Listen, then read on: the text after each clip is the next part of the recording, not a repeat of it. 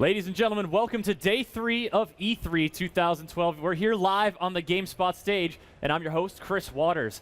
Again, today we've got a full slate of awesome games from the show floor today. Don't think just because it's Day 3 we've run out of awesome stuff to show you, because we haven't. And so we're starting off the day with PlayStation All-Stars Battle Royale. Sitting next to me here is Omar from Superbot. Omar, welcome to the show. Thanks for having me. We're really excited to see the game in action. We got a great look at it during the press conference. How's the reception for the game been so far? It's been really great. You know, E3, the most hands that have ever been on the game have been in the last 3 days, and we're just really excited to have finally people playing it. So you got a lot of people playing it over at the booth? Oh yeah, tons of people. There's been a line every day, all day long. We're trying to get people through as fast as we can because we really just want people to play it. I know people have been really excited about it. We showed it in April a couple of months ago, but it's been a long time since then, and finally just really excited to have people able to get their hands on those controllers and check it out. And we've got 4 of those people with their hands on it right now, and they're in the middle of a match at what appears to be Kratos' home stage. Yeah, that's right. So this level is called Hades. It is a God of War inspired level. It's actually, all of our levels have this aspect to it. It's a mashup of 2 universes. It's actually Hades from God of War, but also Patapon. Oh yeah, there's a little bit non-God of War stuff going on in the background. Yeah, there. Absolutely. The Patapon army are sort of invading Hades, and you'll see some interplay between Hades the character and the Patapon characters, and also Patapon and the players who are playing on the level.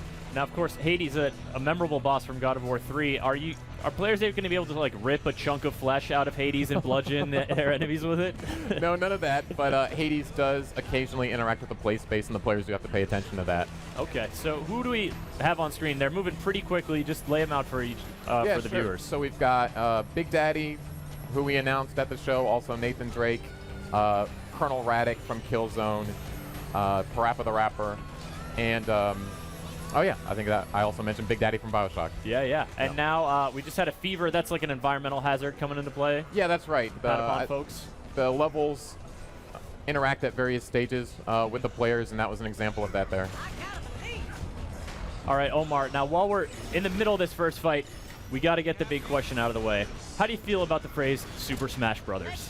I can't blame people for using it. I totally understand where the comparisons come there's from. A connection. Yeah, absolutely. We're fans of the brawler genre and fighting games at large, and we understand that we're taking some of the best things that have come before us and also adding something new to it.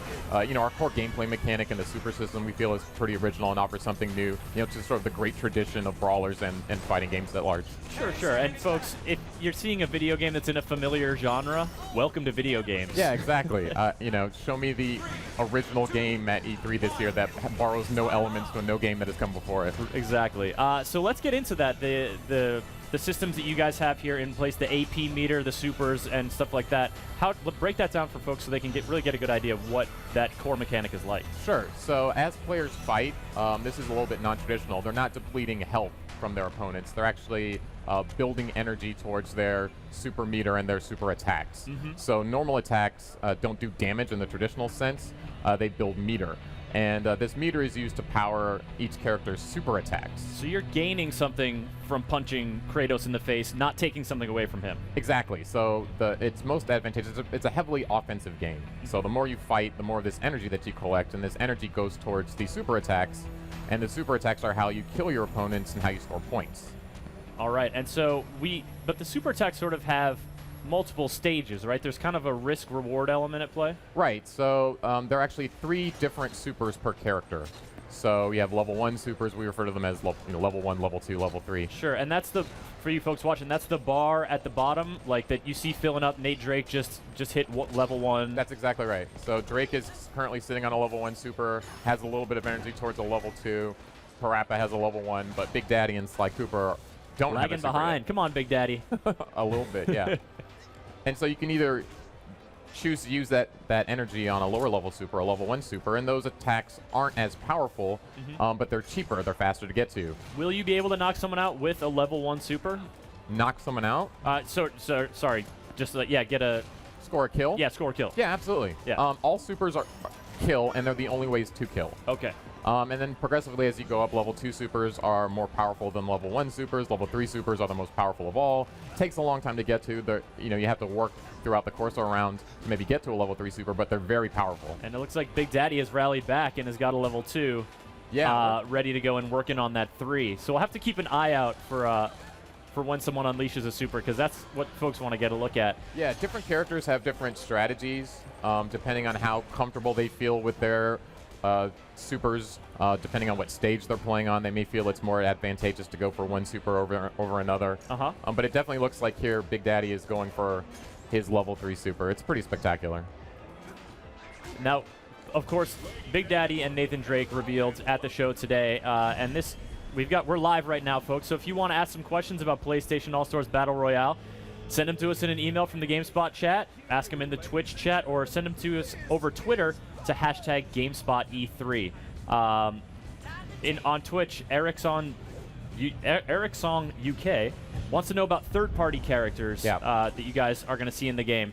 Obviously, Big Daddy is one of them, and you've only got about 6 or 8 announced currently? 8 total character announced, 7 I guess you'd call Sony characters, and 1 third-party character. Okay, so the possibility is there for third-party characters, but I see that we're not going to get Buzz as a playable character. Buzz is not a playable character, but he does interact with the characters. Holds a quiz show in the middle of the Dreamscape level, and players are rewarded or punished for successfully or unsuccessfully answering the question right. Oh, here we go. Yes, that's right. Which creature has not appeared in God of War? So you'll see the answers all float to different parts of the level, and depending on where you're standing, that's basically you making your choice as to the correct answer. Of course, if multiple people know or think they know the right answer, you'll sort of be fighting over that space. Because only one person's going to be able to get the correct answer, or if they're just standing, like, if they agree, all right, dude, let's both go mermaid, we can both get a boost. That's right, yeah. That can work out? As long as as many people are standing on that spot, you can all be right, potentially. But it behooves you to push the other dudes out of the way. Exactly. All right. Pashmina626 from GameSpot wants to know about story mode, if there is one. And I think you guys have mentioned cross-platform play with the Vita and cross-saves. Yes, that's right. So we do have what we're calling a traditional arcade story mode progression, so you'll find out why all of these characters are together, what the heck they're doing in this world, and what their sort of individual motivations are. I imagine you guys had to get a little creative to put that one together. Yeah, we think we haven't officially announced why the heck they're all together and fighting, but we think once players see it, they'll definitely get a kick out of it. Okay, so we got the sort of standard arcade mode, story mode.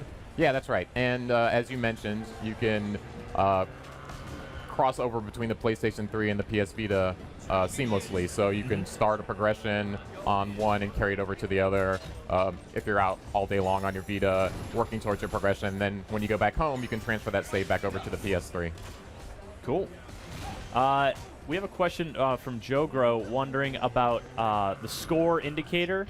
Like, so, there's not a whole lot going on screen. You sort of, each character has their little AP meter. You got the time. You have the mysterious thermometer bar, which I'm going to ask you about in a second. But, are you just sort of left to tally for yourself how well you think you're doing? Yeah, we actually feel that hiding the score does a little bit to enhance gameplay, since you really don't know who's in the lead or maybe how far in the lead that person is or who's in last place or how far behind they are. We feel like it encourages everyone to try as hard as they can throughout the entire course of the match to get as many kills as they can. You're not just going to see, you're not going to be Nate Drake at -3 seeing Big Daddy with 16 and be like, all right, whatever. Exactly. Oh, this is over. I'm just going to hang out in the corner and pout. Or the opposite. You see a guy way out in front. He's like, I'm just going to protect my lead and just sort of hang out in the corner. Play more defensively. Yeah, Again, exactly. That's getting back to the offensive focus you're mentioning with the AP mechanic and really trying to drive people to take the fight to each other. Yeah, inherently we just think that frenetic action always being on is just really fun. So we just want to encourage that as much as possible. Now here's an interesting one from Captain N from Denmark, wondering about supers versus supers. Like, what happens if two characters are going at it with level 2 supers? Yeah. How do you sort of determine priority, and what happens when they clash? Well, our level 1 and our level 2 supers can happen simultaneously throughout the course of a match. If you do notice, level 3 supers are exclusive, so only one person can be in a level 3 super state at a time. Okay. But if a level 2 meets another level 2, we treat it just like any other attack. If a level 2 meets a level 1, it's the same deal. So that's actually a very common strategy you'll see when someone activates a super. You'll see a super get activated immediately after that to try to counter that super. Okay. All right, where are we? Whose stage are we on now? This is Sandover Village. This is a level inspired by the Jack and Dexter level, Sandover Village. It features a mashup from Hot Shots Golf. So through the portal, you'll see some Hot Shots golfers intrude, and whenever they find a green, they love teeing off. So you'll see them firing some shots into the play space. Yeah, if you see 4 appear on screen, you got golf balls coming in. Yep, you see the swing meter at the bottom, and you can tell if it's going to go right or if it's going to go left. Nice. Now, in the chat, we've got a bunch of speculation about other characters to possibly bring in. Got some beautiful Joe people are hoping for. I mean, we've Jack and Daxter, of course, iconic. Sure. Characters, maybe, and but you guys are sticking solid at 8 right now. How many more characters do you have left to reveal? Many more. Many. Yeah, we're not talking specifics, numbers or additional. We've got the 8 characters that we've announced so far. We're really happy, but we'll be announcing characters from now up until release. Just stay tuned. Of course, first party and third party. Okay. And because of the cross-play, the PlayStation 3 version and the Vita version, same roster of characters? Not talking specifics there yet either. Oh, all right. Might be some platform differences in store. Okay. And so who we've got fighting now? We got Big Daddy and Nate Drake, of course, but seeing Sweet Tooth and Fat Princess. That's right. Sweet Tooth from Twisted Metal, one of the first times that character's been outside of the truck. And Fat Princess is one of the first times you've ever actually been able to control Fat Princess. Yeah, normally you just kind of carry her around. Yeah, exactly. And we've represented that element. The villagers from Fat Princess are an important part of her moveset, but we thought it would be fun to actually directly control Fat Princess, so we made sure to do that as well. So if she uncorks a super, we might see some little woodsmen or archers coming out to help her out? Oh yeah, actually they're part of her normal moveset, and then of course her level 2 super and her level 3 super make heavy use of the villagers. Okay. Yeah, so So her supers use the villager. Give us an idea of some of the other supers we might see on screen. What is, for example, Sweet Tooth? What's one of his? Sure. So his level 2 super, if you play the new Twisted Metal, you know that guided missile plays an important part in the win objectives in Twisted Metal. So his level 2 super actually has him pull out a guided missile that he can sort of steer around the level and try to kill people with. Nice. And then, of course, his level 3 super is Mecha Tooth, also from the new Twisted Metal. So he completely transforms, anime style into this giant robot and goes on a storm trying to get as many kills as he can. Oh, Sweet Tooth. He's probably like the craziest competitor. I mean, literally insane. Yeah, he's a great character because we really got to create an all-new playstyle based on his personality. And that's what we really try to do with all the characters, is capture the essence of their personality in their moveset. A character like Sweet Tooth almost completely started from scratch in terms of what he could do on his buttons because he's almost always inside of a truck. That's true. He's not a guy who likes to get out and about too much. He prefers to stay inside of his demented ice cream mobile killing machine. Yeah, that's right. So this is kind of his debut. Tellurian over Twitter is wondering about Resistance, and of course that's a iconic Sony franchise. Do we have any I noticed that a bunch of the environments you've announced sort of have other games roped into them and involved. Is Resistance in one of them you've announced yet? Not in one of the ones that we've announced yet, but there is actually an item in the build that is from Resistance, the Hedgehog Grenade.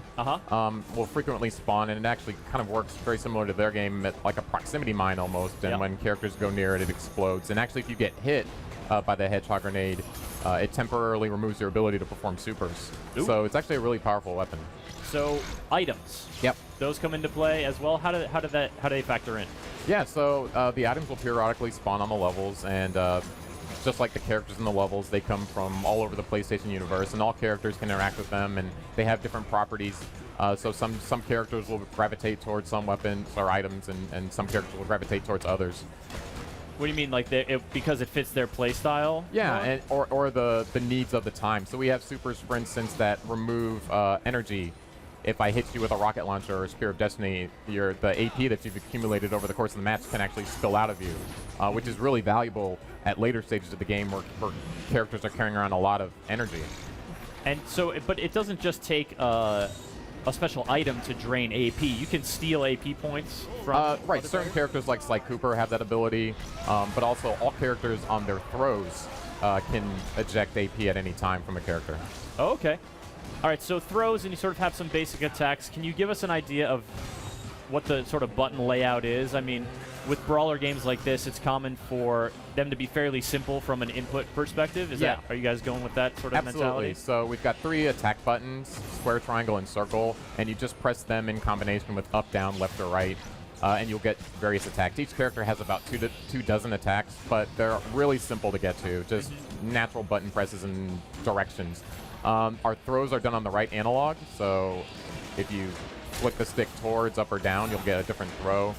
We have block on L1, and our R2 is our super button. It's really simple. Pick up item is R1. It's very straightforward. We really wanted the controls to be very accessible. You're going to come to this game, and maybe you've never even played a brawler before. You just really like Parappa the Rapper or Sly Cooper. And so we wanted the controls to be very accessible from the start. All right. Now, of course, because you got 4 players playing, we have a question coming in from I'm an Awkward Turtle. Questionable claim. I don't know if it's actual turtle. Will it be sort of combo moves or team moves when you... Well, first, I guess, can you have like tag team matches, 2-on-2? Yeah, absolutely. It's actually one of our favorite match types within the office. A whole new sort of play style emerges from team play because we have characters who are better suited towards a certain specific skill, like Colonel Raddick, we've demonstrated, has really great long-range attacks with his sniper rifle. I bet that dude would be pretty projectile-heavy. Yeah, extremely projectile-heavy. He has a whole assortment of weapons. And sort of pairing that long-range style with maybe someone who can protect him while he's, attacking from afar will create a really interesting play type. So there's all sorts of strategy that comes out of, like, team play, 2v2 play. So that strategy is... But there's no like team combo moves like Radek, teams up with Big Daddy to perform a double super mega attack. Nothing that we've predetermined. It's really out there for the players to sort of discover. Sort of combine your strategies together. Yeah, exactly. Nice. Now, where'd the Hydra go? Okay, so this is another sort of God of War inspired stage, but this is the Metropolis. This is what we demoed at the press conference. This actually. The level progresses over time, so the Hydra will come in and will come out based on different circumstances. The levels don't always play out in the exact same way every time you play them. Oh, okay. So that element is not, you don't know that like at 20 seconds the Hydra head is going to chomp here, so I want to maneuver my opponent.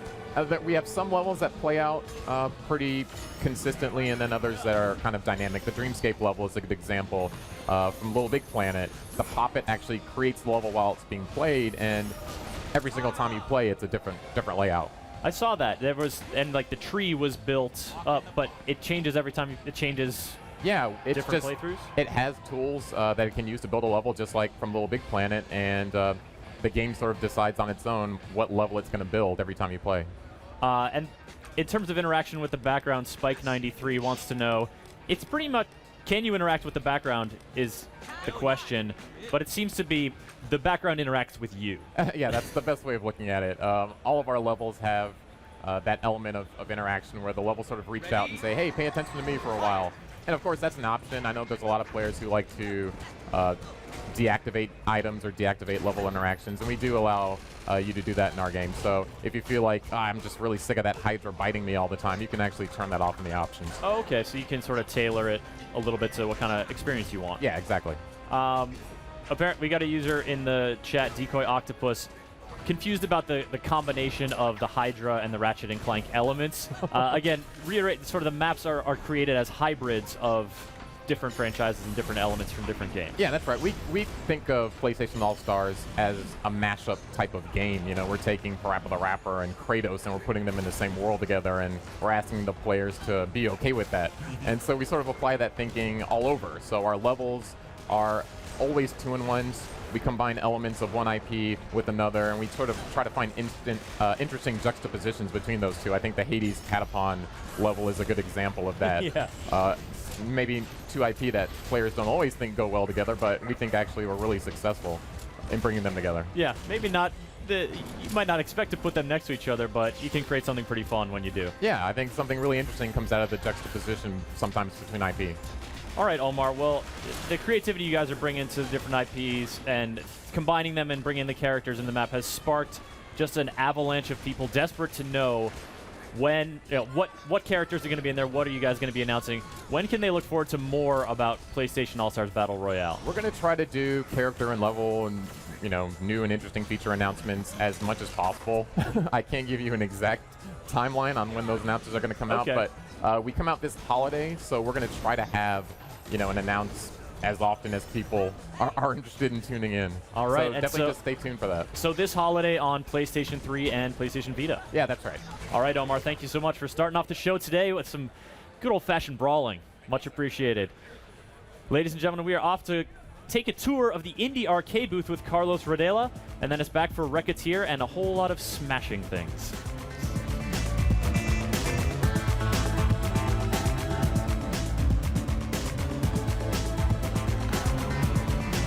Carlos here for GameSpot's coverage of E3 2012. Now we're at IndieCade. I actually forgot IndieCade was here, and I love indie games, so we thought we'd just go through and see some of the indie games that are here. Let's take a look.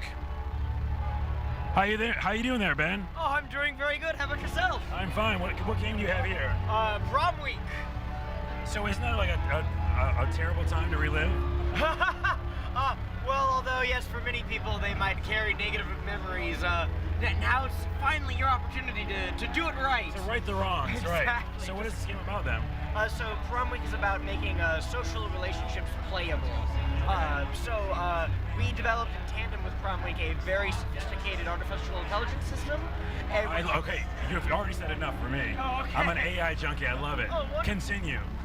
So the AI system keeps a very nuanced detail of these social states. So that's not only all of the relationships between the characters, it's also their individual personality traits, and also every single thing that you as the player have done up till this point. I love it. It takes all of that information and then throws it at about 5,000 social and cultural considerations, and it uses all of that to determine what the characters want to do next. And who are they interacting with, your characters you have? Oh, so the characters are interacting with each other. Okay. So the characters have sort of their own goals that's determined by these social and cultural rules. But then you, as the player, have your own goals associated with each campaign. So, for example, in Doug's campaign, it's one of the easier levels. So the goals are things like make a new friend, or start dating someone, or be nice to two people, or be mean to two people. And so what you as the player are sort of trying to do is massage the social state so that what the characters themselves want to do is in line with what you as the player want to do. I love this.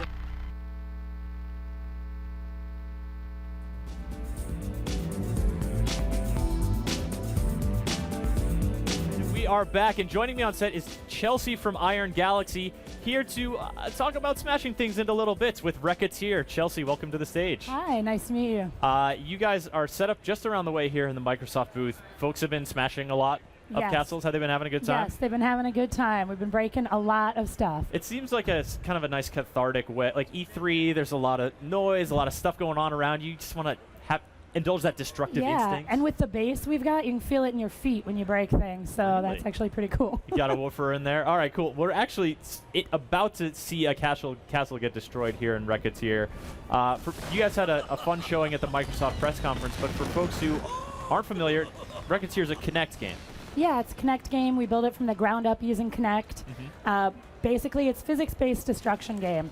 Just all about blowing things up. We locked down the mechanic pretty early, so we just kept iterating and polishing on the game and break castles. All sorts of different ways to smash castles to Definitely. bits. And what? You're going to hit that horrible That goblin. Yeah, basically all the face. Bonus castles have points. been infested by goblins, and it's your job to take them out. So yeah, there's different bonus icons you can get. If you go past a goblin, just kind of buzz past him, that's a terrifying. If you smack him straight on, it's an in the face. So some people just want to go for the goblins. Just want to drill the goblins. Others Exactly. just want to scare them. Others just want to scare them. That one's a hot goblin, so he's a little gaseous. He explodes, and he'll ride the shots right on into the towers and explode. So they can sort of combo, your shot can take on new properties based on what kind of goblin you hit. Based on hitting the hot goblin or some of the different shields in the levels, imbue the shots with different properties. And as you progress through the levels, they get more difficult, and you get more shot types, more different types of icons. More possibilities to make that trick shot. Now this is Exactly. there's This one's something a weird split going shot. on here. Yeah, exactly. So there are 6 different types of projectiles. That's one of the special ones called the split shot. So basically you activate that, you put your arms up like a YMCA, and it breaks into 4 little balls. They're kind of connected by a rubber band. Then you kind of just steer them in. But And you yeah, can we get saw it max sort of spread. tilting back and forth, trying to target Exactly. the most stuff. Yeah, you can turn it for wheeling and. So it's not just a matter of yanking back on the ballista and letting go. Once the ball's in flight, you can, on a basic level, you can kind of steer it, but then it gets more complex with the items. Yeah, definitely. There's the basic launch mechanics, the same for all the projectile types. Step forward, grab it, pull back to build power. Then once you let it go, if it's a basic shot, you can swat it around kind of like a beach ball, move it up, down, side to side, whatever. So you don't have to be super precise in your aiming. Then the other shot types, we have one, a speed shot. You activate that, it takes off like a bullet. So if you know you're on track, boom, Yes, hit the speed exactly. And then it plows through like crazy. It takes out multiple towers in a row. shot. Nice. Yeah, this one's one of the favorite shots, actually, the flying shot. So when you activate that one, the pilot wings go ahead and come out, and then you can just glide it around the level, and people seem to have a lot of fun with that one. Nice, yeah. And yep, we definitely have some wing spread going on over here from our demoer who's doing an Yeah. admirable job. We're going to go in for, and so these shields just convey a single point bonus. And okay, Yes. that's a lot of numbers. Yeah, definitely. When you break things, all your numbers bank up. There's definitely strategy involved as well. If you want to break a lot of stuff on the front end, build up your multiplier, and then bank up your shields. So do you have a limited amount of shots? Because it looks like, okay, yes, you have a limited amount of shots. The goal is not to, you're not going to be able to destroy everything in the level. You might. Oh, you might. Yeah, if you you're might. good. If you're good and you play through a few times and figure it out, you might be able to level everything. Get your strategy But right. yeah, different levels have different amounts of shots, different shot types at your disposal. So it really depends on the level. And you'd get that, you got the bronze, silver, gold ratings depending on how. Exactly, How depending good on you how much smash. stuff you smash, crush, or wreck. And it definitely gets harder to get that bronze medal once you progress through single player. Okay, so some score chasing challenge. You mentioned like going up against your friends. We got online leaderboards Yep, here. you can go up against your friends. If you don't have any friends, we have Wreckington score you can try to beat. Wreckington. Wreckington. I wonder what that guy's into. He's into breaking stuff. With a name like that, how can you not be? I'm going to go out on a limb and say you guys are fans of Angry Birds. Yeah, I mean, we definitely took inspiration from a lot of different titles. Angry Birds, even Burnout a little bit, some of the score challenge trials. Yep. We wanted to make it competitive. So it's really a casual game. Anyone can jump in and play, but there's still a lot of depth. You can build up to a lot of Certainly, a lot of yeah, know-how. a lot of things to be smashed, and a lot of stuff in the environment, and so interplay between that and the different shot types seems to create a good amount of variety. Yeah, definitely. Even with the flying shot, if you dive at the last minute, the faster you're going, the more damage you're going to cause. So you'll learn a lot of different exploits as you play the game. Now, what is your favorite type of shot? Actually, I really like the basic shot. Oh yeah, you like to keep it simple? I like that one, and the flying shot I think are my favorites. Flying shot's just fun because you get to pretend that you're flying. Feels almost kind of first person, like you're flying around. But the basic shot I like because you have a lot of fidelity to just move it around. So if you haven't aimed directly, you can just swat it in, or you can do a curve ball, get extra points that way, just run into things. He's going to do an explosive shot here. Take out this bridge, I think, for us. And so he's doing like a wax on kind of thing. Yeah, exactly. So he's waving it, and then once the arms go up in a Y, you activate it, take that whole bridge out. So there's timing involved. That one you could see kind of the red emanating. That's showing you the explosive radius. This must be great for like job creation in the kingdom, because Yes. you know, once all this infrastructure is being destroyed, someone's got to build it Gonna back have up, to right? rebuild. I mean, we got a contract from the king to destroy all these castles, so Hey. who knows what he's gonna want Word next. came from up He's top. kind You of got to nuts. do what you got to do. Any chance of like a level creation, like you getting to do any of your own building? Not this time around. Not this time around. All right. Maybe in Wreckateer 2, the Wreckateering. Yes, we like. Yes, You can the have that title, reckoning. by the way. Yes, That's fine. we've thought of that. I mean, we did have to spitball a lot of title names. So Yeah, yeah. How did you end up with? Do you have any others that were on the cutting room floor? you know, or- we went through a lot of variations on wreck it, smash it, crush it type of things, and just came up with Wreckateer. I was singing along with it, made my own little song. Do you know. you want to hum us a few bars? Of I don't know. Wreckateer I might copyright infringe. Oh, okay. That's fair. We don't want to get you in trouble up here. All right, so we're flying in now. Now, actually, do Yeah. you pick up the different kind of shots like in the environment? Like you're going to want to try to get a flying shot or get one of those split shots, or No, can you do whichever one you they're want? predetermined. Oh, so based on basically, the level. yeah, you can see the shots you have at the beginning of any level, Mm-hmm. and then strategize based on the shots and the order in which they're presented to you. D. McLean 711 is wondering about where we're at in the difficulty spectrum of Wreckateer. This is in the 3rd region, so it's getting up there. We have 60 levels, so this is about 18 levels into the game. Okay. So you're starting to ramp up the difficulty a little bit. This is actually one of my favorite levels because Because it has a goblin in a bunny hat. as a goblin, I like the goblins in the bunny suits. And I've had a lot of people really want to blow up those goblins. And then this one, you can take that whole thing down, which is always really satisfying. Nice. And so that goes back to, learning the level, finding out where that hidden cache of explosives are. Exactly. Because you might not know the first time. You might just send all your shots down the front. We have another mechanic. If you do a salute with your right hand, it triggers a camera. You can look out in the level and kind of plan your shots out that way. Okay. It's kind of like binoculars, I guess. Surveying the land. Exactly.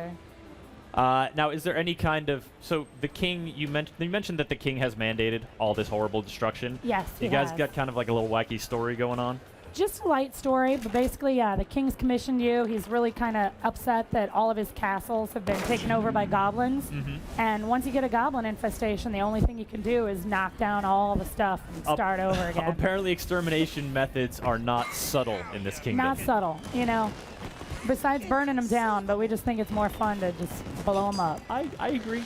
It's way more fun than trying to set up a tent over it and then Exactly. relocate all the Hazmat residents. suits. It's too hot for that. Now, I notice you've got a little goon squad here, your crew, to set up the ballista, because no one man can work a ballista. No. Basically, you're hired on to the Wreck and Tinker Destruction Company. It's your first day. The other guy doesn't show up, so you guys step in and start wrecking stuff.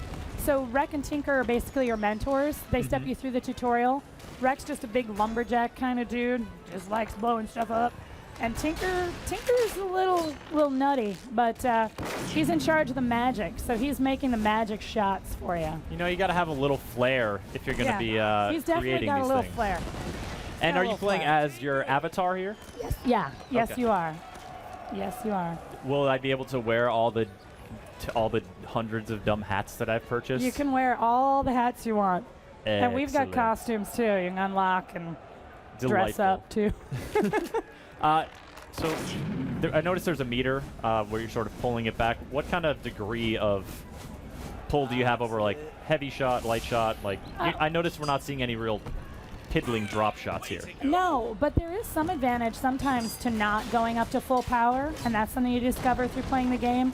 Actually, there's a bonus icon. If you just barely pull it back and you let it go, you get a low power bonus icon, which sometimes you can exploit good for you with the flying shot. Because that one, once you put the wings up, you can go ahead and cruise on upwards anyway. Oh, okay. So once you have the wings, it's not like a hang glider where you're sort of beholden to the momentum you have. No, you can lift up, down, dive, side to side, gliding. Yeah, exactly. Yes. Some folks in the chat would like it if you did that, but showed your tattoo a little my bit there. gosh. You're getting a lot of comments on that. Nice. Excellent. You just made a bunch of Twitch viewers very happy. All right. Gold, is that a tough thing to get? I mean, at Gold this is- level, you said yeah. we're about a third of the way in, maybe? This one's actually one of the later levels. So this one's actually tricky. The threshold for even getting bronze on this level is really high. And I've had some people, I think 3 people gold it here on their first try ever, which I'm really impressed. So this also shows off, we've got snowy levels, we've got summer levels, we've got kind of scary, barren, thorny looking levels. But this one's a little further in. We like to call this one affectionately Starfort. I wonder where the name comes from. Starfort. I don't see a lot of stars on the external decorating. Mysterious. You have to just look at it from above. Yeah, so there he goes. You detonate a bunch of charges. These satchel charges too, any debris hits them, any projectiles, just helps you blow up more stuff. Okay, yeah, so you can get some cascading effect going on. Yeah, exactly. It's Apex on Apex violence, basically. You I'm get sorry, did you say collateral Apex damage. violence? Yeah. I like that phrase. And it's all coming down. Yeah, there it goes. You got a long shot there. Mm-hmm. So yeah, all the bonus icons. It's knowing sort of getting a catalog of those bonus icons and knowing how to squeeze every little point knowing how to exploit them. out. Definitely. That's definitely going to help in the later levels for sure. These are some of the explosive shots again. Those are activation. You have to activate those shots, explode them. He's probably going to go right up here in the middle and blow this up, I think. Take out that goblin. Goblin There perched we on go. top of the wall. He thinks he's all right. No. Now, what's no. earned a mulligan? I've seen that one a couple times. Yeah, earned a mulligan. You earn mulligans, and he's showing us the mechanic right now by smashing goblins. Oh, okay. And Yeah. so does that mean you get another shot? That means you can redo the shot you just previously did. Oh, if you think like I could do that one If you better. think I could do that one Or better. you discover something about the Exactly. environment. You want to get target. more points. Now, you might not have as much bragging rights because you had to redo it, but you might get more points. Okay. All right. Now, Goblin. Yeah, and then he got a do-over he- because he used the mulligan. There you go. So he's gonna get to try that shot again. No, that was just he got a little extra points for using the mulligan. Oh, just for another, using yeah. the mulligan. Okay. We've got over 30 of those bonus icons that you There's can a lot of them. find. It's just throwing the points at people, getting Yes. the numbers up, Yes. like Who really doesn't like driving to see those a bunch score of up. numbers come out of the castle? Numbers are pretty fun. You see the explosions, but I do like to. I mean, the real thrill is just watching this all crumble down and Yeah. and break. Definitely. You guys ever venture out of the medieval and maybe get like some, some sort of subcontinent, sort of like minarets or anything going on, like various different styles of castle? We do have different styles of castle. We've got wooden castles, brick castles, kind of metal castles. And actually with the metal, that's impenetrable. So you'll bounce off that. So that's another strategy. You want to you gotta avoid the dodge it. metal. Yeah. Exactly. All right. Well, so this is on Xbox Live Arcade. Xbox Live Arcade coming out for Summer of Arcade this summer. Okay. So it's Yeah. going to join. We've had Deadlight and Dust, an Elysian Yep. Tale already on Yep. the show. Great Looking like a company. pretty strong summer. Definitely. We're And- really excited. And so with We're the the summer Connect title. You are. And it is looking like one of those titles that's sort of a natural fit on the Kinect, you know? Yeah. That has simple motions, easy to sort of get into, but Yeah, just definitely. the satisfaction of smashing stuff. Basically, it's a Connect game, but you can play it for hours. So you get out there, you just don't get as tired. You already moved your couch. You want to play it more than 20 minutes. You can play for 2-3 hours, not get tired. As long as After you're a willing whi- to ignore the warnings, they're like, hey, maybe Yeah, you should maybe take you a should minute. Like, Exactly. we're worried about you. Exactly. You can just keep going. It just becomes really kind of rhythmic after a while. All right, well, Wreckateer on Summer of Arcade, and that's sometime in the summer window. They Sometime don't this announce summer. the exact lineup until closer to it. Exactly. Well, thank you so much for coming on the show Thank and you. showing off a whole bunch of smashing Thank stuff. you. Hope you have a good rest of the day, and I hope a lot of folks here at E3 get to get their smash on. Yeah, come on by the booth. Cool. All right, folks, we are coming back with Hybrid in just a few minutes after a quick check-in on the show floor.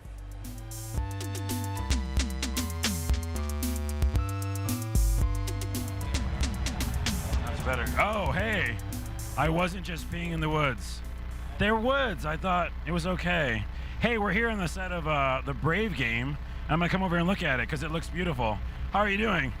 Today. I'm fine. I'm Carlos, and you're Paul. I'm Paul. Nice to meet you, Carlos. By the way, I apologize in advance for peeing in the woods. You know what? It happens, you know? He's totally fine with that. That's awesome. Too, you know? So, Yeah. And there were some bears there, so hey, it's only in my defense. absolutely. So let's talk about this game for a minute. You know what? So we're playing Brave the video game, and right now I am playing as Merida, and Merida is a princess who likes some very unprincess-like things. Merida loves swordplay. Merida loves archery. Awesome. Right now there is a curse that has taken over the land. Not so awesome. Not so awesome. And Merida has the very difficult task of getting rid of this curse. And the way that she is going to do this is by taking down enemies. And so a big portion of this game is the use of charm powers. You may have seen that platform that I just whacked. Because I had the appropriate charm power selected, I was able to get a response in the world. And so it's very important to always be paying attention around the world and seeing what symbols you're seeing. Enemies as well are going to occasionally have charm powers above their heads, and when you've got the right symbol used, it's going to make taking down those enemies a whole lot easier. There's coins, because everything has to have coins. Everything has coins. You smash up flowers, you get a few coins, and those coins. So realistic. Very realistic, you know. Have we all not all whacked a flower and gotten a few coins? And so those coins are redeemable in our nice little store, where we've got over 40 upgrades that Merida has available. Things like these sword pound, charged bow shots that are a little bit more powerful. Just things that really help out when taking down the evil in this world. Some little guys, minions. Gotta have a little minions, take out these ethereal wolves here. They go a long way. So one of the other cool features is we've got drop-in, drop-out co-op. You got a friend, you got a relative, you got a little brother that wants to play. You can grab that second controller, press start, and they're right in the action. I love that new feature. I love how most games are, having in there. So. It's really, really nice. It adds a lot of depth. And this game is not strictly just about frenetic combat. You've also got some really awesome platforming sections that are super challenging, and you've got some puzzles that are really, really going to demand all of your thinking and logic skills. It looks beautiful. I mean, that's the first thing I noticed. It's very lush. It is lush. The environments are robust and rich. There is a lot going on. And we've got this gorgeous forest here, but you're also going to be encountering barren ice wastelands. You're going to be in fiery caves. There's a lot of different stuff from the movie, right? Stuff from the movie you're going to see. And really, this is an expansion of the movie. So you've got that main story, but we also go a little bit beyond just the story. That was my next question. So a lot of movie tie-in games, you just play the exact same thing. And in this case, but you do play parts of the movie. Parts of the movie are in here, but we go a little bit further. We take that extra step here, so it's not just a one-to-one port of what you're seeing. So in this case, you're going to get to see me attempt one of the puzzles. There are 3 bears in this game who are very helpful and always seem to show up at the right moment when I am struggling with something and I need to get by. 3 bears is very, I can see how that happens. There's a story about it. There is a story about it. It makes a lot of sense here. So in this case, I've got the goal of getting him from there to here, but there's a chasm in between. Luckily, his 2 brothers are up top, and they are going to help out. Is it chasm or chasm? You know what? I called it a chasm. If it's chasm, I apologize. End of the day, and I'm making up stuff. That doesn't matter. Chasm sounds nice too, though. I gotta say, we'll check with an English major a little later on. So I was able to get him across, get this gate opened up. Those guys are adorable, by the way. They are adorable. You're gonna see an even more adorable shot in just a second here. Oh, they're little butts. You gotta love it. They're waving goodbye. Confirmed GameSpot. We got bear butt. Bear butt just happened. Pretty adorable. All right. Well, this game looks cool. When's it coming out? June 19th. And the movie's out now, right? The movie comes out 22nd. Oh, okay. So in this case, it's coming out a little bit earlier than the film. All right, people, there you go. This is Brave. My voice is now officially gone, but we got to see this game, and thank you very much. Enjoy the rest of the show. I'm gonna go pee again. Is that okay? Anything you need. I drank a lot of water. Good luck. Thanks. Thank you to the intrepid Carlos, whose voice is holding up remarkably well. Keep it up, dude. Now we have our first return guest of the show, Jeremiah Slatska from Fifth Cell, Salaska. Yeah, you got it. Jeremiah, you are back. You were on earlier for Scribblenauts Unlimited, winner of one of GameSpot's Best of E3 2012 awards. Congratulations. Thank by the you. way. That was awesome. That was super awesome. But now you're here to talk about Hybrid, yes, which is slightly different. Well, no, it's the same thing. It's just with more guns. Just more guns. Yeah, and like a little bit of a darker aesthetic. Yeah, a little bit. So no, a lot of people were like, how can Fifth Cell go from Scribblenauts and quirky and crazy to Hybrid? But the link is still there, the innovation, right? And so a lot of people talk about how, the shooter genre is oversaturated and all this stuff, and we're like, it is, but that doesn't mean there can't be innovation brought to the shooter genre. Absolutely. So we have a whole new control scheme that literally nobody's ever played before. Literally in the history of all shooters, there's no kind of mechanic that we have. Like, we're the only ones. It has never happened before. Never happened before. And we also have a really cool metagame too, this huge persistent world as well. So. All right, so let's start off with seeing some action, and then we'll get into the persistent world stuff. Yeah. Because you say the control scheme is unlike anything people have seen before. Yes. They instantly want to see it. They do. That's true. So we're going to load in. This is the lobby. It's 3 versus 3. You vote. Is that the cap for how many players? Yeah. It's because it's an XBLA game, so we wanted to make a very short, very tight, focused gameplay. Okay. So all the maps are built. A lot of people are like, 3v3, that's really small, but the maps are purposely built for 3v3, so they're very nice and tight and nice and small. One thing that we're actually really proud about is our loading screen. So this is the loading screen, and on the loading screen you can actually select your loadout, your weapon, your ability, your specialization. And you can also see what your teammates are doing, so you can be talking with them on voice chat and saying, I'm going to go more defensive, so you check this and you do that. Try to get it balanced. Yeah, all in the loading screen, which I don't know if any game's really done that before. That's nice. I mean, people have been able to talk about Yeah. what they're gonna choose, but if you're not everybody wants to talk on Xbox yeah, Live. yeah. So getting to see what's up. What's locked in and what they're doing, yeah. All right, so weapons, fairly like a carbine. It sounds familiar. Fairly standard array of weapons. Yeah, we have shotguns, sniper rifles, pistols, assault rifles. We have a few quirky weapons too that are like hybrid specific. Okay. But a lot of the standard fare. We have a lot of different abilities too. Yeah, it looks like abilities might be where some more creative stuff is happening. There's a lot of cool abilities. There's like a teleport ability. There's like infinite ammo. There's all kinds of things, and we wanted to mix and match. So we're not doing like a hard class. Instead, we're saying we wanted to mix and match stuff. So you choose your ability, choose your weapon, and choose your specialization. So the gameplay is pretty straightforward. You look at cover, you press A, and you go there. Or you fight. Or you take some shots at the guy. Go chase that guy down. But the cover's highlighted. The cover's highlighted. So and whatever that's cover. how you know where you're going to go when you press right. A. Yeah. What's really cool is while in the air, you still have complete control. So this whole 360-degree control. So while you're flying, you can go left, right, up, down, which is pretty insane. So this is my question. You press A to go to the cover, but then you want to be on the right stick to be aiming. Yeah. Once you hit A, you head for cover. You don't have to like hold it down to keep your jetpacks going or anything like that. That's absolutely right. It's actually we call it combat focused movement, and so literally, I mean, it's a very literal translation of the system is because you're literally focusing on the combat. You don't have to worry about the dual stickness of most shooters. You just kind of focus. You know where you're going, and you can focus on kicking somebody's ass. And now we're on the ceiling. Now you're on the ceiling, of course. I mean, there's no way. I was trying to set this up like, and there's this interesting that you're just on the ceiling. You're just on the ceiling. Yeah, on the walls. This map doesn't have any wall cover, but a lot of maps do. So wall, ceiling, and that's what's really cool because in other games you'd have to really think about that and be like, oh, how am I going to get up there? It's kind of awkward. Whereas in this game, it's really, really simple. Just get on there, do it. You just look up there. You don't have to worry about crawling up the wall or anything. You just need to select the cover, tap A to go there, and then, so while you're in the air, you're going there, you can move around, you can aim and shoot, but you can also like reverse course if you're oh god, there's a bad guy right there. Yeah, we have a retreat button. It's no matter where you're looking, you'll go back to the last place you went.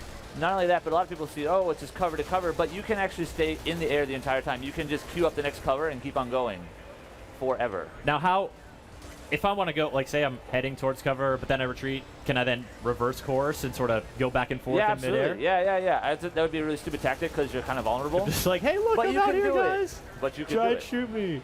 And so we also have a kill streak system, and it's kind of a unique kill streak system. So instead of like getting abilities, you get drones. And so there's 3 different types of drones. He's fighting a Warbringer right now, which is a huge drone. That's a 3 kill streak.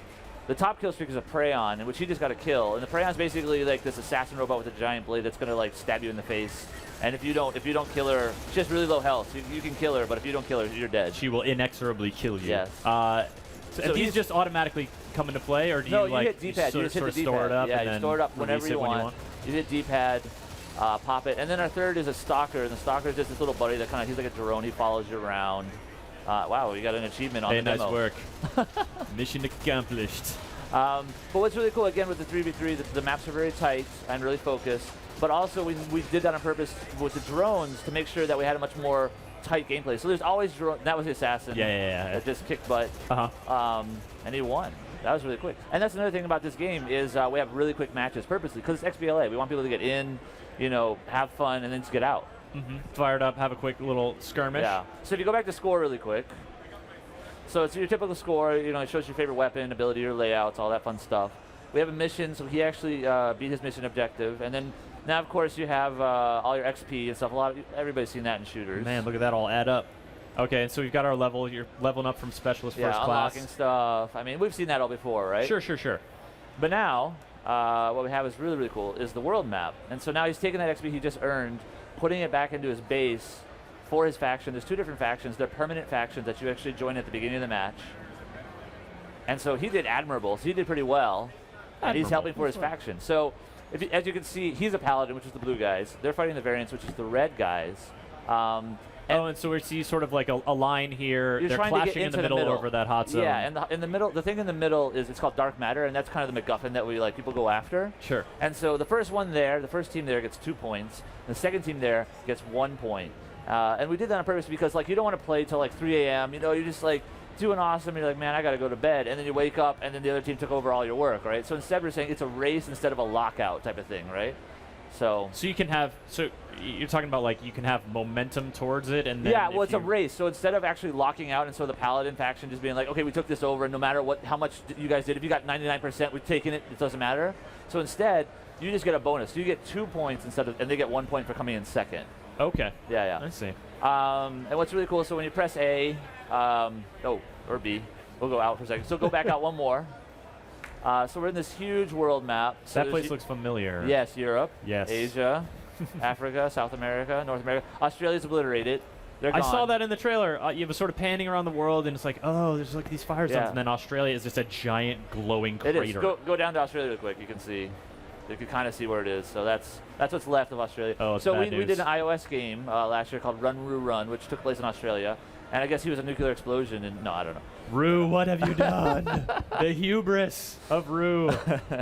And as you can see, like if you go back out for a second, go back up, you can see the kind of the risk board that we have. So the flags planted means that they've taken over that territory, but the other team can still take over the territory, but they'll just get less points. And so yeah, we see these percentage numbers. So So you know exactly. So the Paladin, the blue guys over there, they're at 100%, but that doesn't mean that they just gave up on the Balkans. They don't. Well, going. And what's also really cool is we have different bases. So different types of, is the assassin right there, armored, strategist, and so you level those up, and those give different kind of soft classes. We call them soft classes because they're like armored is like, you know, gives you like a 10% increase in your HP, and like assassin will give you like a 10% increase in your shooting, stuff like that. So we want people to mix and match and learn, not necessarily focus specifically, I'm this class, I'm that class. All right, Jeremiah, I gotta ask this because when we're watching the gameplay, you know, you're moving through the air. It appears to be, you know, with a jetpack, so it might as well be zero gravity. You're on the walls, you're on the sides of the walls. It made me think of Battle School from Ender's Game. Yes, yeah. Which is a lot of sort of the combat simulator that they get into, which I feel like is one of those holy grail of game experiences that, you know, I've always wanted to see happen, and it seems like you guys are getting kind of close with this. We're getting pretty close to that. Yeah, a lot of people were geeking out about that. That was totally on purpose. No, it wasn't. No. But it's a totally awesome side effect. You know, it's again, the whole point is we want a game that is very unique. We don't want to make a Call of Duty for $15. That was never my goal. The goal was to make something completely unique and different that nobody's ever played before. So hopefully we accomplish. And you guys appear to be pretty well on your way. That combat and just again, changing the locomotion is such a fundamental thing that a lot of times shooters take for granted. It's like, oh yeah, you're a dude who shoots. You got to run. Yeah. You know. And well, we're kind of going for going for the League of Legends kind of style of gameplay where you play the first match, you get your butt kicked, but you kind of feel like, you know what, I could learn a lot from this and I could play more and get better at it. It's not inscrutable how those people are doing better. You can sort of start to get an idea of what you need to do. Yeah, and you kind of feel that mastery. You're like, oh, I actually had a journalist just play a few minutes ago, and he's like, during the course of the match, he's like, I'm actually getting better. I'm like, yeah, that's exactly what we're looking for. It's kind of a hardcore experience, but it's a rewarding experience. Nice. We got some questions coming in about the game. I guess we'll show one more too. So. Yeah. If we can get into another match, that'd be great. Let's do it.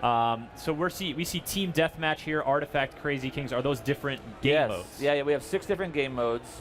Team Deathmatch, kind of a king zone, take over a king zone. Artifact is kind of you pick up something and then you get points. The longer you hold it, the more points you get. The other guy the other team kills you, they get it. We have a really unique mode called Overlord. Overlord is basically it's Highlander, but we can't say Highlander. You know. But there can only be just a single guy. Yes, there can only be an Overlord. And the whole point is that when you kill a guy, you get his level, and then you get stronger, and so you become more powerful, so other people are trying to take you out. But it's harder because you're stronger now because you killed them. Yep. And then once you kill them, you take their power. So. So it sort of cascades that way? Yeah. So let's go with an ability. Let's go with my favorite loadout really quick. I'm going to go with Teleport. Wait. Teleport in addition to jetpack? Doesn't that seem like and then double-barreled shotgun. Let's do double-barreled shotgun. Ooh. It's just massively deadly. I love it. So this is another map. We have 10 maps, which is pretty. I think that's actually a lot for an XBLA game. There's not a lot of maps that a lot of games that have this many maps. And again, now this map is very, very different. You can see how the layout's completely different. It's more of a circle. This one. Yeah, the other one was sort of like 2 parallel corridors with some interplay between, but now you've got this big open central area with a ringing. Yeah. So it's called Warhead because this one there's a giant missile in the middle and it's going to explode. And this is again just team deathmatch, easiest way to show stuff. So people are wondering about, this is a team-based mode, rather. Yes. And there are also free-for-all modes, the Overlord one. No, Overlord is still team-based. Oh, are they? Are all the modes Everything's- team-based? Yeah, yeah. The entire game is, you have a Oh, of permanent... course, because you have to choose. Yes, you have a permanent faction. Yes. Nice kill. And that's really, really important to the game to make sure that your battles all matter, right? Like in Call of Duty, I'm not knocking or anything like that, but like a lot of games, you see battle and you get personal achievements and stuff like that. But with this, your faction matters. So every time you fight, you're actually helping your faction. So it's really, really important. Kind of makes the battles matter a little more. And so when you fight, you see how your actions affect your faction. Yeah. But then you go away, you turn it off for a while. Other people are fighting for your faction. When you come back, is there something that's like, hey, update, like we're doing really well over here, or no, it's a persistent world. So the hot zones kind of tell you like where people are attacking and stuff like that. No, it's a giant persistent world. I mean, it's an MMO light, really. It really is. Nice. I just really want, like, this movement is making me just want to get my hands on it and feel how it works. No, it's really sticky, really crunchy. Like, it's just we spent a lot of time trying to make it as intuitive as possible. And so we had all kind of different control schemes. And so when we looked at this, we're like, what's the most simplest control scheme you could go? And it's point and shoot, right? I mean, that's how you play shooters. Sure. So we're like, why not just make movement point and shoot as well? And that's what it is. You just look and go. There we go, assists. Nice. Justin from the UK is wondering about, you sort of touched on this earlier, but creating multiple characters to switch between classes. There's not so much classes as there are just different loadouts, and you have the ability to unlock over time, to juggle, as many, to create what the combinations you want. Yeah. Can you mix it up in the middle of a match? There is, so we have a few rules to allow you to change factions, but one of the rules basically is if you joined within the first 72 hours or something like that, if you're like, oh, all my friends are on one side, then I want to join that side, which is totally cool. Oh, okay. But once the first continent is like done, we don't want people changing, so we're not going to allow people to change after that. Yeah. So I guess to clarify was I'm wondering about changing your loadout mid-match. Oh yeah, also absolutely. possible? Every time you die, you can change it. Yeah. So when he dies, if he dies. It's not going to happen. So if he presses Y, that was very generous of you to die, Demoer. Right on cue. Much appreciated. You should go to the rocket launcher. Rocket launchers are. Let's see abilities. The drone hack grenade is awesome. Go to that. So we actually have a grenade that when you throw it, it'll hack the other team's drones that they have, and turn them against them. Like that. Watch that. Now he's a good guy. Now he's on your side. Oh, okay. So even just tapping that drone button and releasing your reward, it can turn bad for you. It can. It's not just like, all right, now I'm gonna pack more of a punch. At the high level play, we see people like they're kind of wary about should I spawn this drone or not, because somebody could have a grenade and hack your drones, and then all of a sudden the drone's just smashing you in the face, which is a lot of fun. And we spent a lot of time on making abilities make a lot of sense for the game and stuff. Not just like, oh, any shooter abilities, but like, what is our game about and what kind of abilities make sense? Like the drone hack grenade or the teleport. Teleport's awesome because you can instantly get to cover and kind of sneak up on somebody. But there's also a tell, so if you're paying attention, you'll see like a giant like red thing come up and then like slam down. So you're like, oh, there's somebody about to teleport on me. So you'll be able to see the sort of the beginning and end point of the teleportation if you're looking sharp. It's all about balance. I mean, competitive multiplayer games are all about balance, right? You have to have the right balance of the weapons, the abilities, everything. So, and we really spent a lot of time focusing on the balance. And he won again, man. He's doing good. Very, very well done. He never plays this well in the studio, though. I don't. You guys get into some competitions down there at Fitstyle? Yeah. No, when we did the beta, I mean, there's people that are already kicking my butt in like a day. Oh yeah, man. That's the way of the internet, though. It is. You put something online, you invite people to jump in there, they are going to stomp you. It's kind of sad for me because it's like, man, I've been working on this game for like 2 years. I should be okay. Whatever. You're way better. Okay, fine. So you mentioned a beta for an Xbox Live shooter. That's something kind of new. It's not really something that's frequently done. Yeah, no. I think there's Gotham City Imposters had a beta, and I think we had a beta. Xbox hasn't done many betas, or Microsoft hasn't done many betas. It was so helpful to us, though, because we, obviously we've done Drawn to Life, Lock's Quest, Scribblenauts, right? All single-player games. So we needed that experience for matchmaking to learn about like how to search, how to stuff. And And in the beta, we had some problems, right, with match, but that's what the beta is for. And so I'd rather have it in the beta than after I just paid money to play this game. Absolutely, and so it was awesome to have that much earlier, so we could react to it, learn all the bugs, get all the feedback, and we did that. And so we have a lot of stuff in place that's going to make. I mean, the experience is so much better already. And so the beta has ended. Yes. But when is the release date window? The release what are you window is Summer of Arcades. We don't actually have a set release date yet, so I don't know. I don't think Microsoft's actually announced which game is coming out when. Oh yeah. We were just actually talking with the Wreckateer folks about that because they're Summer of Arcade along with Deadlight and Dust. Yes. So pretty impressive lineup. Yeah, no, I think it'll be good. Glad to see you guys as a part of it, and Hybrid definitely looking very intriguing. A lot of folks curious about that movement and just how it's gonna. Well, that's all. Here's the best part about it. The best part about it is you can get this for free as a trial experience. You can just play it, see if you like it. If you like it, buy it. If you don't, what? Right? All right. Look for it for free, the trial, during the Summer of Arcade. But Hybrid from Fifth Cell, Jeremiah, thank you so much for bringing it on. Thanks a lot. Much appreciated. All right, ladies and gents, it's time for our first news recap of Day 3 E3 2012 with Brendan and Eddie.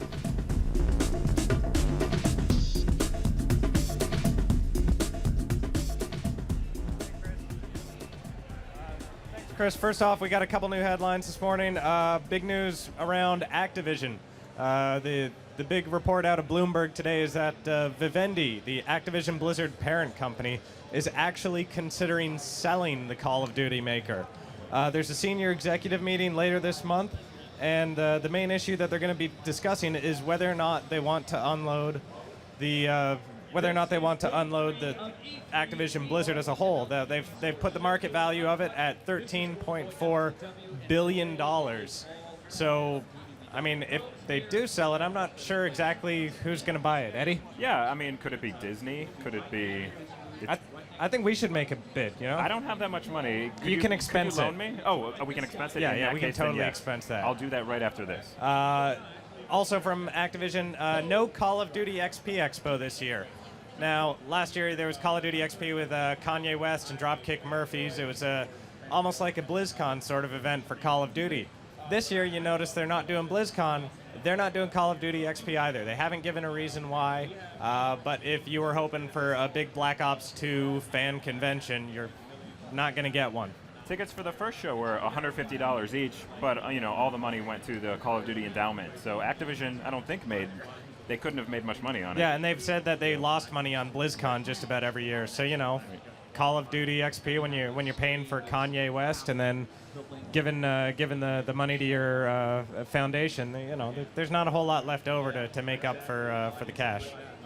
Now, another big headline so far today was 38 Studios. You know them as the company that made Kingdoms of Amalur Reckoning and Project Copernicus, which isn't out yet. They have filed for bankruptcy in the state of Rhode Island. I thought that was very charitable, the way you said Copernicus isn't out yet. Well, it still could come out, right? That was way to give them the benefit of the doubt on that one. There's at least a sliver of possibility that it does come out.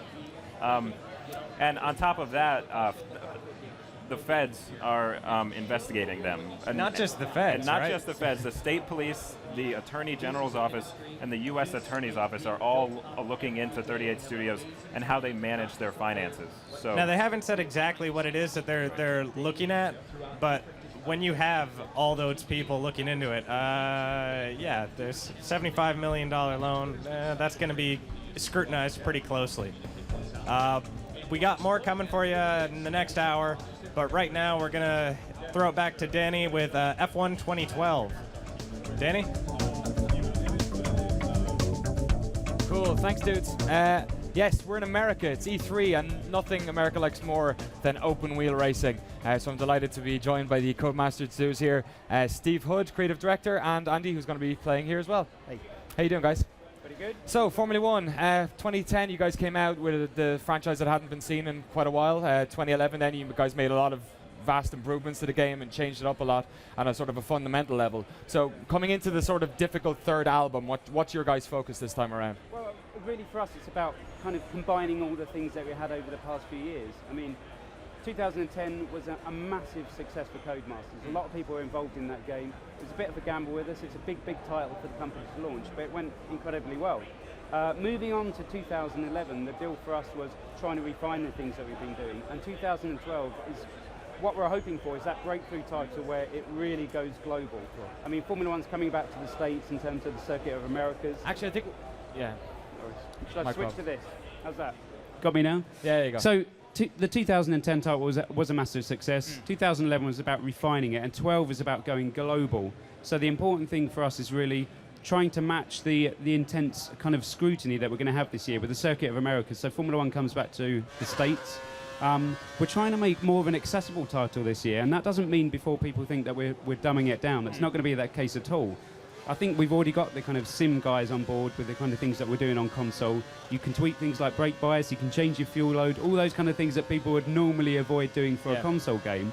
So I think we've got the balance right now in terms of trying to go for that premium feel. Formula One is a massive, massive sport, and I think Codemasters is really doing justice to it now. Just let's focus on what's going on with the gameplay here. Of course, you guys have the Circuit of the Americas here, which is a new circuit on the season this year. Yeah, absolutely amazing track, actually. You're always worried that when a new track comes into the calendar that it won't be that much fun. I mean, we're always hoping that Circuit of the Americas was going to be awesome. It's turned out to be really, really good fun. Does it even look like this yet? Because they're still building it. No. If you actually Google it now, it doesn't quite look like that. So I'm pretty sure that they're hoping it will do. I mean, it's accurate in terms of the track layout, the height map data, all these kind of technical information that people would demand from a Formula One game anyhow. What was that like, trying to essentially work with the designers of that track to try and get a really sort of high fidelity track, considering it may look slightly different when it's finished? I mean, at least aesthetically, I know. You might notice a few trees in the background that might not be there when they actually finish off. They'll be in the early days of infancy in terms of growing. But in terms of all the buildings and the plans for the circuit, we have all that info. And we've been through this before. I mean, we've built the likes of Korea off plans. And actually, we were quite interested to see what happened in the first race when the drivers actually took to the track in Korea to see whether or not we would be accurate. And thank God we were. It turned out to be perfect. Some drivers are actually saying that they were using our title in order to become familiar with the game before it came out. Some of the smaller teams that don't have their own dedicated simulators. So we've got our expert driver, as you can see here. Open the DRS going around the corner there or something. It's a noob mistake, that one, I'm afraid.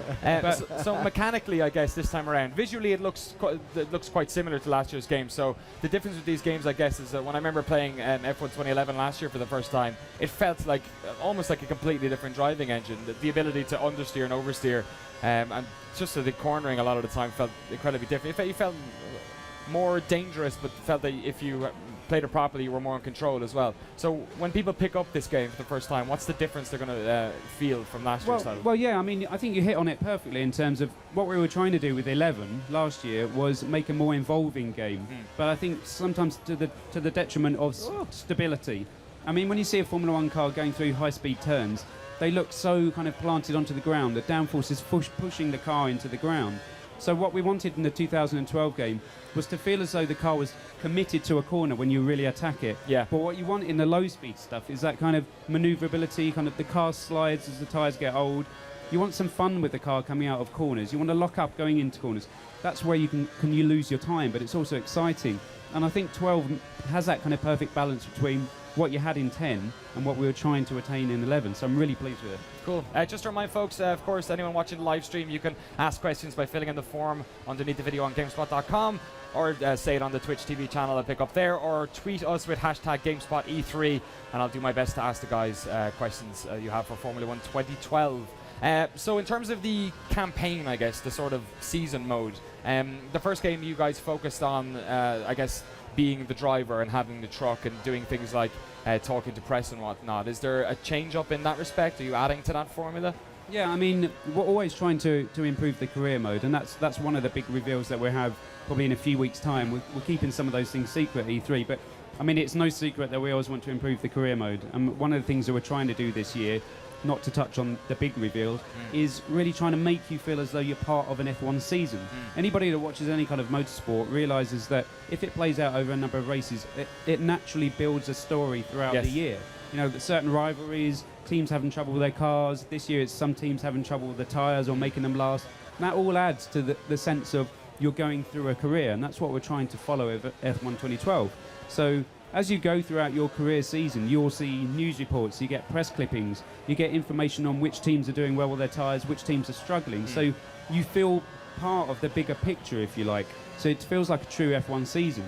And at the start of the season, actually, one of the big features that we are including this year is something that's actually in the real world of Formula One. It's called the F1 drivers test, the young drivers test, which happens traditionally towards the end of the season in Abu Dhabi, where drivers from other series, let's say GP2, a few rungs below Formula One, get an opportunity to try a Formula One car for the first time. And teams use this as a way of sounding out future talent. Yeah. Is this young kid going to make it in Formula One? Could he be what we're looking for? They try out new parts. So we're taking that concept to basically put it at the start of the game. It's part of the introduction sequence. It merges through into the career mode, and it's basically our way of teaching the novice player, perhaps the guy that doesn't know much about the sport and Formula One, how to drive a Formula One car. What are the basics? Then day 2 goes into a bit more information on DRS curves, the different tyres that are available in Formula One. Because I think for the outsider, Formula One come across as quite complex. Yeah, absolutely. But we like to think of it as quite rich. It really differentiates itself from other sports, because for gamers, it's not too difficult, I don't think, to understand things like DRS, which is changing the rear wing so you can use it for overtaking, but in practice like a boost button, essentially. Yeah, it's like in a way. It's like a push the button in terms of it gives you less downforce, but it makes it go faster in a straight line. And then you've got KERS, which is basically 80 brake horsepower worth of battery power that's been harvested during your previous lap that you can use throughout the lap in order to kind of boost a bit more power into the car, increase your top speed, increase the acceleration. And they are quite easy concepts for gamers to pick up. Yeah. People were worried when they were first introduced to the sport of Formula One that maybe it becomes too complex a thing for gamers, but we love all that kind of stuff. They're toys to play with on the car, if you like. I was introduced to Formula One by a friend of mine who would watch the season, and then when the game came out, the two of us just sort of playing it together, and I sort of learned how the sport worked from playing the first game that you guys made on this sort of this new franchise. One of the interesting things I find is that when you look at a game like FIFA, for instance, it's another kind of sport-based game. They get to tackle it from the perspective of television, from the sort of the production, how you watch it. It's a bit more difficult to do that with F1. Were you ever inclined to go down that route to try and do it from a spectator perspective rather than being the person? I guess it makes more sense perhaps to do it this way when you're talking about one person as opposed to a team. But have you guys ever thought about that, or maybe adding elements of the television production into the game? I think certainly when we started out in the first title, it was all about be the driver. And that simplifies things for us in terms of gameplay dramatically, because you don't need to massively worry about being the engineer in the team as well, where you're setting the car up. The car's set up for you when you go to a circuit. You can make tweaks if you want, but drivers don't go there, do a few laps, get out of the car in a garage and start tinkering with themselves. But most games take that approach. So when we were simplifying things like that, it actually makes it more realistic at the same time. You're focused on being the driver, if you like. I think this year we certainly are taking a more cinematic or broadcast-like approach in terms of maybe the replays that you see running here now. We're trying to match up to more realistic camera angles so that you can really relive your moments of glory, be it in time trial that we're showing now around the Circuit of Americas, or in the race start. So the onboards that you kind of see from the real world of Formula One, it really brings that kind of authentic level to Formula One now. This year has been pretty unpredictable. We've had 5 races and 5 different winners. How do you guys try and script a game that's going to come out mid-season that has accurate personalities? To be honest, it's not too difficult for us. I think it certainly makes it more interesting for viewers and gamers alike, but what we've ended up doing is matching the kind of performance of the teams to be a lot closer now. Each of the teams inherently have their own disadvantage and advantage, and that makes it interesting for the gamer when they're playing on career with 2012 performance set, so that if you're watching TV, what we basically want is for you to understand which teams are stronger at which tracks, which cars have an advantage in terms of tyre life, or the ability to qualify, or their top speeds, or how good their DRS, kind of their system is, basically the effectiveness of these things. And we try to translate that into the game so that you've got a good starting point for the 2012 season when you first launch your career.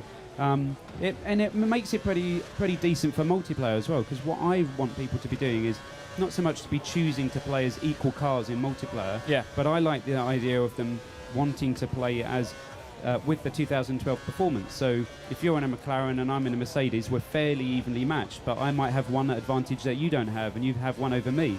And we basically play it out in multiplayer games so that you have an objective system that takes into account the ability of your car and gives you an objective.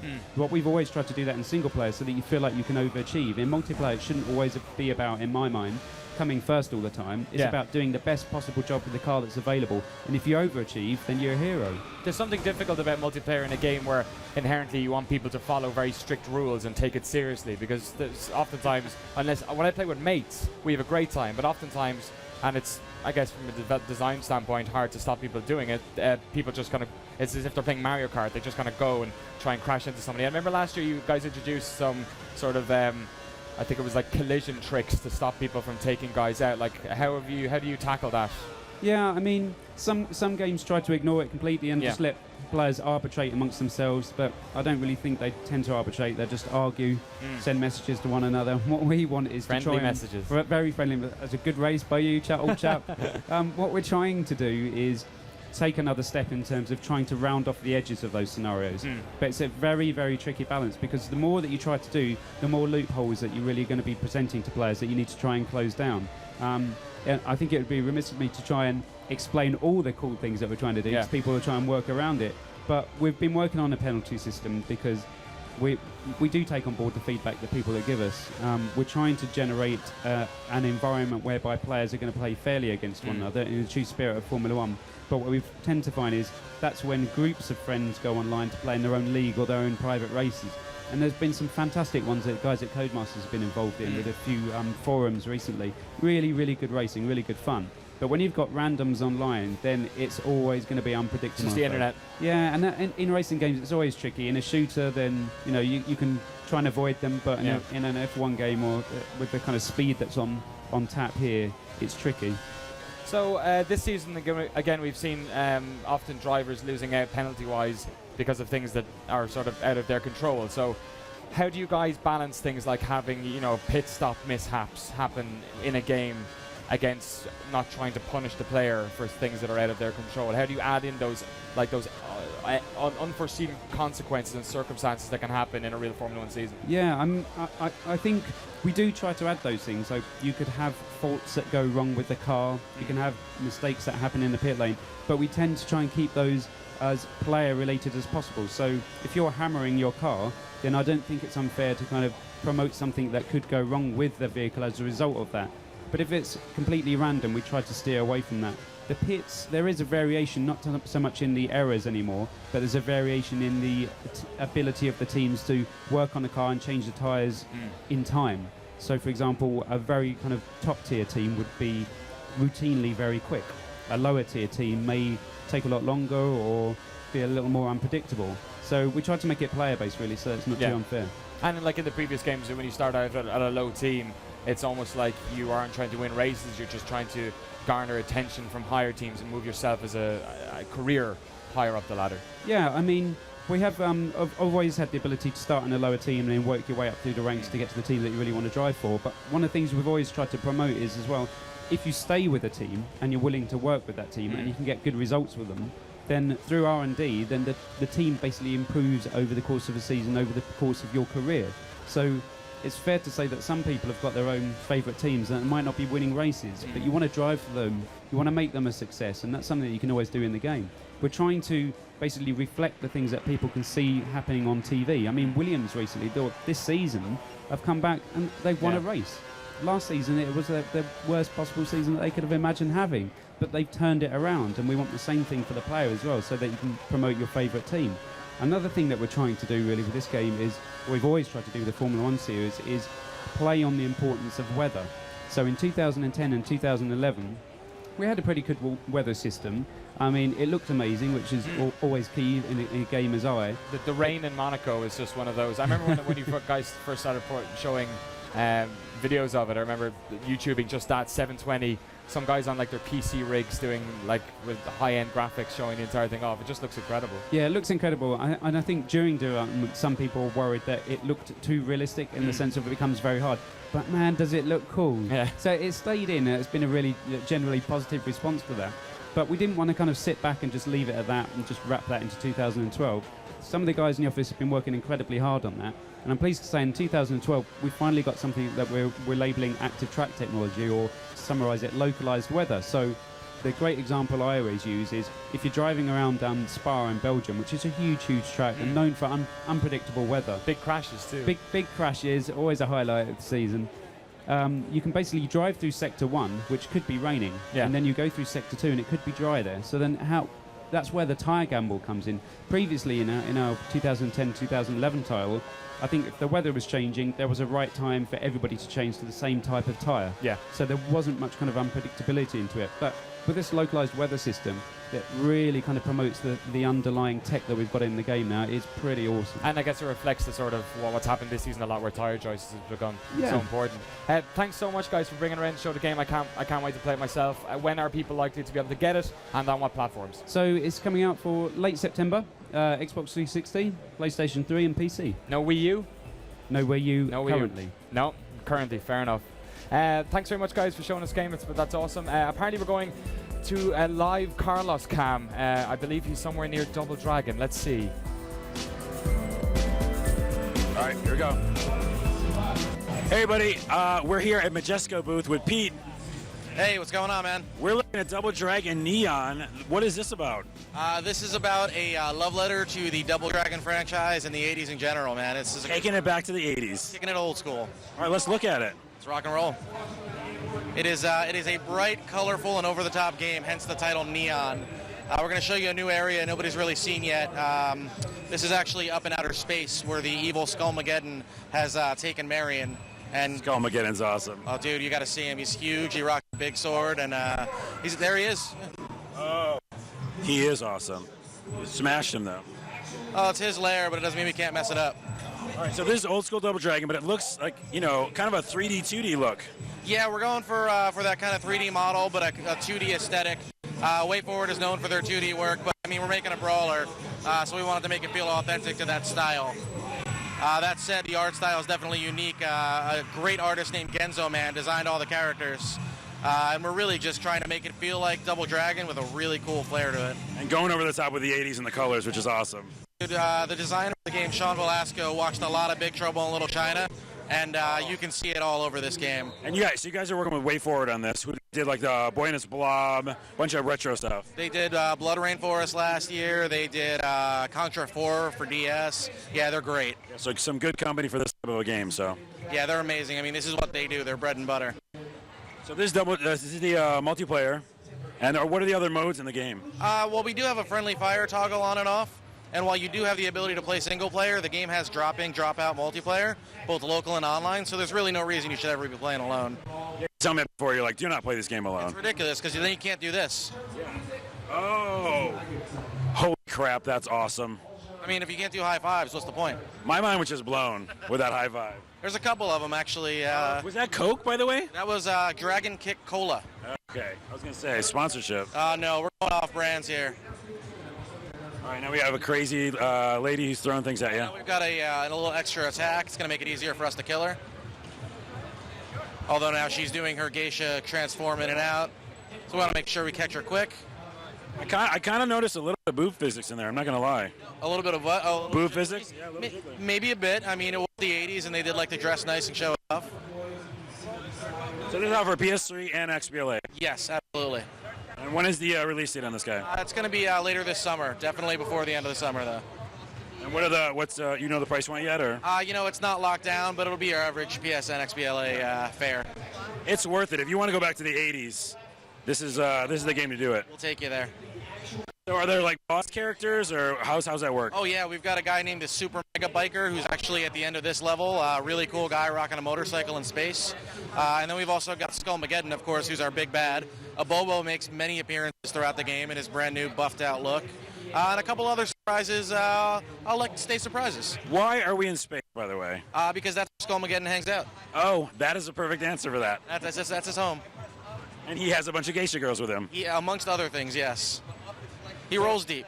What other 80s references can we see in here besides like the cola and stuff like that? Wait until you hear the music. The music is a mix of classic Double Dragon tunes remade and some brand new songs with lyrics. Yeah, we can't hear because the baller beats are a little bit loud. A bit, but we're going to hook you up. Don't worry. You're going to have a full soundtrack available real soon. All right, well, this looks awesome. I think I could never play it single player. I can understand that now. It's all about playing with your friends. We're calling it Bro Op. Hook up with a bro, open up a beverage, go to town. And high-five each other. Indeed. All right, I think that's going to do it. Anything else you want to tell me about the game before we leave? Besides it being awesome? That's really the biggest point there, but there's a lot of surprises and a lot of familiarity, and we really hope people dig the old school brawler coming back. I love kicking it old school, so thanks very much for showing us, Pete. Thanks, dude. And we'll send it back to the stage.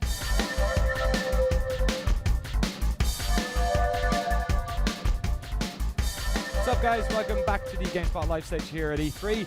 I'm delighted to be here with Dan So-chan from United Front Games, and we're going to have a look at Sleeping Dogs. Yeah. For those people, I'm sure you've asked this question 1,000 times. Sleeping Dogs used to have another name, I believe.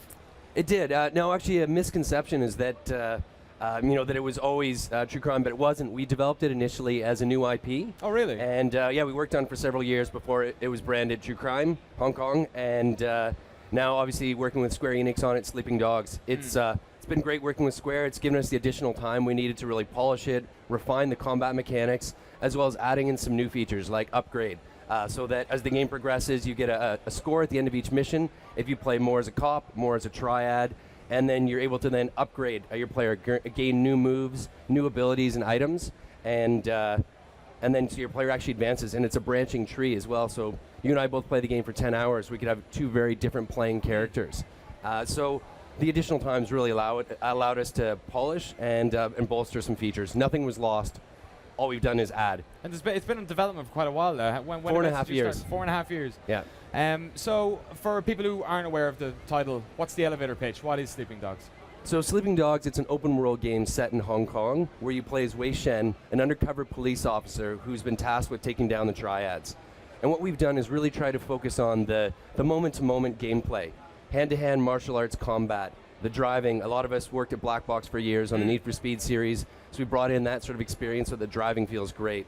The shooting, and then combining all those together in a sort of seamless way so the player goes from free running in the world, into combat, into shooting, and we want them to feel like an action hero that you'd see in a martial arts film. This game has a lot of different layers and different focuses in it. Was there ever a worry that perhaps you were spreading yourself too thin, trying to be a jack of all trades perhaps, and maybe not a master of nothing? No, I think as much as it sounds like we were very broad, we really focused on sort of the core elements of what are you going to be doing all the time in this world? Well, you're going to be driving, you're going to be free running, shooting, or fighting.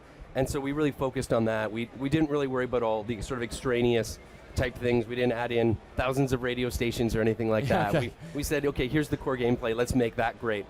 So there's not thousands of Cantonese radio stations? We do have some Cantonese radio stations, but not thousands of them. Okay, cool. The demo's just started now, so why don't you give us sort of an overview about what's going on here at the moment? Sure. So this is about halfway through the game. It's a new mission we haven't shown before in the past called New Boss. And basically, there's Way's talking with a couple of the other guys, his friend Jackie, and a rival gang is sort of starting to encroach on their territory. And they're at their club, which is sort of their hangout.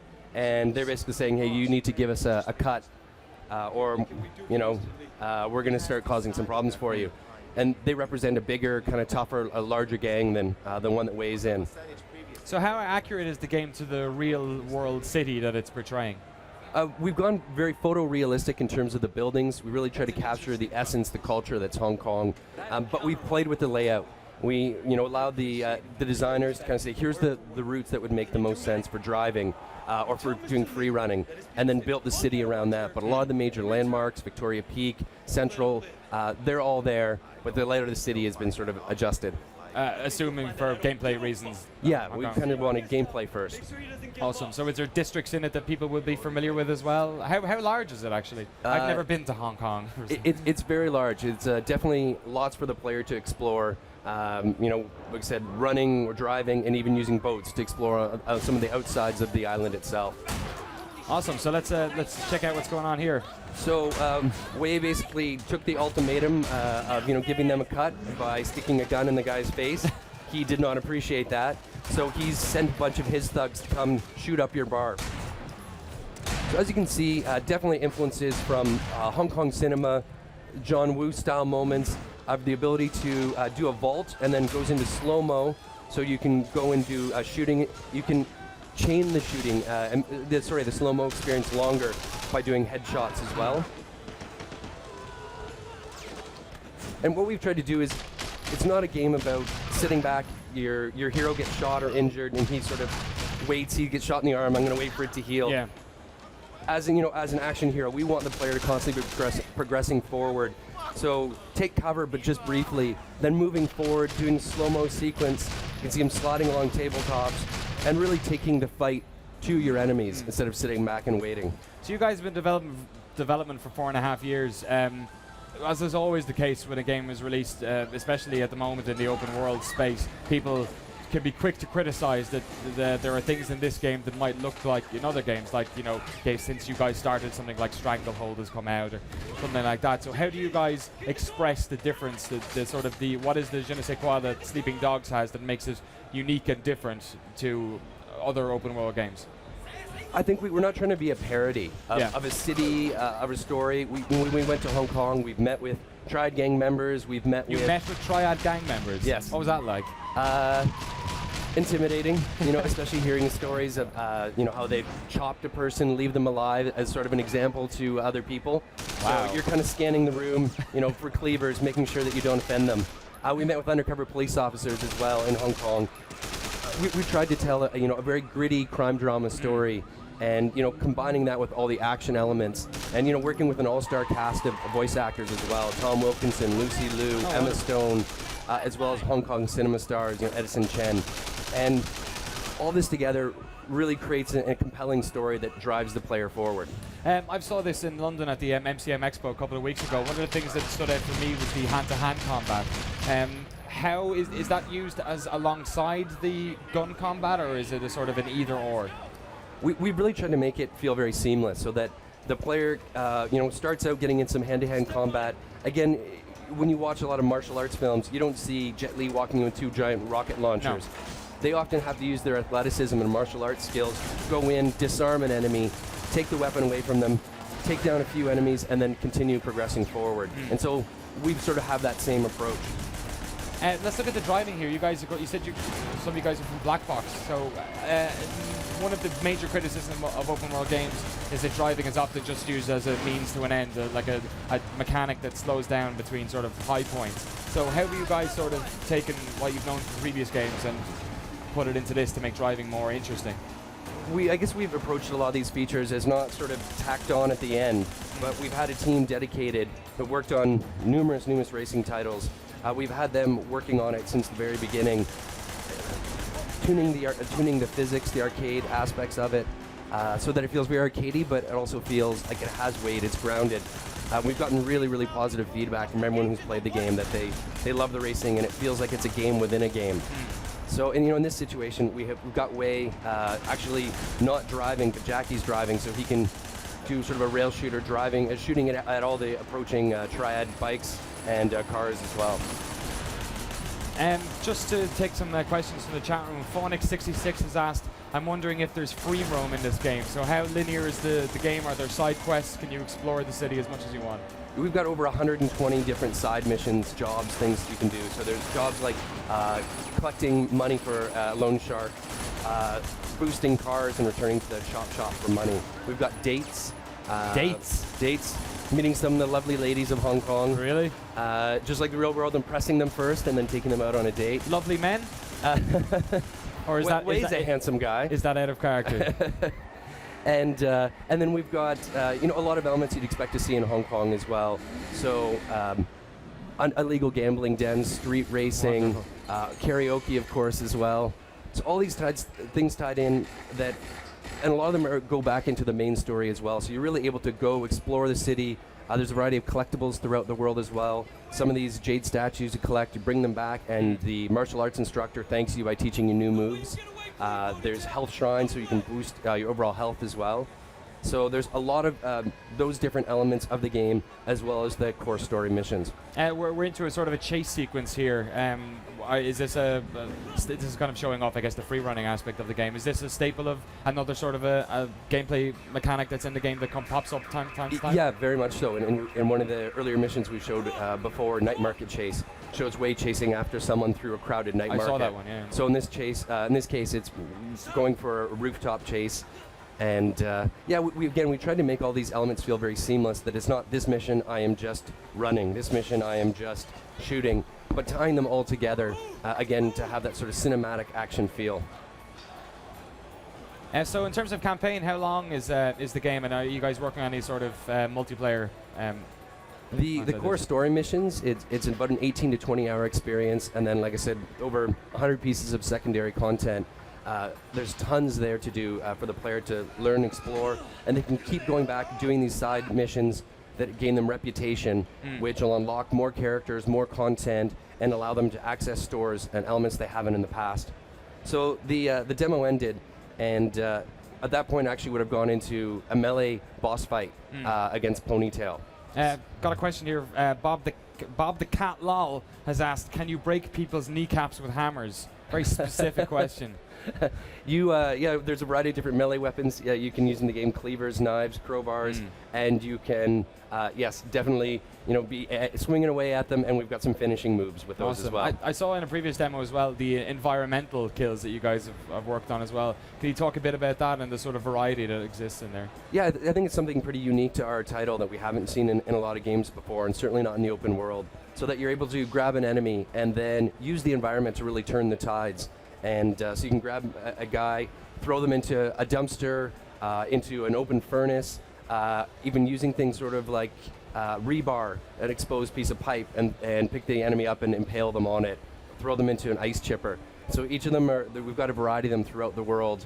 And is there a bonus taken from using those, or is it just... Yes, you get additional triad points for kind of style for using them. So it's kind of even with our combat, it has a very sandbox feel that someone asked how many different ways is there to kill someone in the game, and hadn't been asked that before. I thought about it. There's got to be well over 100 with all the different environmental props and all the different combat moves you can do and finishing moves. With so many different variables in this game, was there any ideas that you guys had that you had to drop at an early stage, or that you continued on and realized it didn't fit into the core gameplay? Yeah, I think for sure. I think because we've kind of gone along, we've felt some elements maybe didn't quite work with what we were trying to do in terms of the tone and keeping things very gritty. But in general, like from the very beginning, from when we were a new IP to now, we've always kept the same vision, the same storyline, the same characters, even voice tact, and so we've really been able to sort of iterate for the last 4.5 years to come up with something that's quite polished. It's been a long 4.5 years, but whenabouts are we likely to see Sleeping Dogs on what platforms? It'll be out August 14th in North America and August 17th in Europe and PAL territories for PlayStation 3, Xbox 360, and Windows PC. Awesome. Dan, thanks very much for coming over and showing us Sleeping Dogs. Thanks a lot. I'm going to shoot it over to Carlos now, who apparently is once again rambling around the massive halls of E3.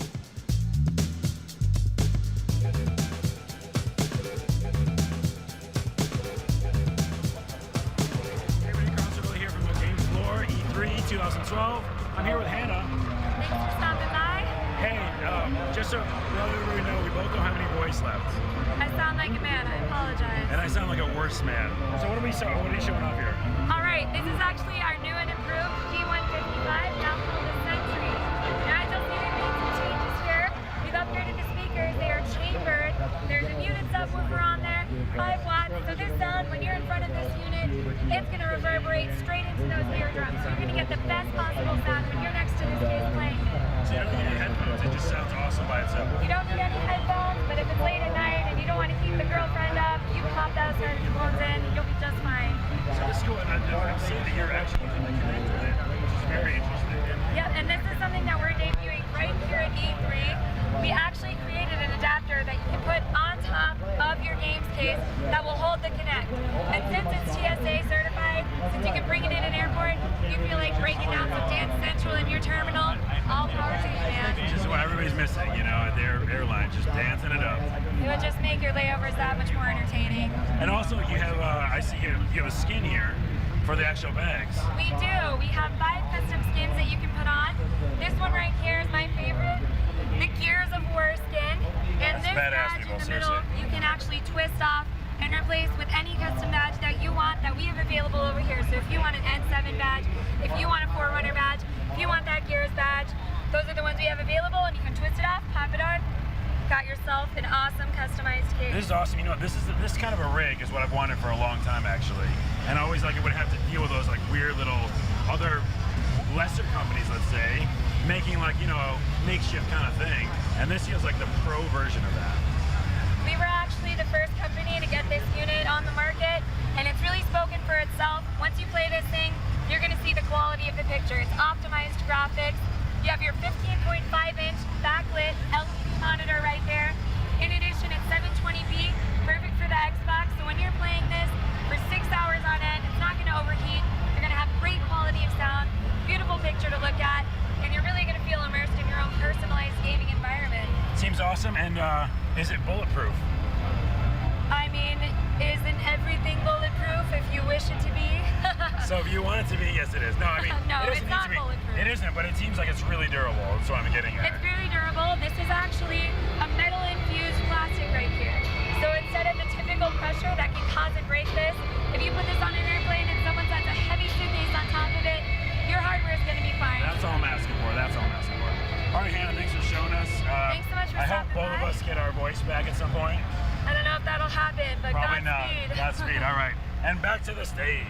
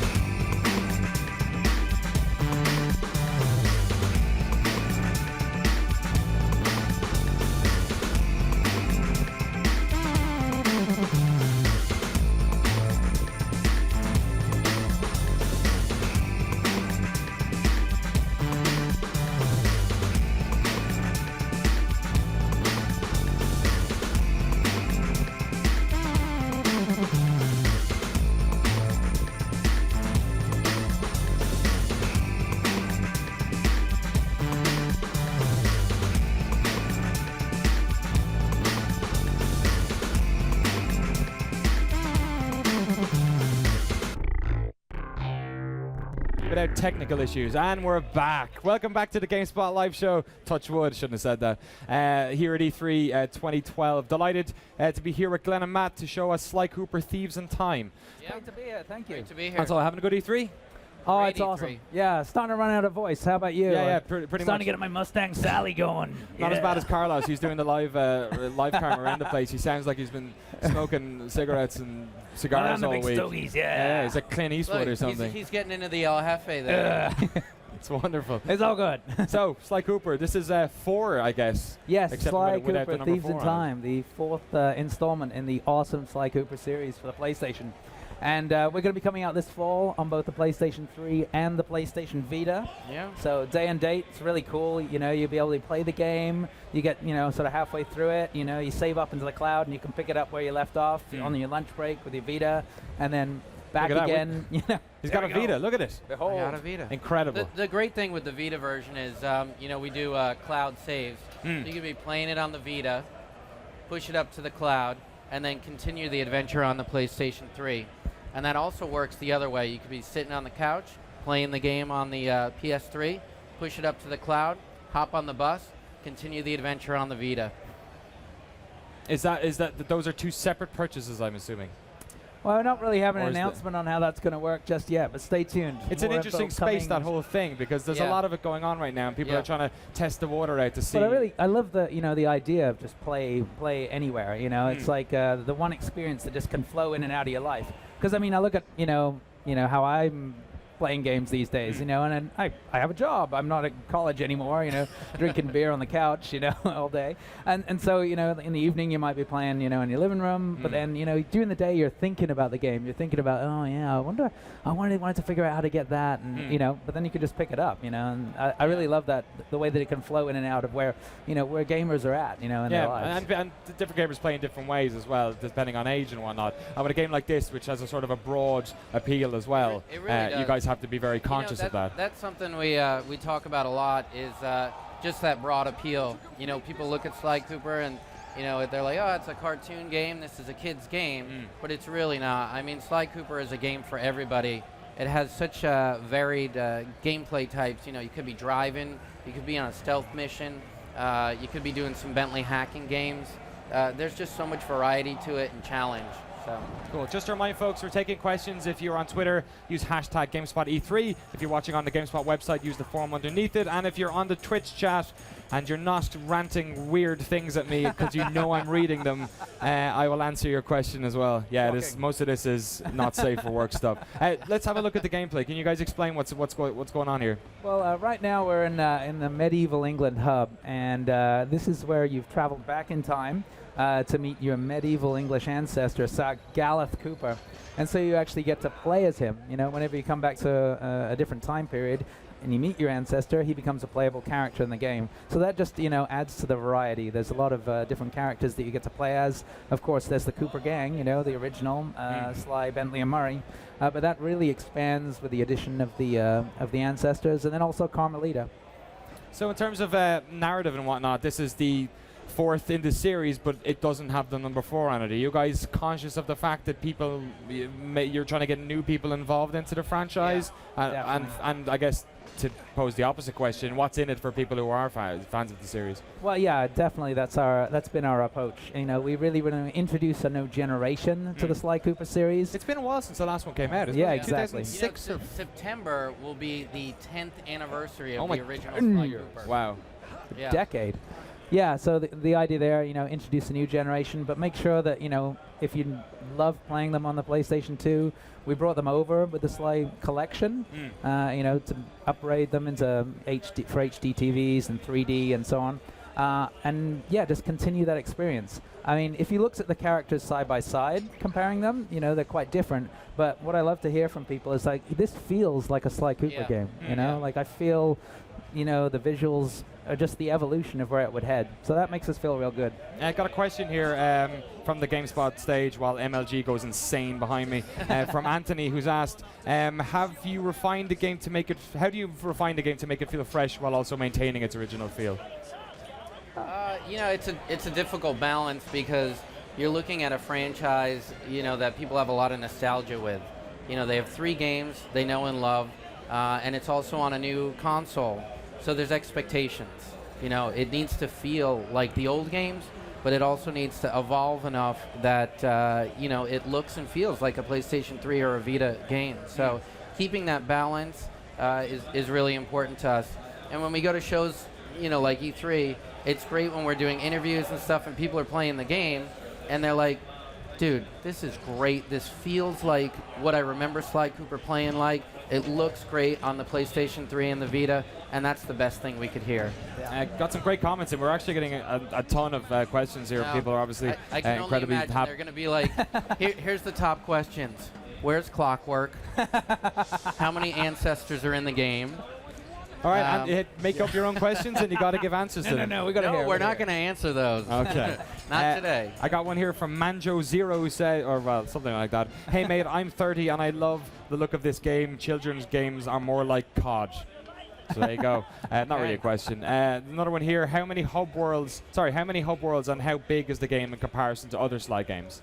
Well, we're not talking about the exact number of hub worlds right now. We've introduced feudal Japan and also medieval England. But I would say in terms of gameplay, and when we initially managed to persuade Sony that it would be a great idea for our studio to work on the project, something that we looked at was on Sly 2 and 3, just the volume of variety of gameplay, and it was almost a daunting task. Where you look at the old games, as a game developer, and it's like Glenn said, it's a daunting task because you have all these different playable characters, you have all these different modes of play. You're driving, you're doing these epic boss battles, you're doing these hacking games. It's not just a rinse and repeat first-person shooter. Walk into a space, kill a bunch of guys, watch a cinematic, and move forward.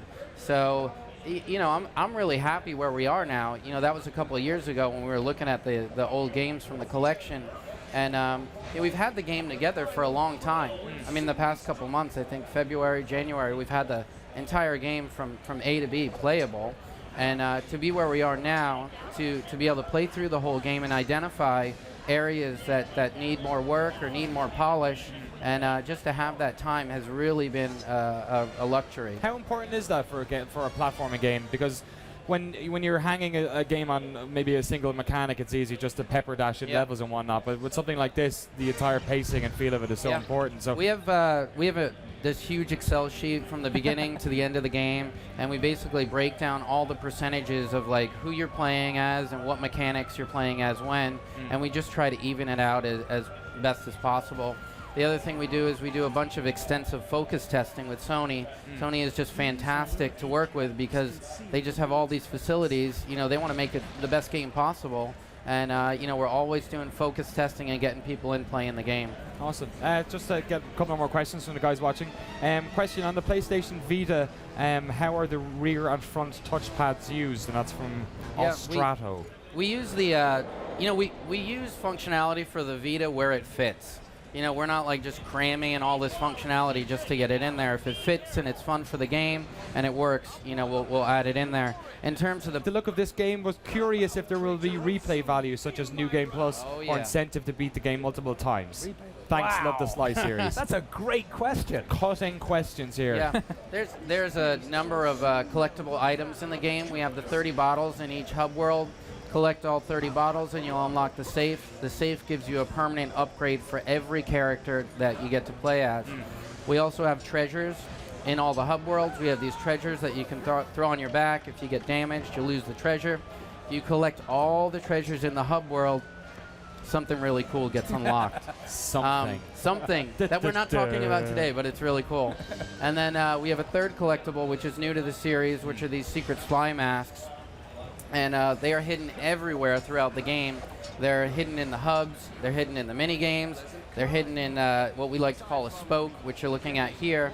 And some of them are really, really tricky to get.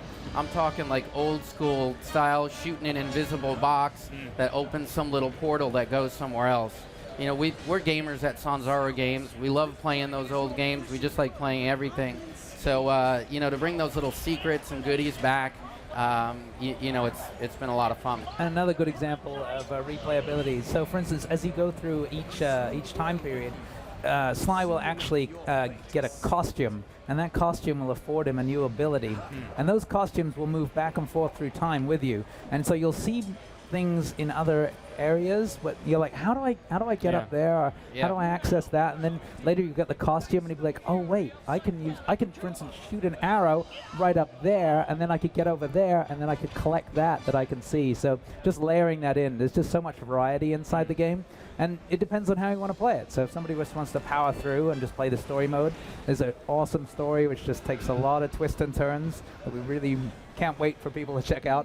Yeah. Speaking of the costumes, like Glenn said, every time period has its own costume. So you'll be in feudal Japan and you'll see all these buckets all over with these arrows, but you can't do anything with it yet. It's similar to like old school. You're playing Metroid and you get the super missiles, and all of a sudden you see all these doors and this light bulb goes off in your head, and you're like, do I want to move forward with the story, or do I want to go back and unlock all these things? And a lot of those puzzles are multi-layered, meaning you're going to need multiple costumes to get through some of those puzzles. And I love those little light bulb moments, where people have those options. Yes. Do you want to move the story forward, or you want to go back and get those collectibles? Guess it's such an important part of platforming games as well. Yep. Guys, I'd love to have you on a bit more, but we got to keep on pressing. There's just too many games at E3. When can folks get the game and on what platforms?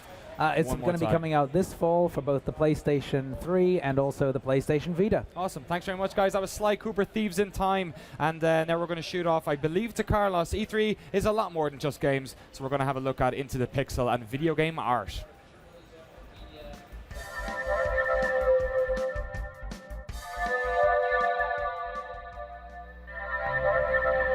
By the way, that music is setting me at ease again. Oh, it's so beautiful. We're here looking at Into the Pixel, which is an exhibition of the art of the video game. And Warner pointed out that it looks like Charlie Sheen is actually one of the guys. He isn't. Let's look at them. I feel like the music's making me feel like it. Let's look at art. We got here. This is called Little Innsmouth, and it's based on Skullgirls, which is really cool. Which is a new game that's awesome. All right, that's fun. By the way, I think I want all of these in my house. Now we're going to look at Spire Vista, based on Halo 4.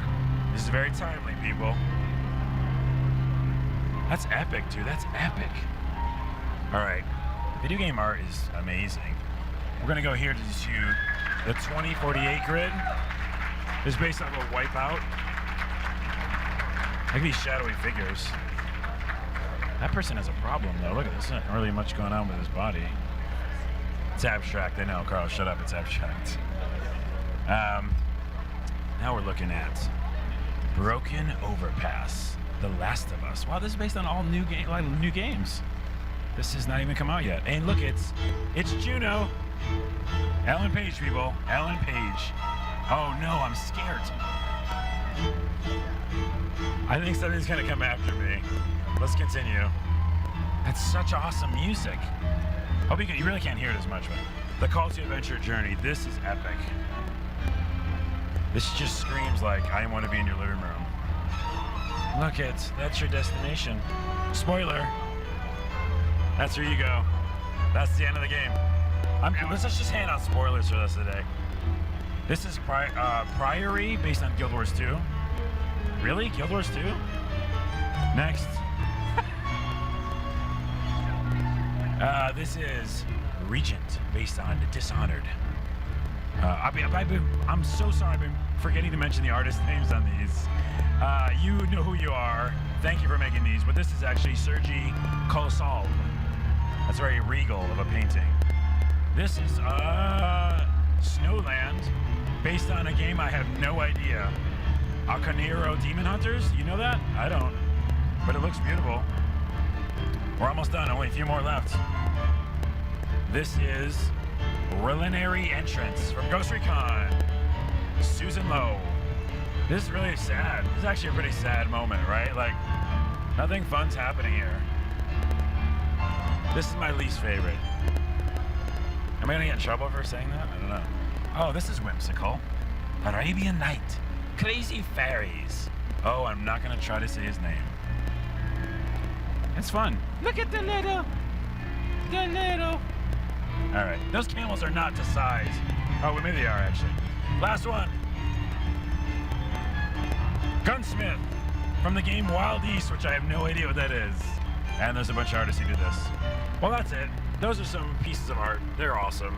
That is still some awesome music. And we're gonna find out who those people are and tell you later. But until then, I really do want to take a nap. So I'm gonna go in this corner over here.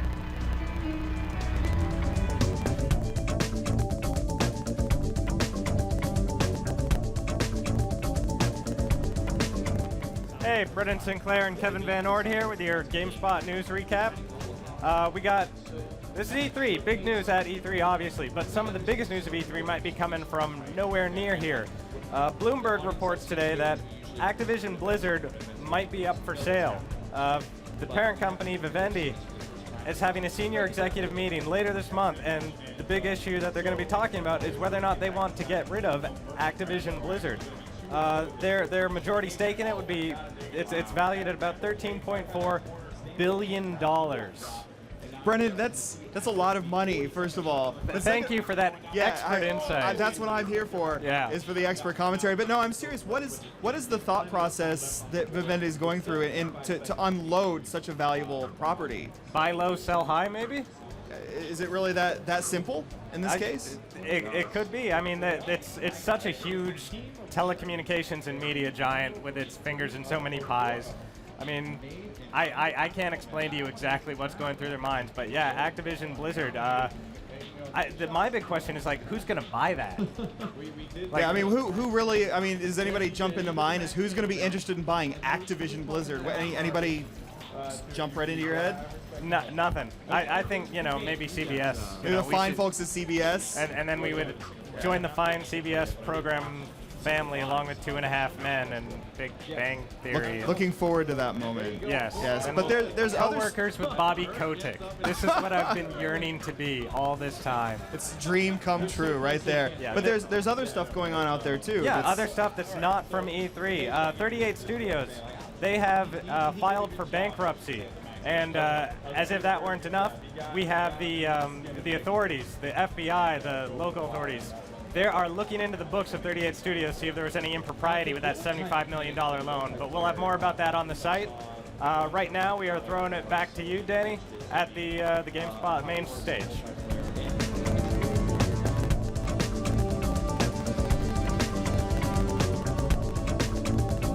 Thanks, Brendan and Kevin. As ever, insightful news. We'll get more of that in an hour's time. Wonderful. Right now, though, we've got Matt Teacher, Game Director at High Moon. How you doing, man? Doing great. Thanks for coming along. What are you going to show us today? We've got some awesome Transformers gameplay to show off today. Today, in particular, Metroplex, which is a city-sized Transformer. One of the great things about this game is the epic. A city-sized Transformer. A city-sized Transformer. That's cheating. No, it's not cheating. It's Transformers. What's great about this brand, is, and especially Cybertron, this world that we've created, is that it's huge. Like the big fans of Transformers have had over 2 decades to kind of imagine what this world could be, and that's a responsibility we take really seriously. And that means big worlds that are really expansive. It also ties very well into our gameplay, which is all about choice. How do you want to use your vehicle? Do you want to use it? Do you want to be in your robot? Letting you play the way you want. But we also not just have big worlds, but big characters like Metroplex. And when you're playing Optimus Prime, leader of the Autobots, we thought a lot about how do we make you really see that he is the man? Like, he is in charge of the Autobots. Everyone believes and respects him. Why don't we let you control Metroplex, this city-sized Transformer? And I think it's a great way to kind of, everyone is just in awe, and you, as the player, are controlling what he does. Yeah. I just want to throw this out early because I know we're getting going to get a lot of questions for Transformers Fall of Cybertron. If you have any questions, please tweet us GameSpot E3 hashtag. If you're watching on GameSpot.com, put your questions in the video underneath the video player. And if you're on the Twitch channel, please send your incredibly well written and not at all filled with curses comments to me directly, and I will do my best. Let's play a little game. How long is it going to take till you see something about Michael Bay? How many actual so you get to Bay? I bet it's no more than 5. Really? They're coming in thick and fast already. That's an interesting question, actually. You guys were obviously making these games around the same time as that whole film thing has been blown up over the past, 6 years. Has that been a hindrance, or has it been something like free publicity? What's great about Transformers is it's a mega brand, right? It's not even just a small brand. It's a mega brand that many people have come into from a variety of ways. Some people are movie fans, some people are G1 fans or toy fans or Prime Series, the cartoon, which is very good. But at the end of the day, they're all Transformers fans, right? They might have a certain aesthetic style that they like from one or the other, but they're all still Transformers fans. The spirit of what we do really touches back to G1. The kind of everything we work from has that touchstone from G1. But there's some awesome stuff in the movies. In particular, for me personally, I love the sound. Yes, the sound effects in those movies is stellar. And not just the score, but also the sound effects. And I personally, look to those movies with a sense of awe in what they accomplish for Transformers specific to that. So I feel like we're ignoring the awesome action that's going on behind us. So just on a sort of a play-by-play for people who haven't played the previous game, what's going on here, and how does the game feel and control? So right now we're playing as Optimus Prime, and he's the leader of the Autobots. He's a good guy. on Cybertron, the place that we're at right now is that the Autobots have lost the Civil War, which was the previous game. Now they have this tiny little area they're trying to defend, build a ship, it's called the Ark, and take off and leave. The entire Decepticon army then wages war. I mean, they're really trying to kill the idea of freedom, and that means kill everybody who has that idea. So the Autobots essentially are this close away from losing.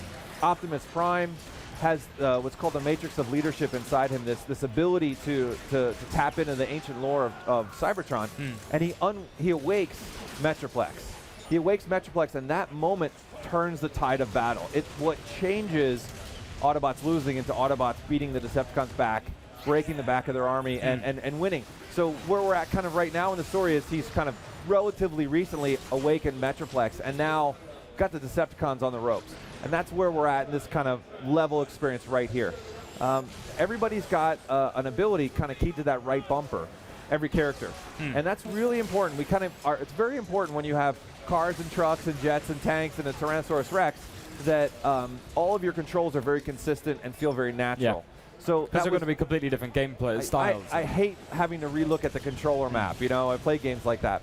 So the right bumper is very important because that is your special ability for that character. Optimus base his control of Metroplex. Sometimes it's artillery strike. Sometimes he comes in, punches stuff, or steps on things. So you never kind of know what you're going to get. But that right bumper changes with each character that you're going to play as. So Metroplex himself, is this something that's part of the Transformers canon already, or have you introduced it? And how much creative license have you had in creating this world? Well, we have an enormous amount of, let me say it a different way. Hasbro's put some really wide guide rails on us with what we could do. The great thing about Transformers, and maybe the great thing in the curse about Transformers is there are literally thousands of them, and they're all really cool. So it wasn't necessary for us to create new ones, but we had to reimagine, envision those, and make them very relevant to kind of today's gamers.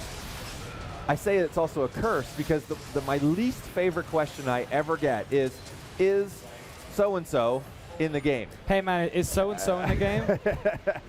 I just I can't fulfill that, right? Yeah. There's just too many. And you might have some particular, one-off character, he's been in a few things, and you love him. That's the great thing about Transformers is people love these characters. Everyone seems to identify with one or two that they've always liked. But that's the worst question because I can't have everybody in the game. So how many do you get to put into any one game? We have announced a ton already. So we've got Bumblebee, Optimus, Starscream, Grimlock, Bruticus, Vortex. I know there's Cliffjumper. I still got fingers left. You know what I mean? There's more characters. Okay, now name all the Pokemon. Go. Oh, that I can't do. That I can't do. My kids, they were interested in Pokemon, but they're Transformers nerds. Oh, really? Oh, yeah. We watch the G1 cartoon in our house. It's on loop constantly. Who's got more Transformers posters in their bedroom? You or the kids? Oh, that's the kids. But, if you compare my office to their bedroom, then I win. They must love going to, daughter go to work day. They do. They come in and my son, my oldest son is 10, and he's a huge gamer, And I bring the build home, and it really hasn't dawned on him that he gets to play games, months before they're on the shelves. And so he'll have friends come over and wait a minute, this game's not done? No, it's not done. I'm working. Oh, wait a minute, this game's not done? Yeah, and their little heads explode, and for him, it's just the way we work, the way we are. I was going to look at the chat for some questions. I got one here from Jacob English. Will there be co-op in the game, and if so, could you explain something about it? There is a mode called Escalation Mode, which is our co-op mode. So, and we had it in War for Cybertron. It was pretty good. What we did is we said, actually, people liked it. How do we make it better? Make it tighter, make it more addictive. So Escalation Mode is 4-player online cooperative gameplay. The way it works is there are 4 jobs or roles, however you want to call it. One guy can heal. One character has a big shield. He'll draw aggro and protect his buddies. One character can drop a turret for offensive. And then one character can drop a kind of a defensive barrier and ammo replenishment kind of thing. So it's not just 4 people running out and having the same skill set. Everybody's got a job, and you know what? If you don't do your job, team loses. So the way it works is there are waves of enemies. There's an endpoint where you can ultimately win, and There are doors where you can unlock new sections of the map. There are traps you can pull on the enemies based on credits that you earn by killing enemies. Of course, there's also weapons to buy and upgrades, but you got to buy your ammo too. You got to buy your health, all that kind of stuff. And it does a great job of really forcing teamwork. That healer is invaluable. He can heal the other 3 characters, but you know what he can't do? Heal himself. Oh, really? So it really Excellent. does kind of make a nice kind of push-pull kind of mechanic. And these are levels outside of the normal campaign mode. These Correct. Are specific They're specifically dedicated to escalation mode. Cool. Just going to go back and see if we've got more good questions. Sick Hammer has asked, what has changed since War of Cybertron in terms of, I guess, mechanically and then also, let's say, environmentally? What are the differences this time around? Actually, quite a few things. You know, when we built War, which I'm very proud of, when we built War, we said, okay, you know, anytime you make a game, you say, all right, well, what games can I look to for some parallel ideas? You know, some might say Steel, other might say Inspiration, but it's the same thing. When we did War, there aren't any. You know, there's a fundamental difference with transformation that isn't in other games. You know, getting into I love Halo, right? Getting into a Warthog is really different than becoming a Jeep whenever you want to. And because you can place Warthogs in certain places, but you can control. do that and that's whenever you no want. knock on Halo, right? But that's just our game. We actually didn't have parallels. The only game we could actually look to for a parallel was Iron Man, because he's functionally Starscream, right? He can walk around, but he could also fly. You know, well, I didn't want to go that route. So we kind of forged some new ground with War. When we built Fall, we said, okay, we didn't have anything to look to. Now we do have something to look to, which is our previous work. How do we far exceed that from a gameplay point of view in terms of choice that we give you as the player? What we know a lot about now is some players they love their vehicle and they're going to stay in vehicle no matter what we do, and other ones love their robot, and other ones do the hybrid. Let's let them do that. You know, we did some of that in War. I think we've done a lot of that in Fall. We really delivered on that expectation of Transformers gameplay in the level design. I think you guys sort of surprised a lot of people when War came out. A lot of people, when a license is attached to a game, assume that it's maybe not going to be of a certain quality barrier, rightfully or wrongly. So did you always have Fall in mind? Was this always set out as like maybe a trilogy or what? No. I would love to tell you this story about how I have the three acts, you know, and it's not the way it works. We did War, we put our best effort forward, and it was received really well. It was, I call it a flawed gem. Like, it had some really great moments in there, and there were a couple pieces that could have been tighter. And that's always the case with a new IP anyway. Yeah, absolutely. And so this second time around, what we did is we said, okay, the areas that weren't strong enough, we're going to make those our strengths. And that, coupled with really listening to the fans and the press about what they liked about War, the reception was incredibly positive. They just wanted more. They wanted a deeper, they wanted a higher quality experience. That made it very easy for us to say, all right, let's go in, let's do it again. And that's what we got today. You can see people are really excited to play because the questions are coming in thick and fast. I just want to hop in and get some more. Have you gotten any Michael Bay ones yet? No, actually the guys in Twitch were surprisingly receptive. They laughed it off and said, no, it's fine. Uzzle Goldier has asked, you mentioned custom characters. Will you be able to use them in campaign or escalation mode? It's neither, actually. Okay. So I'm one of those believers that single player and cooperative and multiplayer, sometimes you have to make game design choices to allow each of those to independently shine. So the customization system is exclusive to the competitive multiplayer experience. Okay. And that's important because, you know, you really want to own that character. That's you. And in a competitive multiplayer environment, it's about your skill level, right? I never want to lose because I feel like you had a better shotgun. I want to lose because he was faster than me. Yeah. Or I didn't play well. So multiplayer is about leveling the playing field completely and making it focus solely on skill, which is not the way co-op works, and it's not the way single player works. You know, in single player, we break the rules. I just want you to feel powerful. Yeah. You know? And in co-op, I want to make sure that you are working well with your teammates. But in competitive, I want to make a skill game. Yeah. So the character customization stuff is really about it building the visual transformer that you just think looks amazing. And what's so cool about it is if you like customization in any way, shape, or form, or you're a big Transformers fan, you're going to spend tens of hours just in the menus building your Transformers. I see it all the time. The way it works is every character is made up of parts. head, chest, upper arms, lower arms, legs, wings, wheels, and tank barrels, so that you can really build your perfect Transformer. It's awesome. I feel like we should look at what's going on here. Oh yeah, crazy sorry, flying I got distracted. So this is Starscream. Starscream gameplay is great because obviously he's a jet, whole different set of play styles. And you know, you can see from this area, it's a big, wide open space that has a lot of platforms. And you know, if you choose to stay in your vehicle form, go right ahead. If you want to be your robot, go right ahead. We've got a couple weapons that we're showing off in here that showcase, I think, some of the traditionals like the SMG, but then also we've got things like lightning guns in the game.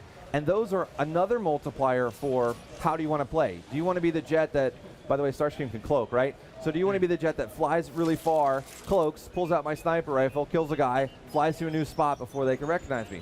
Same exact environment, but I've got a shotgun. Do I fly into the middle, land, you know, shoot a bunch of guys, cloak, and fly away before they can deal with me? Do I kill a few guys with a rocket launcher, jump off a ledge, fall, fly underneath all these platforms, come up on the other side, and they're all looking the other direction?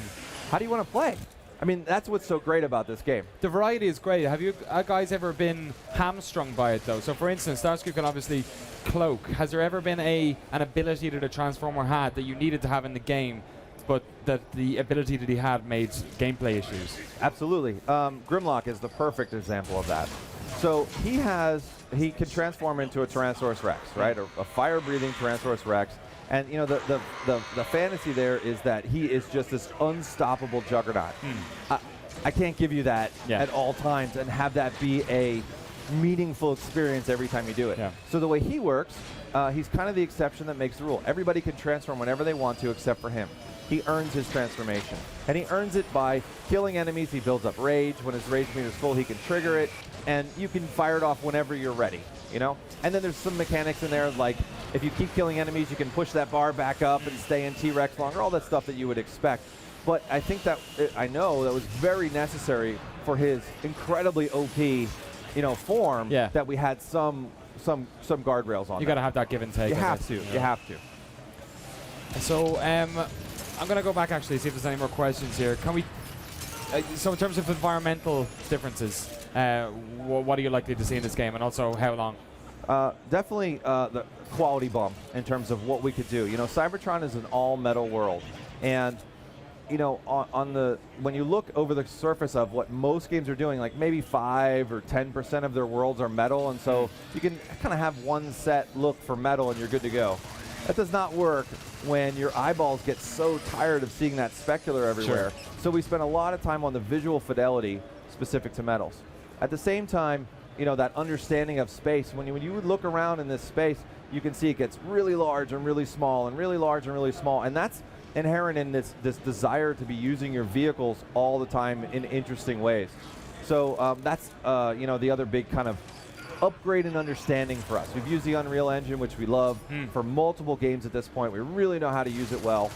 And so we kind of, it's kind of a perfect storm of a great understanding about Transformers gameplay and a great understanding of the engine. Awesome. Last question, I just want to ask, you've got a lot of things going on here. You've got your co-op mode, you've got multiplayer mode, and then you've also got your campaign. So in terms of length for the story itself, what are we looking at? Oh, single player? You know, that's a hard one to judge. And I'm going to give you an answer, but it's going to sound like a dodge, but it's really not. Try you know, me. when we do playtesting, you know, I look back at War, and I see some people say, man, this game was way too short. It was like 6 hours. And the very next post would be, man, that was like the best 17 hours I ever had in a game. You know? So it's really hard because people play so fundamentally different. The answer I'll give you is this game is longer than War for Cybertron. Okay. So I don't know, I can't say it's 67 minutes longer, but it's longer. What we're getting is, for our focus testing relative to War and our focus testing in Fall, is that Fall is a longer game. So I'm very pleased about that. Awesome. Matt, thank you so much for coming over here and showing us Transformers Fall Cybertron. When can people play it and on what platforms? We are coming out on August 28th. I'm very excited because that's right around the corner. And it's on the 360, the PS3, and on the PC. And I'm sure your son is going to be really annoyed that all of his friends can go play it in their own houses now for the first time. Awesome. Thanks very much for coming along. My pleasure. We're going to shoot it again to Carlos. Let's see where that crazy guy is walking around in the show floor right now.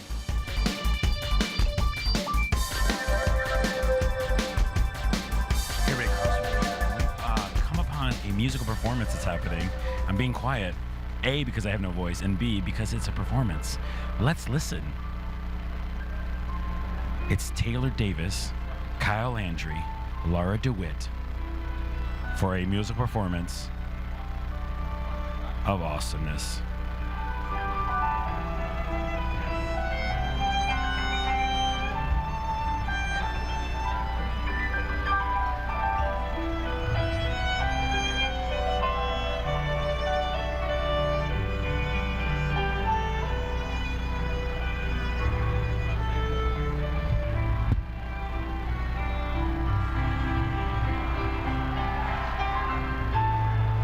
This is kind of epic, and you know what? It's actually very nice because being so loud and crazy at E3, this is a soothing moment of E3 2012. I'm just gonna keep saying quiet, sexy things as the music and the crescendo builds.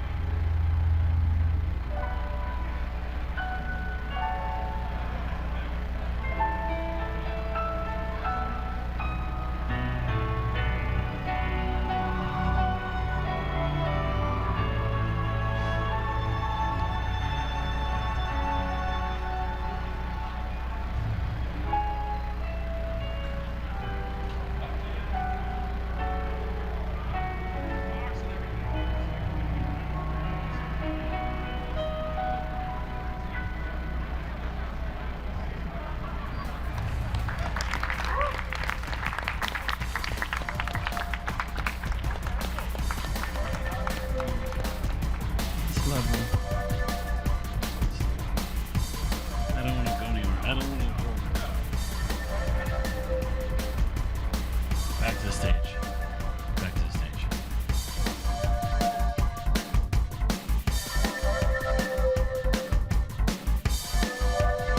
Is this thing on? Hey, folks, it's Chris Waters back here on the live stage, taking over for Danny O'Dwyer, and we are queuing up to get some Metro Last Light going.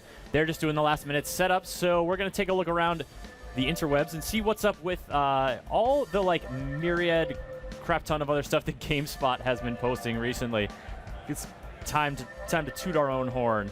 So we got the stage show, of course, and then the bonus stage, which John Davison has been hosting. He's just gotten a bunch of different developers on that stage.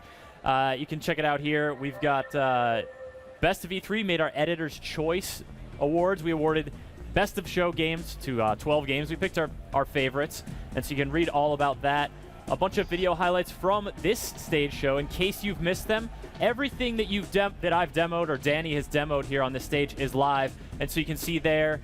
We've highlighted a few. I think Dishonored might be my personal favorite of those bunch. No offense to those other games, but man, those powers are really, really cool. If you don't know, we have Colin and Mark with live cams, and basically what that means is these dudes are walking around the E3 show floor with a giant backpack on their back that just has a real ton of like different mobile carrier devices in there. I don't know, wizardry? Techno-wizardry, I think is the technical term. And they're just live broadcasting wherever they go, and you can watch them and you can comment on where you want them to go and what have you. And then we did the Who Won E3 thing, Microsoft, Sony, Nintendo. I don't know. My vote's on Ubisoft. I think they definitely had the best press conference out of the bunch.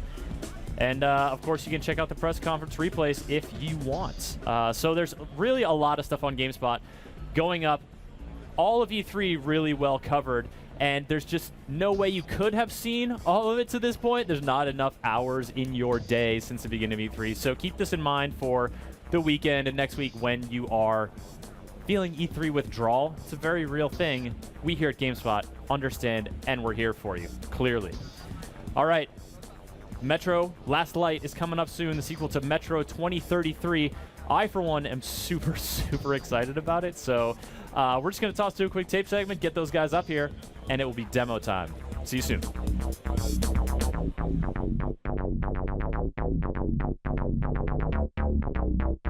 Spot coverage of E3 2012. I'm here with my buddy Eric.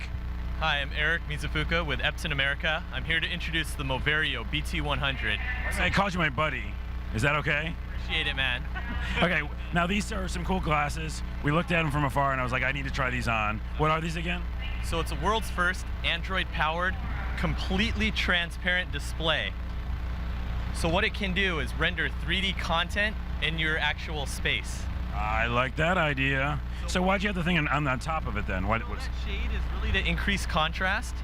But if you want a full transparent experience and to be fully immersed in the content and be aware of your surroundings and then you don't trip, yeah. You've got a fully transparent option. All right, let's try them. I'm excited. Let me throw this on for you. So here's some 3D content that's rendering. Now, is this porn is my next question. Absolutely. It is not. It's soccer of some sort. Yeah, so this is some Manchester United footage that Epson has sponsored. Oh, sorry. So this is some Manchester United footage that Epson has sponsored. But it is 3D, and you'll notice that they are out there in your actual space. Yeah, totally. I feel like, obviously, I would need that kind of like the darkness around me. It's cool because I can actually see Werner, my cameraman, and soccer at the same time. Werner, how's it look, by the way? Supposed to shake your head, or is that I don't know. It is crazy to like have that go wherever I'm looking. That is kind of cool. So what am I playing on here? So this is an Android-powered controller. It does have a Wi-Fi chipset as well as a touchpad interface. So any of your standard Android apps can be downloaded onto this and run directly. Additionally, it has a local storage. You know, you can put a micro SD HD card up to 32 gigs in there as well. So I can play my movies that I get from wherever. Absolutely. Okay, and so what else about it? Like, is this screen actually bigger than it is right now? So we're here at the show really to reach out to developers because we see this having potential as a next generation platform. You know, video games. Being able to render content in your actual space. You know, it's a really unique proposition, and we're really just trying to expose the community to it. Cool, I like it. And but can you actually get the actual ratio of the screen bigger than it is right now? This is our first gen product, and right now the screen size is fixed with this one. But we are, you know, the largest manufacturer of projectors and projector technology, and we're continuing to. I think people have heard of Epson. Absolutely. Thank you. All right, well, I'm excited about this. And what's the price point, and what do you think? So price point is $699. It's available online at Epson.com, and it's available now. All right. If you want to like be able to see where you're going and also have really cool content in your glasses, go get it, Epson. Thank you very much. Thanks so much. All right, thank you.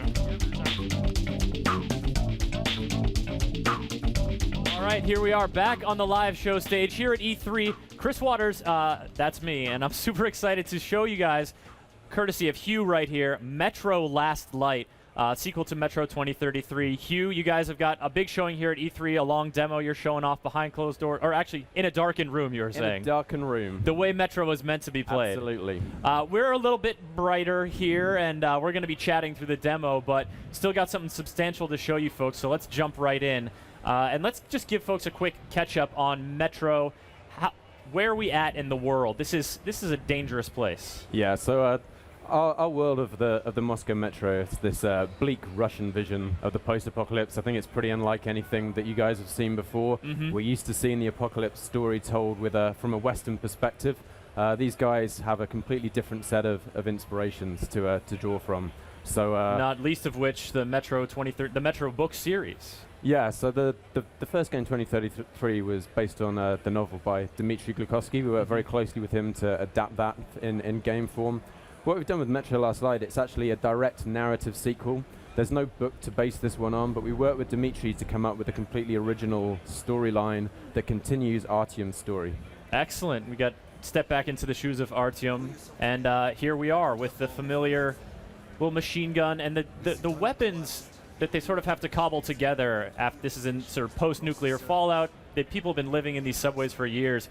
Metro has this great sort of cobbled together feel in some ways. Yeah, so we have, there are a couple of weapons that have survived from before the apocalypse, but most of the stuff you get your hands on is this handmade Frankenstein contraptions. Our weapon designer is actually a mechanical engineer originally. Oh, and yeah? a huge amount of effort goes into making these things look and feel real, and I think a couple of them we could probably actually build in real life. We may yet. So what he's holding right now is our signature gun, the submachine gun. They affectionately call it the bastard gun. The bastard gun. And it'll overheat if you fire it too much. You have a little cap, and a plume of steam will come out to let you know if it's about to overheat. And when it does, you have to unjam the thing, accompanied by a volley of swearing usually. And that's a sort of one of the design philosophies of Metro, is to show rather than tell. What we see here, you've got, you have the gas mask on because you got the distortion around the edge of the screen, and you've got your watch right there. Yeah, that's realistically keeping the time of oxygen that you have left. That is ticking down the number of seconds you basically have left to live until you stash up on some more filters. You'll see that the mask can get cracked, it can get damaged to the point that you need to replace it. It'll start to frost around the edges. You also hear your breathing getting more and more ragged as you start to run out of air. So lots of reminders to tell the player that they're screwed. And just even when you put it on, you hear that it's a much closer noise. I'm trying to mimic yeah, it. it changes the audio. It kind of creates this really claustrophobic, claustrophobic feeling. Okay, so give us some context for what is Artyom up to now, and who's he rolling with? So I can't see it on your screen in front of me, but looking over my shoulder, they've just stepped out onto the Moscow surface. One of the things that you're seeing are our new dynamic weather effects. In Metro 2033, the outside was kind of grey and ashen. It had a certain bleak charm to it, I think, but it looked fairly consistent. We've moved the storyline on about a year, and we've hinted that the first signs of spring are there. So it's allowed us a much richer palette of texture and color to bring these outdoor environments to life. Yeah, you're not just going strictly blasted out wastelands. Yeah, so you're starting to show that nature goes on. Yeah, so you can see, clouds rolling in. You'll get rainwater running down your mask. Debris will blow onto your mask. We've added a new mechanic this time around where you actually have to wipe stuff off your mask. You can get blood, gore. You're going to see something else get if you don't like spiders, maybe don't watch this bit.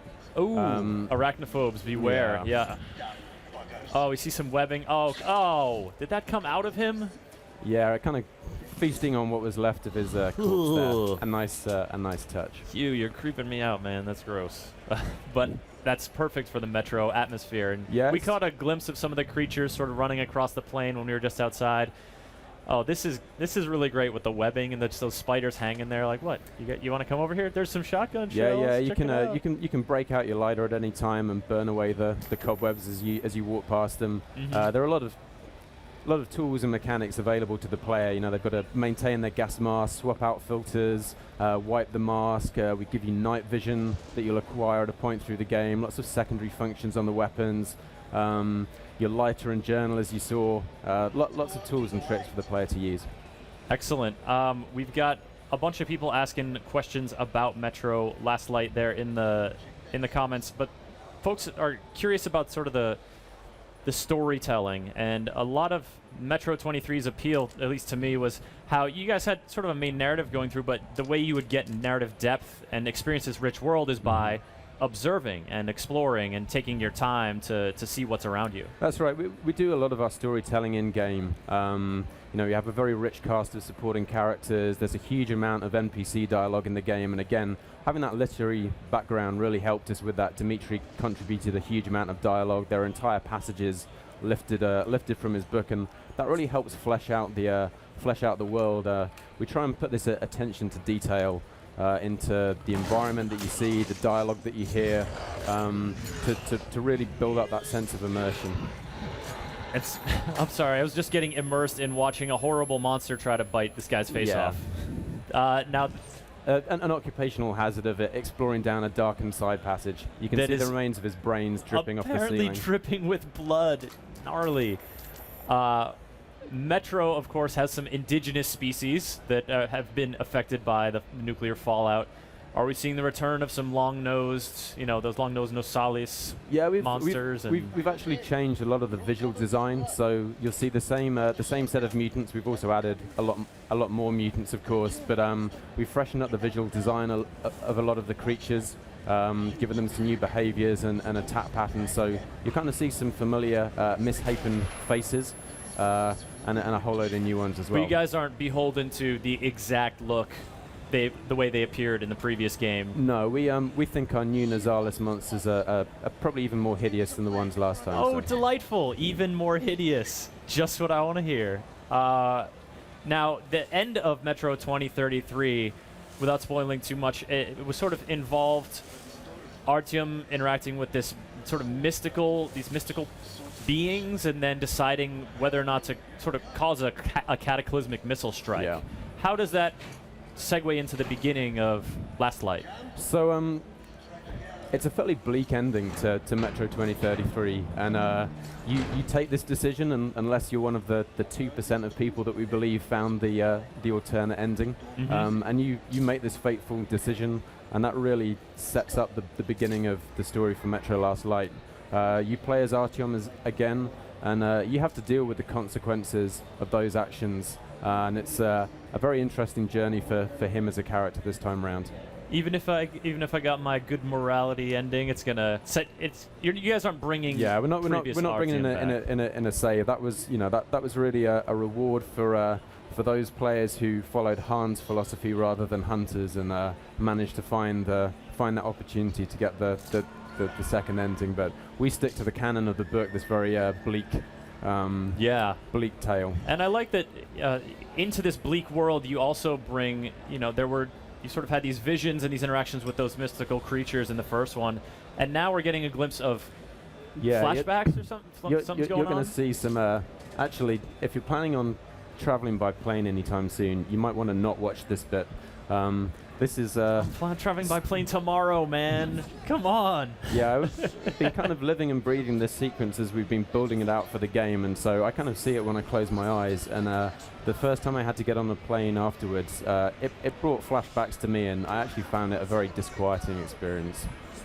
This is this is what happens when you fly into the heart of a nuclear apocalypse. All right, anyone planning to wage horrible terror, let's just not do that tomorrow around like at mid-afternoon, because I'd rather be on the ground for that.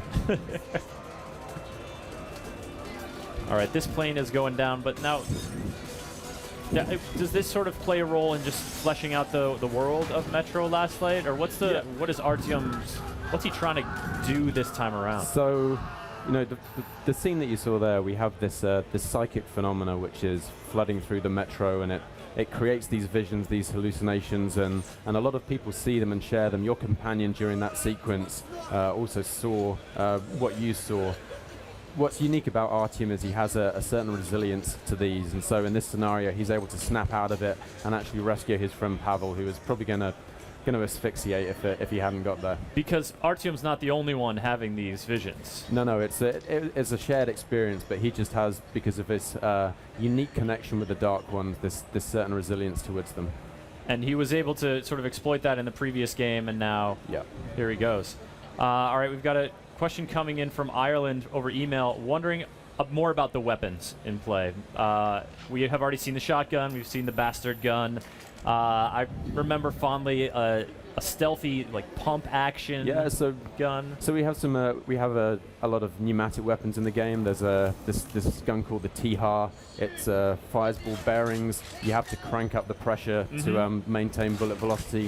I think we're just showing now one of our new kind of handmade bolt action weapons. This is actually a fairly effective sniper. We'll give you a variety of handmade scopes as well that will go on this. Oh, okay, because you can visit weapons vendors or maybe find in the environment. Yeah, so between the action when you visit these station cities, and these are really the areas where we let the player explore the world, soak up the atmosphere, see how people live, and that's where you can trade, upgrade weapons, buy new weapons, stock up on equipment for the challenges ahead. Nazis and communists were two of the big antagonists. They were sort of at war in the previous game. encountering hostile human factions again? Yeah, so actually the factions are going to play an increasing role in the story this time round. One of the subplots is this struggle for power between the factions, and again the Moscow Metro is this kind of microcosm of human society, and Dmitry has this bleak vision in that the last remaining people, their entire world is screwed, and they're forced to live in this bunker underground, and instead of band together, they just kind of devolve and fight amongst themselves. They still revert to fighting amongst themselves. And they gravitate towards these extremist ideologies. So you have these fascists of Reich, they're Russian nationalists. The hardline communists of Redline, Panzer, who I guess are kind of the closest to the capitalists, and then the Order of Rangers sort of sat at the center watching things unfold. And trying to hopefully influence it for not the second destruction of humankind. Yeah. Folks are curious, Lath on Twitter and Little Man from email, wondering about the story. It is a direct sequel, but we were just talking about the different factions. We've talked about the creatures, the dark ones. Are all these concepts that people are going to be introduced to, or are you guys leaning on knowledge from the previous game to help people get through the Last Light? We think the story is going to be very self-contained, and we'll do a good job of bringing you up to speed. Playing the first one won't be essential, although obviously I'd recommend it. I would too. By the way, there'll be plenty of hints in the game for people who've played and enjoyed the first one. Excellent. One of the things I'm curious about is ammo and sort of exploring the world.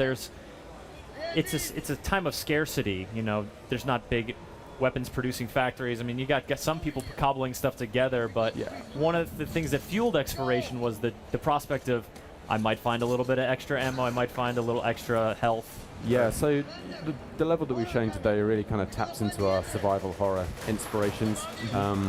And pretty much every resource is something that you need to acquire and jealously guard. So you're hunting for ammunition for your gun, filters for your gas mask.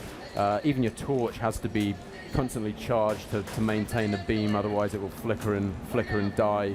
Obviously we use ammo as a form of currency as well. So which actually is a question we just got from Hula in the chat. Very prescient of you. So ammo is currency. Yeah. So we have a dual ammo system. These rounds that were manufactured before the apocalypse, they're proper military grade rounds. They're obviously more powerful. You can load those into some of your guns and they'll do more damage, or you can save them and they serve as your currency for purchasing new or upgrading weapons in the station cities. I find myself hoarding bullets and trying to make do with, oh wait, hold on, time out. Yeah, flamethrower? This is the end of the demo. Are we going to be able to, oh look at those charred, that looks delicious. Yeah. Are we going to be able to use the flamethrower? Wait and see. Wait and see.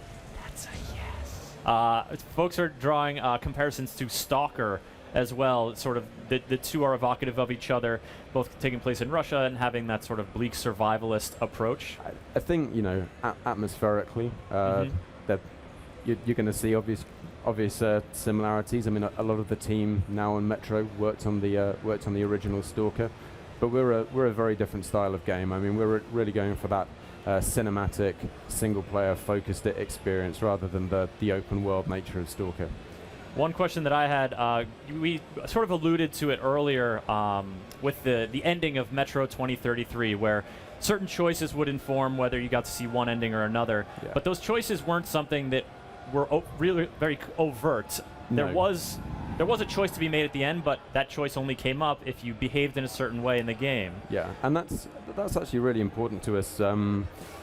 We deliberately don't make those choices obvious and apparent. Actually, the game is watching the choices that you make throughout, but as soon as you flag it up that you're making a choice, you create like a game of it, and the player chooses. The player can see this is the good option and this is the bad option. And that just brings in a whole new set of decision-making parameters that don't apply. We don't want to do that. It's kind of like the psychology experiments where part of the experiment is not knowing what the experiment is, because that will affect how you perform it.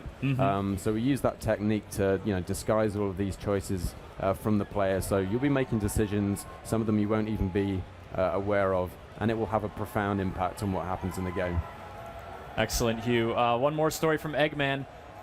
Question about the story from Eggman. He's wondering about how long is this story going to last? So we think Metro 2033 was probably one of the longer single-player campaigns. There seems to be a trend for the single-player to get shorter and shorter. So our aim is to create something at least as long as 2033, if not longer. All right, Hugh, and last question. When are people going to get to play Metro Last Light, and on what platforms? So Metro Last Light is set for release on PC, 360, and PS3 in early 2013. Excellent, Hugh. Thank you so much for coming on. Thank you. Showing that and giving me plenty of nightmare material to mine for the next few days. Enjoy. And now we're going to head back into the skies for a look at World of Warplanes before coming on back for the amazing Spider-Man.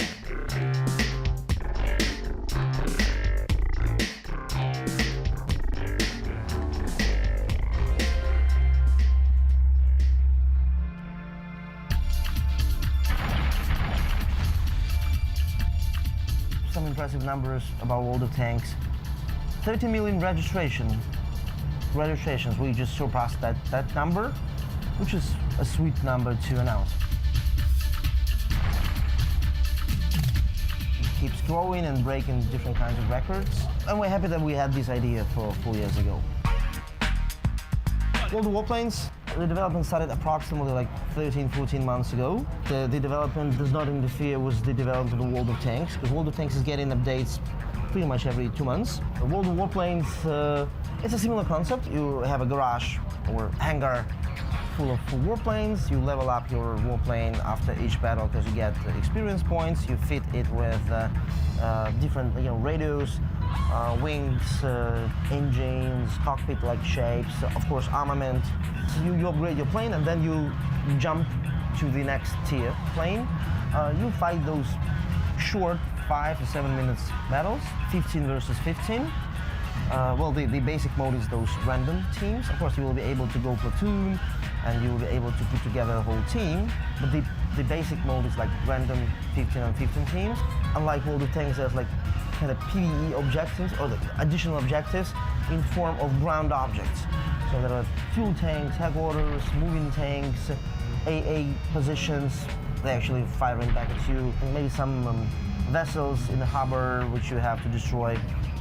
So you're dogfighting, but you also have this ground attack class of aircraft, and their primary role is to destroy the ground object. Thus, you can win the battle just by destroying ground objects more intensively than the enemy and keeping this supremacy like for a certain amount of time.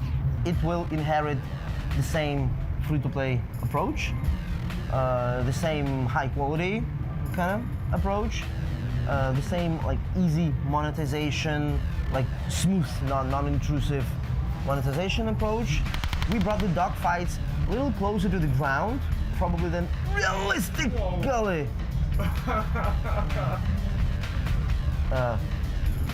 Okay, so we need to think what we do with the trees, okay?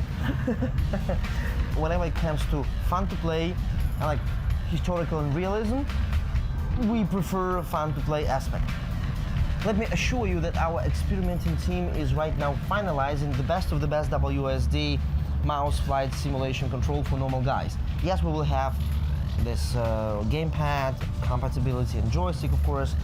We hope to be able to open beta in about like maybe 2 months. We don't give the exact date, but we'll polish some things, balance some things, add some things, and go into open beta where we'll be like, oh, everybody's invited.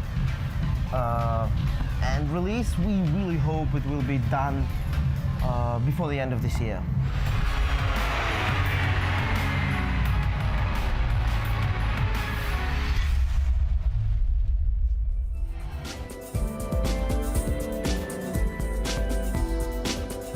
Back live on the E3 main stage here at GameSpot, it's Spider-Man time. We've got D. Brown here from Beanox.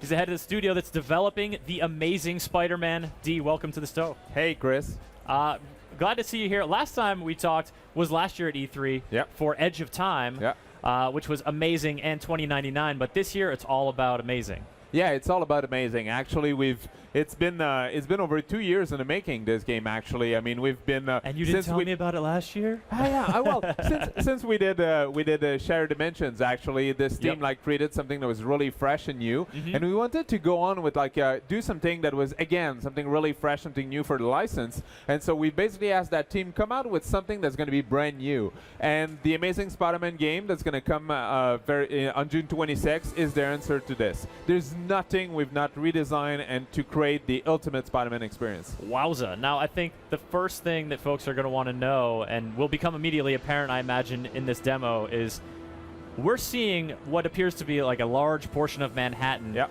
Can I just go web sling my way over there? Absolutely. I mean, New York City is all open to you. You can go everywhere on the island, right at the almost right at the beginning of the game, and you're going to notice that this is something that sense of freedom is something that we've pushed very much. You can see that just the web swing mechanic. Take a look at that. It's so cool to have the camera much closer to the main character, and it gives you that sense of vertigo and speed that people have been asking about for 4 years. New York, that's the first free roaming experience you get since 4 years, since Web of Shadows. It's been a long time for Spider-Man before he's had this kind of freedom. Quick question coming in about the Manhattan city streets. How true to the actual layout of the city is this? Well, I mean, every time we do something like that, we always try to make a combination of realism and gameplay. So, I mean, I think we've struck a great balance between the two. People will be able to find familiar location landmarks such as Times Square, obviously the Empire State Buildings, and all those like typical landmarks from New York. So it's definitely going to have that great Manhattan vibe, but still adjusted for gameplay purposes. All right, now this is releasing with the movie, bears the title of the movie. Yeah. But it's not an open world movie. Like, what's the connection between the narrative, the adventure of the movie, and the game? Yeah, well, right at the beginning of the project, actually, we wanted to have this game to be an incredible game on its own, a game that stands on its own. So when we met with Mark Webb and all the crew at Sony, and also the people at Marvel, we've asked them, can you guys let us put the story after the events of the movie? And they've said yes, and they've been very collaborative with that. So having the story set after the events of the movie allow us to introduce all sorts of cool things that are not in the movie itself, such as a bunch of Marvel villains, and layer in all sort of cool stuff for the fans. It seems like some nice freedom for you guys, because a lot of the times you make a movie tie-in game, you're sort of bound by the structure of the movie and trying to find out where to make those gameplay moments happen. Yeah. But here you guys get to use the suit design, you get to use the world the movie creates, and then just run with it. Yeah, exactly. Because I think that the new universe that they have introduced in the movie is really cool. It's much more grounded in reality. Actually, it's very nice. It's a bit darker as well. So this is something that you're gonna see. All this feeling that you're gonna see and love in the movie is actually in the game as well. But we've taken a lot of liberties with how we treat Spider-Man. Well, you can see on the screen, look at how he moves around the city. It's just incredible. It's actually that new feature that we are introducing for the very first time. It's called the Web Rush. And the Web Rush is awesome because it gives you this unprecedented level of control over Spidey. All those cool moves. Look at that. He just like ran on a boss, and then he jumped on the side of a building. He all does that using his environment. And just by what Stefan is doing right now is just tapping the Web Rush button, and it chains all those moves. So that's a brand new way to move with Spider-Man that you were not able to do before. It looks like a nice evolution of the web zip mechanic that you guys used in your previous games, where you'd sort of, you target a specific place that you can zip to, but this is much more fluid and it's more dynamic. Oh yeah, absolutely. And we're only seeing the navigational aspect of Web Rush, but there's also a lot of contextual options, and it plays a very important role in the combat as well, so that you can actually and you have stealth options, for example. So when you're in an indoor levels, you can approach any situation with typical end-to-end combat. You can use Web Rush to interact with environmental props, throw them on your enemies, or you can also use the Web Rush to move in your environment in a very tactical manner, like get behind an enemy and then use it to do a stealth takedown and take down the enemy before he sees you. Are you taking a little stealth cue from Noir, the level? Exactly. I mean, Spider-Man Noir was super well received in Shared Dimension. We heard a lot of great things about it. So this time around, instead of locking you in kind of a stealth forced stealth gameplay like we had in Spider-Man Noir. Yep. Now we're giving you the choice. I mean, people that love the stealth mechanics of Noir are going to be able to play the game like this if they want to. Some others that maybe love more the ultimate fighting style that was much more action-oriented, they get that as well. Before we get to the fighting style, which I do want to talk about combat, I got to take a question from the audience. User 56 wants to know about cars and helicopters and interactions with vehicles that Spider-Man might have. Yeah. Well, right now we're seeing one of the side missions that is a car chase, which is kind of really cool. And this is going to show you actually one of the unique way that Web Rush really comes in handy, where you can really pinpoint which car you want to go. Like right now, you're web swinging, but you want to get on this car, you want to stop it and help the police. So you're going to be able to, using Web Rush, target the car and go right on top of it.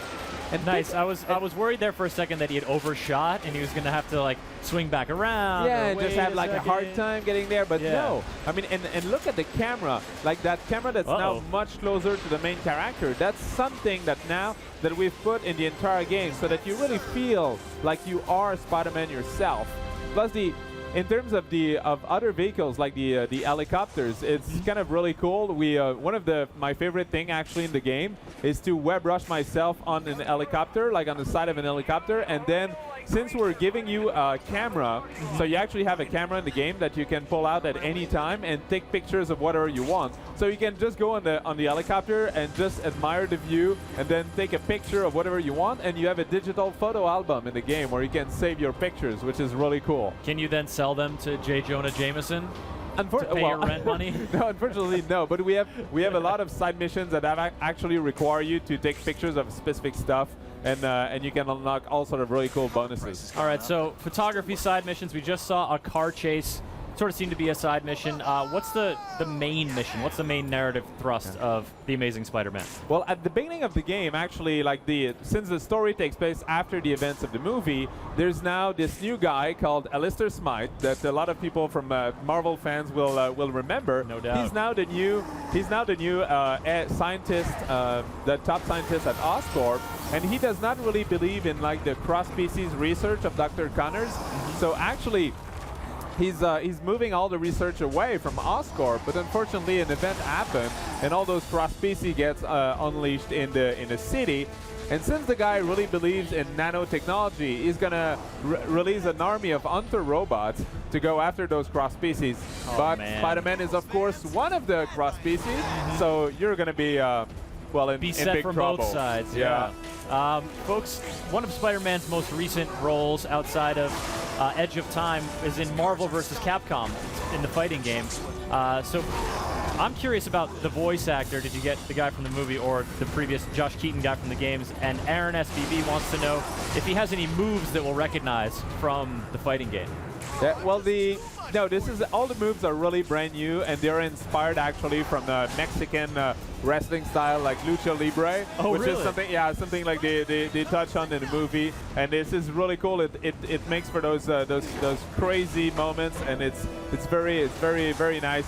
But as far as the voice actors are concerned, unfortunately, we've not announced yet what our voice actors are going to be. It is not the voice actors from the movie, though. I mean, because we would have loved to have them, but unfortunately our production schedule just couldn't align. And it's also like we had made a statement right from the start that this game was an awesome game, a game that would stand on its own and would not need like a movie support or anything. Okay. So we went on with our own VO actors, but you'll be able to have fan favorites in there. Bruce Campbell. Bruce Campbell is actually, Bruce Campbell. We had to have Bruce Campbell, favorite, right? Man. Yeah, so Bruce Campbell is actually playing a role in our game. Like he is an extreme sports reporter. He's in a blimp that flies above the city, and he's going to give you all those crazy acrobatic challenges that you're going to have. Heckling you from a blimp seems like a good role for Bruce Campbell. Yeah, I like that. And he has those hilarious lines. And there's another guy, awesome, like Stan Lee. You might know Stan Lee, right? That name sounds familiar. Yeah, it does. Google it. Yeah. So Stan, for the first time, he's not only doing a voice in our game, he's actually fully playable if you pre-order the game. If you pre-order the game from Amazon, you're going to get to be Stan Lee. Yeah, of course. Like he's awesome in the city, web swinging around and everything. Oh, you actually play as you web swing around. Well, he's the creator of Spidey, so obviously he's able to do all this by himself.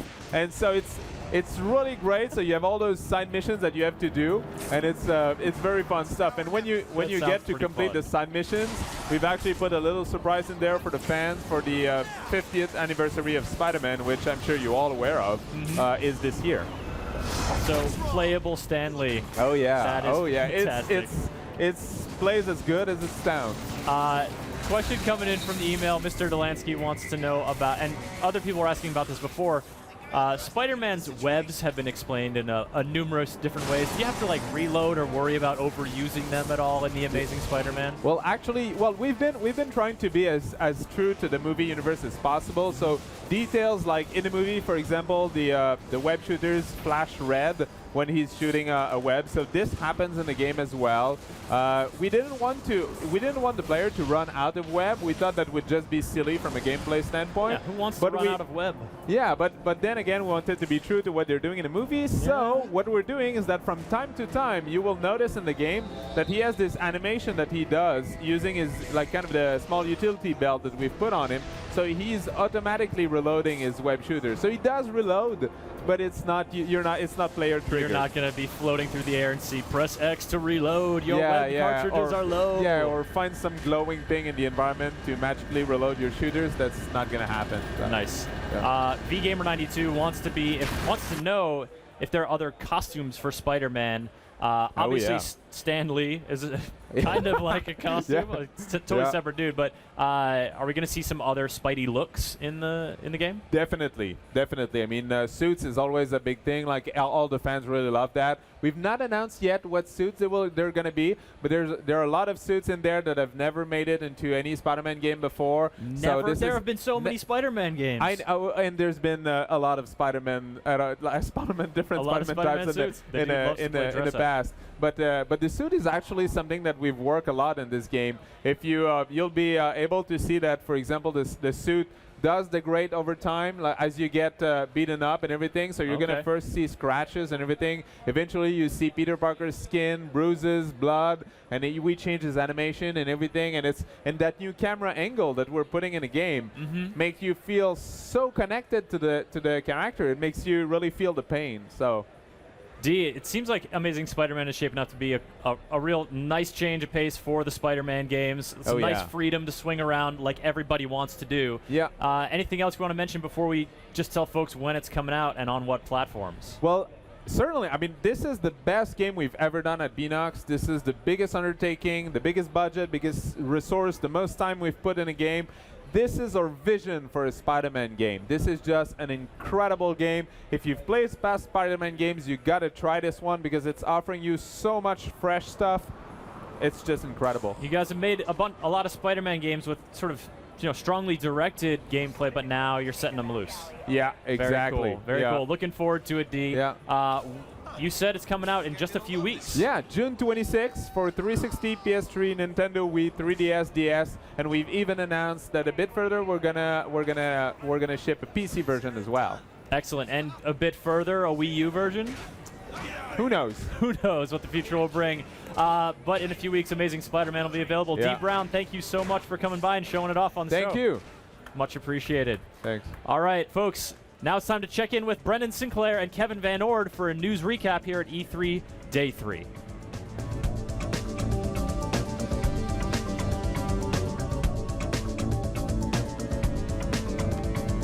So the big news this week, well, there's lots of big news this week, but maybe my favorite bit of news this week is that yesterday Disney released the first trailer for Wreck-It Ralph. Possibly the best video game-based movie ever, I'm hopeful for, because it's not based on any game in particular. It's based on a whole bunch of games, right? We saw so many inside references. I mean, my favorite, I want you to know your favorite bit from the trailer. My favorite bit might be the talking with Hubert in the swear language. I don't even know, does it have a name, the language? Whatever it is, Cubish. It was adorable. Yeah, that part was cool. I'm a little unsettled, though, because so the movie's about Wreck-It Ralph, who's like a Donkey Kong-style villain who's just tired of being in this retro game villain, doesn't want to be a bad guy anymore. Yeah, he's over it. So he starts going into other games and causing trouble there. Now, one of the things is there's a scene in a supervillain support group, basically. And And one of the This scene's people great. in there telling him that, you know, being a bad guy doesn't mean you have to be a bad guy is Zangief. Zangief's not a bad guy. I know, right? Why do people keep calling him a bad guy? I'll let you be the expert on that. But that whole scene's great because it also features random zombie, and his animations are so exaggerated and over the top. It's the cutest zombie you've ever seen, and you never really associate cute with zombie. No, but it comes out in November. John C. Reilly is the voice of Ralph, and then Sarah Silverman, the guy that plays Kenneth in 30 Rock. Yeah. Whose name I can't remember. I Jack forget. Brayman. Yeah, I And don't know. Jane Lynch. Yeah. So it's one to look forward to. Check out the trailer. But that's not the only news that we've got right now. Activision. This is big. Bloomberg has said that Activision might be for sale. Activision Blizzard, because the Vivendi parent company of Activision Blizzard is having an executive meeting later this month, and they're thinking about unloading it.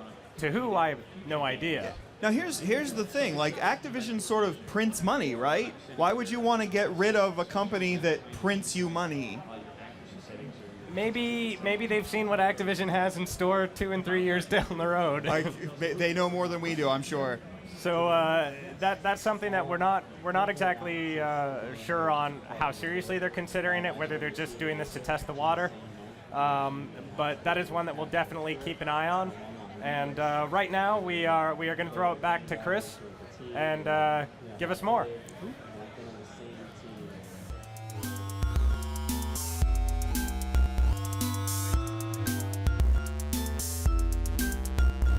Hey folks, it is back for more game demo time. Thank you to Brendan and Kevin for the news. And that Activision Blizzard being for sale, that is shocking to me. Very interesting. I'll have to ask them more about it later, and you can probably read about it more later in GameSpot's news section. But now it's time for Hitman Absolution. Joining me on stage is Aiken from IO Interactive. Aiken, welcome to the show. Thank you. You have been showing off Hitman. You guys got hands-on demos here on the show floor. You guys showed during the press conferences. How's the reaction been? It's been amazing. It's really, really good. I mean, the last E3, it was like Agent 47 is back after 6 years. We had to build our new in-house engine, and it was really well received with a lot of awards. But the demo was very cinematic, and our longtime fans were, are you sure it's still a Hitman game? Sure, cinematics are nice to see, but like, give me that gameplay. Precisely, Yeah. and here we are today with the open-ended gameplay that our fans know from franchise, and it's been so nice to be able to show that and to convince people this is very much a Hitman game. A Hitman game, and Agent 47 is back and really seems to have made some enemies over the years. Set us up the premise for what he's in for this time around. Well, Agent 47 is a master assassin and is working for this agency that gives him contracts on hits that he has to carry out. And his handler, called Diana Burnworth, has been kind of the, he's a kind of introvert guy, so she's kind of been the only link to the human world, if you can say so, for Agent 47. This time, actually, it's a very personal contract because the agency actually wants Agent 47 to kill Diana. Say it ain't so. I'm sure he's not happy about that. He's not happy about that, but being the professional he is, he actually carries that out and kills her. Oh, Agent 47. Yeah. But you cold-hearted bastard. He realizes that that the agency has betrayed him, and as Diana dies, she has a dying wish for Agent 47 to find this mysterious girl called Victoria. And this is where Agent 47 is kind of, seeking redemption, and this is where the story starts. So he's going freelance. He's going freelance, exactly. And this is actually, we get a tiny little scratch on his professional armor and get a bit closer to his personality in Absolution. Okay. Now, this is the King of Chinatown. Is this scenario, this level? Yes. So this is quite early in the game. It's actually the second level in the game, and it's quite confined area where you need to kill this King of Chinatown. He's a crime lord to get some information, and we can see here that he's moving into the area where we will be seeing our crowd technology as well in a second. I have heard tell of massive crowds, and I'm eager to see them in action. Got a quick question coming here from Sharpster4441, wondering about the voice actor who's doing Hitman. Is it David Bateson? No, it's not David Bateson. It's we went with another actor.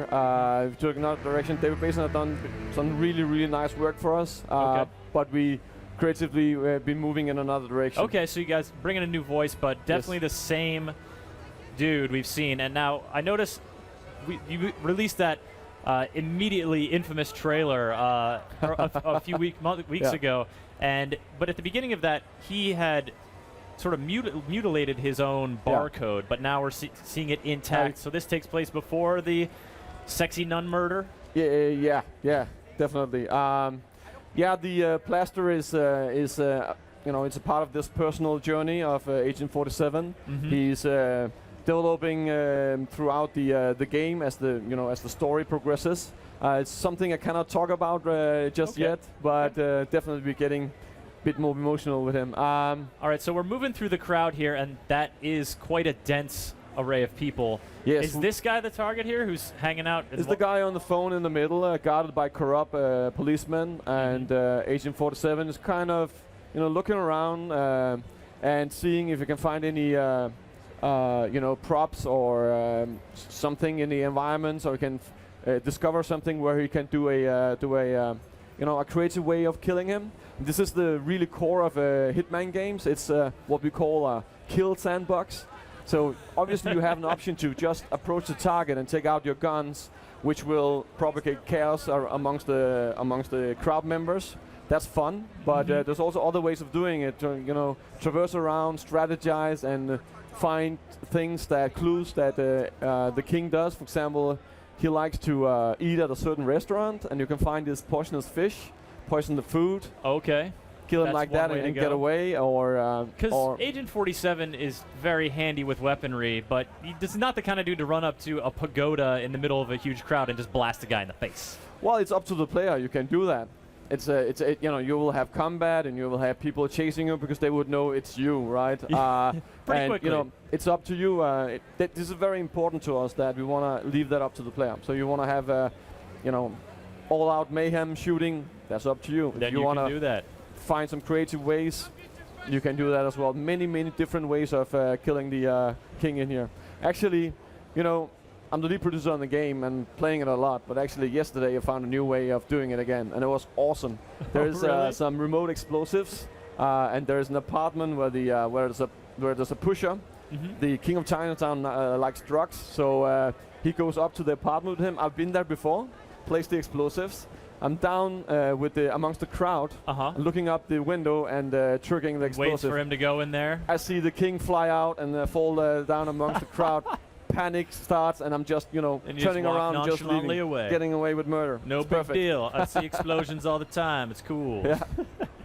All right, so now we're in your trespassing, and so this is actually a very nice luxury car owned by the King of Chinatown. Now, it's guarded by this corrupt police, and I'm sure my friend that's playing this is going to do something to the cop here. Just going to have a quick chat with him. Yeah, and silence him a bit. And so I can see Sven is going for the car and is probably going to take the explosive in a second, place it somewhere around the car, and activate the car alarm, and let's see what happens after that. A good old-fashioned car bombing. So you can, when you take the explosives and then interact with, you can make it a remote detonation. You said you could link it to the car alarm? Yeah, you can place it the car alarm. You have a detonator in your hand. So just walk away and wait until the king comes. That's a sweet vanity license plate. Just dropped it there, and also, we'll are we in the car Chicago? Because that looks like an Illinois license plate. Yeah, it's in Chicago. Yeah. Oh, okay. But does Hitman travel to other locations in search of his redemption? As in earlier installments, you come to different environments and themes and places, so you will see different environments in Absolution as well. Oh, there you can see the king checking up on his car. It's like I heard my alarm. Let me go check this out. He is. Who's been touching my ride, man? Come on, where's that guy I paid to? Oh my god. Oh. Okay. The crowd is reacting. It starts in just immediate around where when something happens, they go in panic. That propagates out to the whole level, and the panic and you have spreads. total chaos. It's awesome. So the police are agitated and are looking for somebody, but they don't know who to look for. They may be looking for the only guy in a suit walking calmly. They don't know who did the explosion, right? So they're trying to. So Agent 47 can just pass through them and exit the level. Here, cops. It's cool. And he's out. Yes. So, all right. So we listed a couple other ways that Agent 47 could make it through that demo: explosives, poisoning, all-out warfare. What about costumery and disguises? That's a big part of our gameplay as well. So I talked about the pusher before, and you can go up to the pusher and take him out, take his disguise, go down to the pagoda, and trick King of Chinatown to thinking that you're the pusher. You know, he will follow you into a dark alley. You can kill him like that, or you can poison the drugs, wait for him to take the drugs, and die from that. So it's really a kill sandbox, and it's really great to see players on the show floor with the demo, to see the various different creative ways they find to take out the King of Chinatown with. And that's definitely been one of the stalwart features of the Hitman franchise. That can also, you craft these elaborate plans, and then maybe something goes awry at the end, it changes, and you sort of fail the mission. That was a pretty quick, from infiltration to execution moment. Are you guys mindful of sort of breaking up the missions and the gameplay sort of tidbits so that maybe players aren't embarking on these elaborate machinations only to have them crumble at the last minute? I mean, it's one thing that is really important here is that in the early installments, Agent 47 was, the story was progressing from contract to contract that he got from the agency.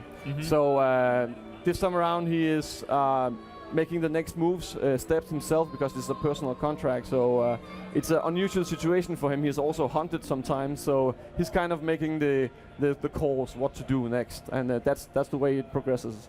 And that's the overarching story. But there's also, as you said, with the gameplay bits, there's also these sub-stories to it. So if you actually traverse around and stealth a bit around, then you can listen into all these stories from the NPCs about this poor lady having tax problems.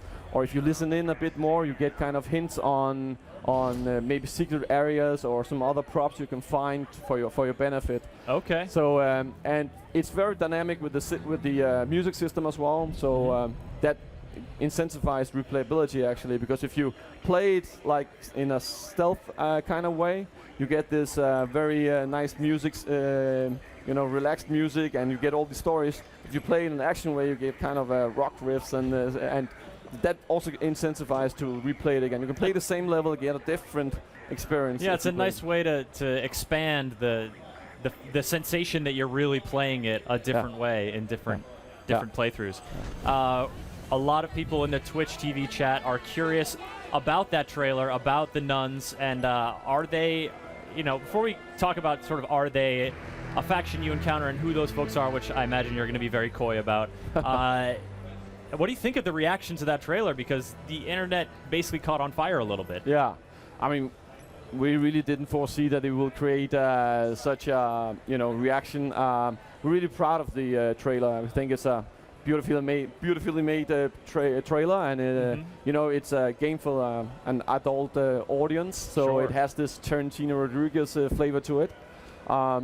They are not nuns. It's very important to mention. They are like very professional killer assassins. They are dressed like nuns, and they're actually giving Agent 47 quite a fight. It wasn't meant to offend anyone. It wasn't our intention. Well, AG40, if you know anything about the Hitman series, you know that outfits can be deceiving. I guess we could say. Definitely.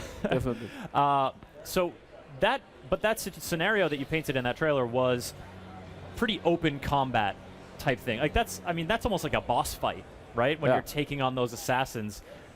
This is stalking a target. You've mentioned, escaping from hostiles as well. Are there those encounters where you are the bad guy knows you're coming, and it's going to be openly hostile, and it's just a shootout, fight to the death.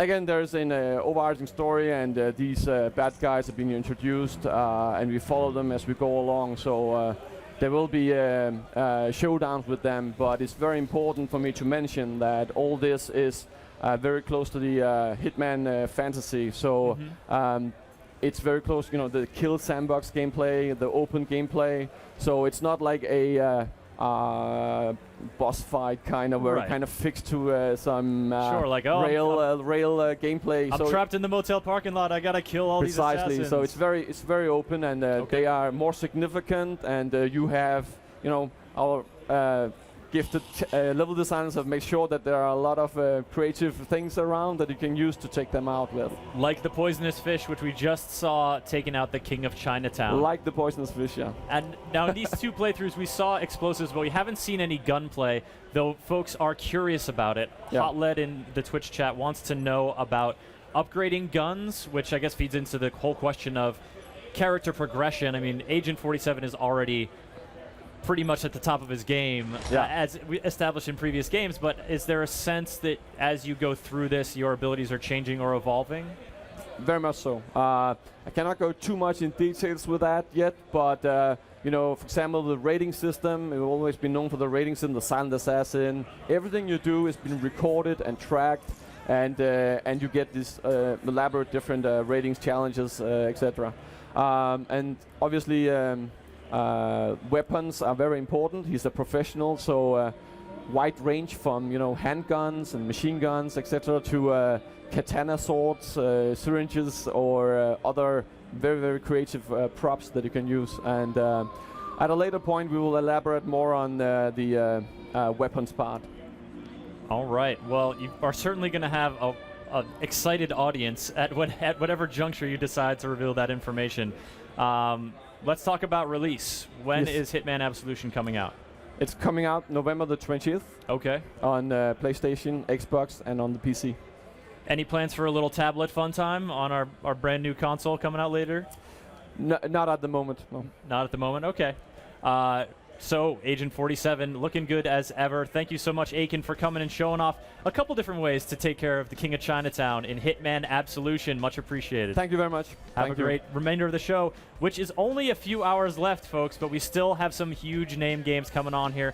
A little bit later on, we're going to have Star Wars 1313, Tomb Raider, Aliens Colonial Marines, and just up next, Hawken. But first, it's Carlos Rodela with yet another fantastical booth tour.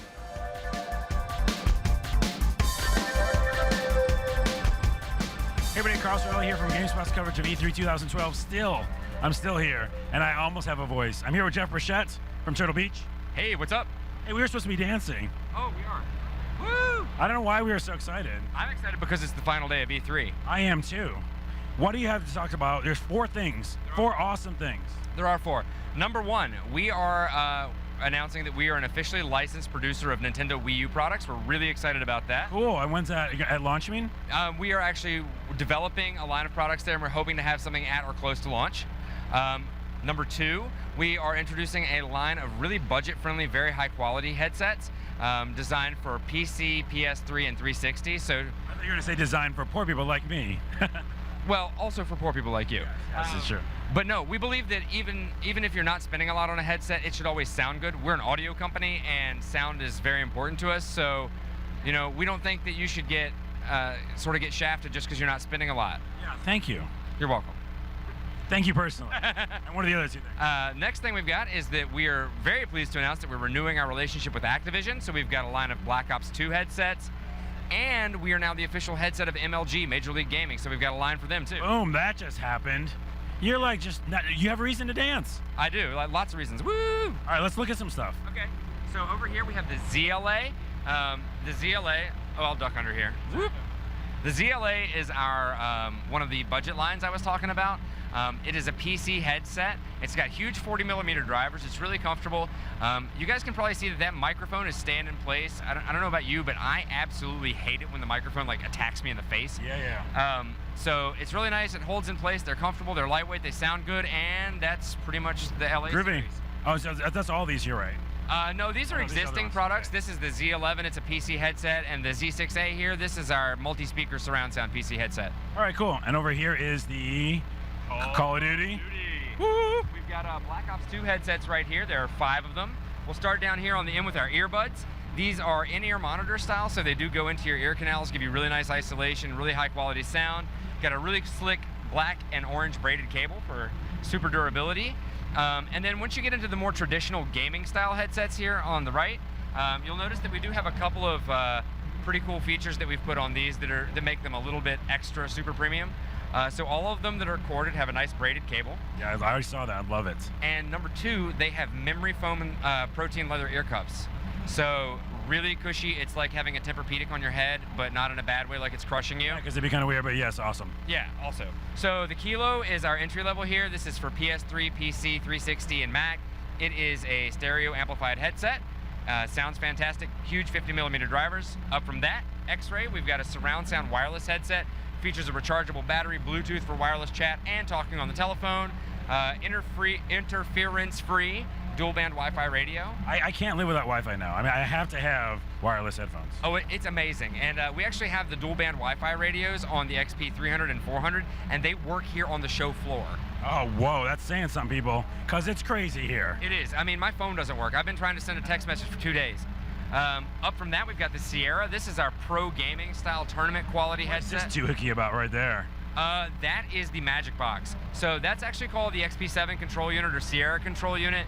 And the basic premise of that is that it's got full control over the programmable presets on the headset. So you can actually connect this headset to your PC and program it and make it sound different. You can, holy smoke, like weird, I don't get how though. So you can do stuff like turn up the sound of footsteps and turn everything else down. Oh, that's so granular. It's pretty intense. But it actually, the Sierra and the Tango are both programmable, and they're coming pre-programmed by the guys at Treyarch. So this is kind of the definitive sound experience for Black Ops 2. We're really proud of that. This is super awesome, dude. It is. It's really making us very happy here to be part of this. So this one's got interchangeable faceplates on the Sierra as well, so you can customize the look.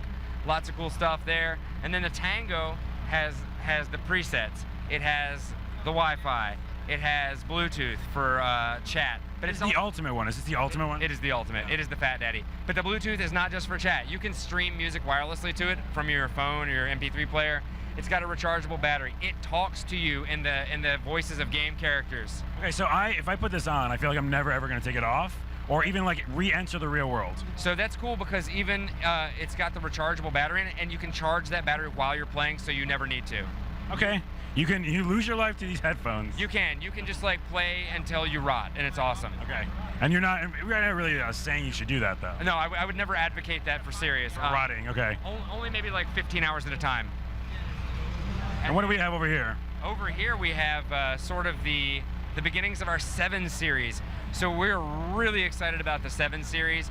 It is our professional grade tournament quality headset, and there are 3 of them, but it's probably best to think of it as one headset with 3 configurations. Okay. So it's a 7 headset, and it's got the ear cups and the headband, and you always get that. And then depending on where you want to use it, you can buy different components or a different package so that you can connect it to whatever you want to play on. So the M7 is the mobile version. Comes with an inline mic.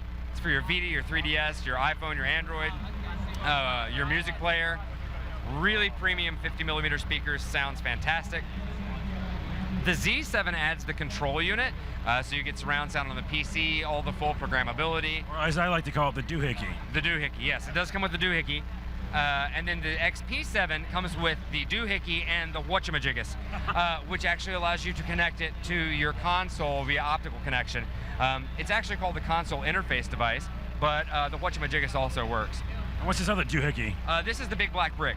This is a TM1 tournament mixer, so it is widely accepted that if you go to a tournament, you might want to talk to your teammates, maybe sometime. I think that works, yeah. So this basically is an offline chat device that allows 6 people to communicate with one another on a 0 lag, really high quality chat circuit. You can also break it into 2 teams of 3, 4 people, 5 people, and a coach. It's got an output for shoutcasting and streaming.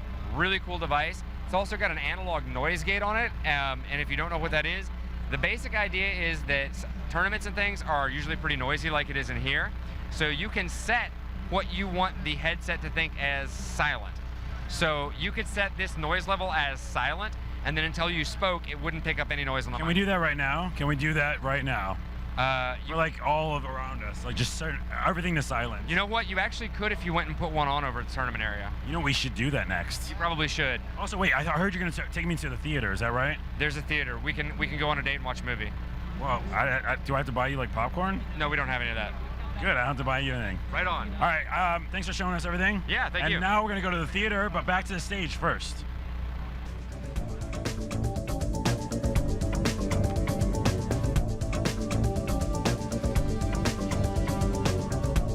And as I understand it, we're back live. Hello, welcome.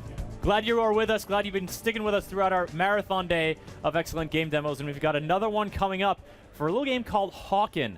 If you hadn't heard about it, Jason Hughes is here to tell you all about it. He's the producer at Adhesive Games. And Jason, I mentioned if you haven't heard about it, I pity people who haven't heard or seen this game in action because it just looks so good. Awesome, thanks. Thank you very much. We're really glad to have you on the stage here. We've got a couple guys off here doing some mech combat because that's what Hawken's all about. And right in the cockpit right away, you get the sense that this is a pretty fast-paced game.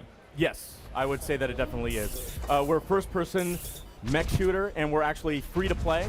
Our open beta is coming up 12/12/12 of this year, so it's coming up fast. The footage that we have, as you said, it is actually a live demo. This is gameplay that is going on right now.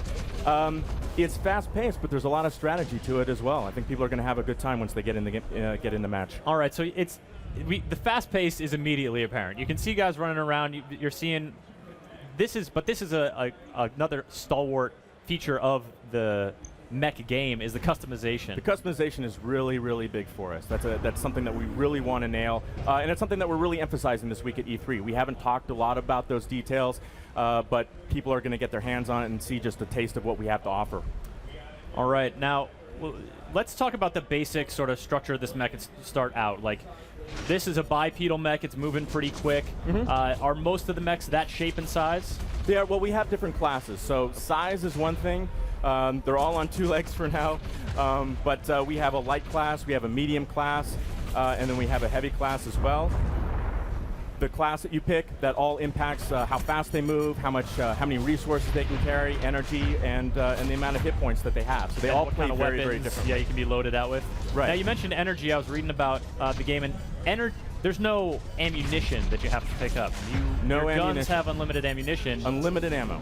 But you are restrained by the energy resources you have available.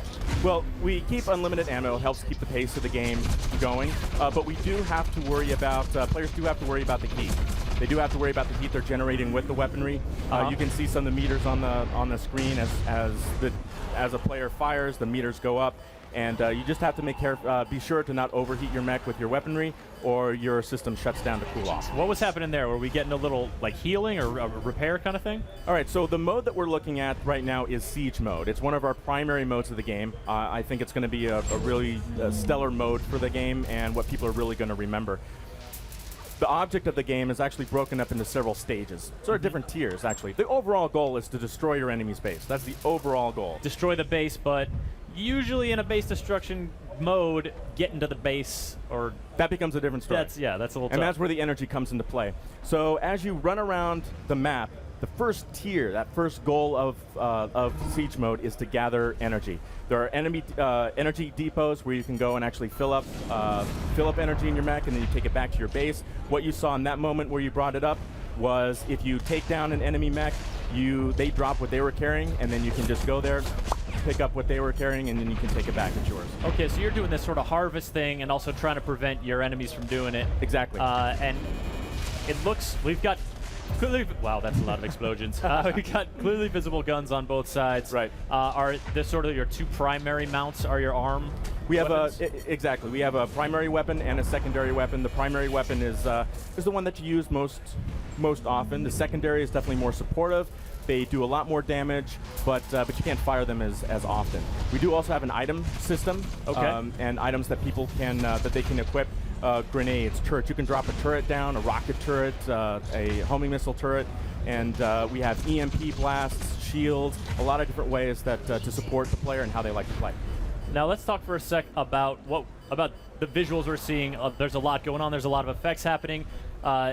Chat member Loser Fail to Win says, my PC is so ready for this. But what if someone looks at it and has the opposite reaction and is like, nah, I don't know. My PC is not ready for this. Yeah. Well, what I will say is we want Hawken to be in as many hands as possible. We're really proud of the game. We want people to be able to play it. That's part of why we want to go free to play, is so that people can just download it day one. They can have fun and start playing. So we're well aware of the scope of PCs that are out there. You definitely have a wide variety of power, GPUs, whatever your selection may be. So we want to make sure, we are definitely aware of that.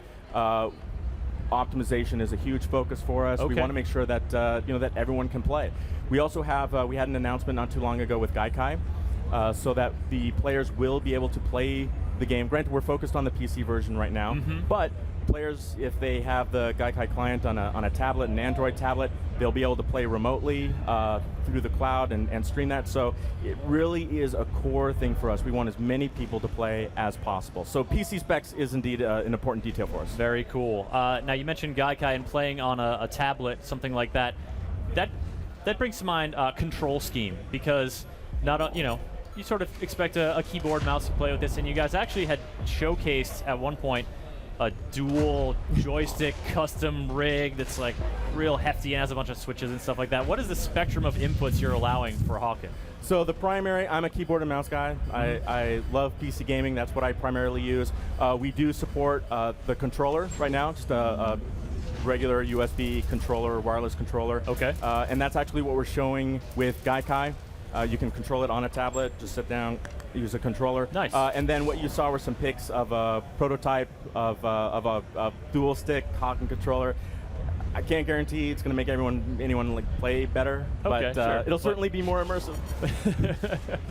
All right, so are we still in is this team battleship? Or you're defending a team battleship? I'm seeing it in the bottom left corner. So here's the next tier of Siege. Excellent transition. Look at that. Thank you. I've been doing this for a few days. We have, once you get enough energy and you bring it back to your base, your team launches a battleship. You can see up here in the air, if you were to look up, you can actually see the battleship flying across the battlefield. There it is, right there. It rains down destruction upon the opposing team and also starts dealing damage to the enemy base. Is it auto-targeting? Like if you're exposed to that, it's going to shoot you if you're an enemy? It's going to shoot down. So it's almost like another opponent that's sort of flying over the battle. Now, both teams can have ships up at the same time. They could be passing in the air. All depends on how the match can go. But this is what takes the action to a unique point. Up there on the screen that you can see right now, a little bit over there to the left-hand side, is an anti-aircraft missile silo. So that becomes a little bit of a control point mechanic. That's this little thing right here, right this there. big barnacle-looking. Now, players can take down the battleship on their own if they want to. They can focus on it, fire. They're not going to do as much damage, however, unless they're holding this control point. Oh, he's dead! What happens is, if your team is holding that point, missiles launch out of that silo and start taking down the enemy's battleship. At regular intervals. At regular intervals. So if that'll you've help. got maybe more lightweight mechs going on, your firepower's not. You're really not taking down that battleship by yourself. You're not taking down. I mean, the weapons we keep pretty balanced, independent of class. Okay. We try to focus customization more on. We keep the weapons separate. And we keep, so any mech can use any weaponry, but the mechs themselves, we actually have a pretty robust customization system, not only visually, but when you get down to the nitty gritty, you pick you pick the mech pieces that you want, you can mix and match pieces, you can equip the items that you want, you pick the weapons that you want, but our upgrade system is really robust. We give you points as you level up, and you can allocate those points either offensively, defensively, or to movement, and that allows you to really customize the way that you like to play. We also have some attachments, some modifiers that you can throw on as well. So you could technically have all the mechs you own look exactly the same, have the exact same weapons, but based on how you upgrade your mech, they will play in completely different ways. Totally differently. Now, talking about all these different upgrades, modifications, weapons, etc., seems a natural place to ask a question about the free-to-play nature of the game. Sure. Is it in that customization area and those unlocks where being able to pay for something is going to come into play? I mean, we're still working on the monetization. We have our plans. We have what what we're structuring. Right now, it's about it's actually about balance before we talk too much specifics about what we're going to have available. Yeah. Right now, there's so much that comes into balance to make sure that we're not pay to win, to make sure that everyone can have fun. You can jump Those in. 3 dirty words. They're dirty. They're scary words. I know it scares a lot of people, and we want to avoid that. We want everyone to have fun. So there's normal progression. There's a way that you can unlock things normally. Where monetization falls into that, we just want to make sure that regardless of the way you want to play. Sorry, I just saw an anti-air missile. I had to comment because it looks so cool, just arcing through the sky. Okay, so you guys still sussing that out. Your little release is a little ways off. Release is a little ways off, as I mentioned. Our open beta is 12/12/12. That's this year. If people go to playhawken.com, you can follow all the information on the game, but more importantly, you can register to try to get into the closed beta, which we haven't announced a date for that specifically yet. Look at that. Siege match is over. What a beautiful way to end such a match. Nice explosions. But if you register on the site, try to get into the closed beta. That'll be up a little bit before the open beta. Get in and start playing before anyone else. Playhawken.com, and that's Hawken with an E-N, and don't worry if your keyboard doesn't do the backwards K. That's fine. That is fine. We got a bunch of questions coming in from chat and from email. Bob the Cat Lol wants to know about melee weapons. Melee weapons. Right now, we don't have any melee weapons. No dice, right Bob. Now, sorry, lol. See, unfortunately, no melee weapons at the moment. But what I do want to say, though, is our weapons are very focused on short range, medium range, long range, and I never want to rule anything out. There's so much in the game that we're actually still fine-tuning, that we're still tweaking. This is what we have for right now, but I don't want to rule anything out. You never know what the future will bring, so I encourage them to pay attention to what's going on with the game, and who knows what comes up. Stay tuned. Okay, another one here from Matthias. Asking about a context, is there a story or a solo campaign as well with Hawken? Or are you focused on the multiplayer action? We're focused on the multiplayer, but that doesn't mean that there isn't a story. That doesn't mean there isn't a universe. That doesn't mean that this doesn't exist as something that's really big to us. We may be focusing on multiplayer. There are other avenues where people are going to be able to explore the story. For example, just actually earlier this week, we released our live action video teaser. That was directed by Jerry Flattery, who is an unbelievable director and artist. Nice. Really good with the engine. So live action trailers is kind of a thing these days. Live action trailer. Sort of a resurgence of those. If people haven't seen it, I recommend just doing a search for it, or even go to our site. It's amazing. But it's an example of how we want to explore the universe and how we want to bring people into that. There's a lot there. Neat. Now, are we in a different mode now? We're collecting energy, so this is back at the beginning stage. It looks like the beginning did another siege match. So this is what you can see right there that you saw a moment ago with some of the collection points. That's where you can go and collect energy. You can see energy source there as a text. This is and this certainly encourages some feisty battles over this spot, as you can see. And we're just spending some time in the air there for a second. So I'm curious about, and here we see some jump jets in effect. So jump jets are adding some verticality. Other mech games add some like horizontal boosts. What kind of mobility do these mechs have? Well, you have your expected movement, but players, when they use the shift key, they can boost forward, they can dash to the left, dash to the right, and then also perform a quick 180-degree turn so they can see what's behind them.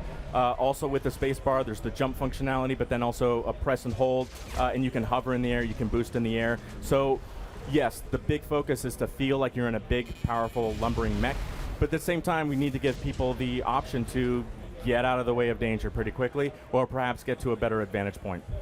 Now we're getting another look at that customization screen. So this screen is our mech bay. It's sort of where you can, on another part of the game, you can enter the garage, and that's when you can do all your customizations. Spend as much time as you want tweaking as much time as you want tweaking, pick your weapons, how it performs, and then that's where you save it. When you go into the match, whenever you start a match or after you die, it takes you back to the hangar. You can pick which mech that you want that you've created to go into battle with. How many different mechs can you stack up in your garage? We are still tweaking that. We have 6 right now that we preset for people with E3, so that becomes just a matter of balancing.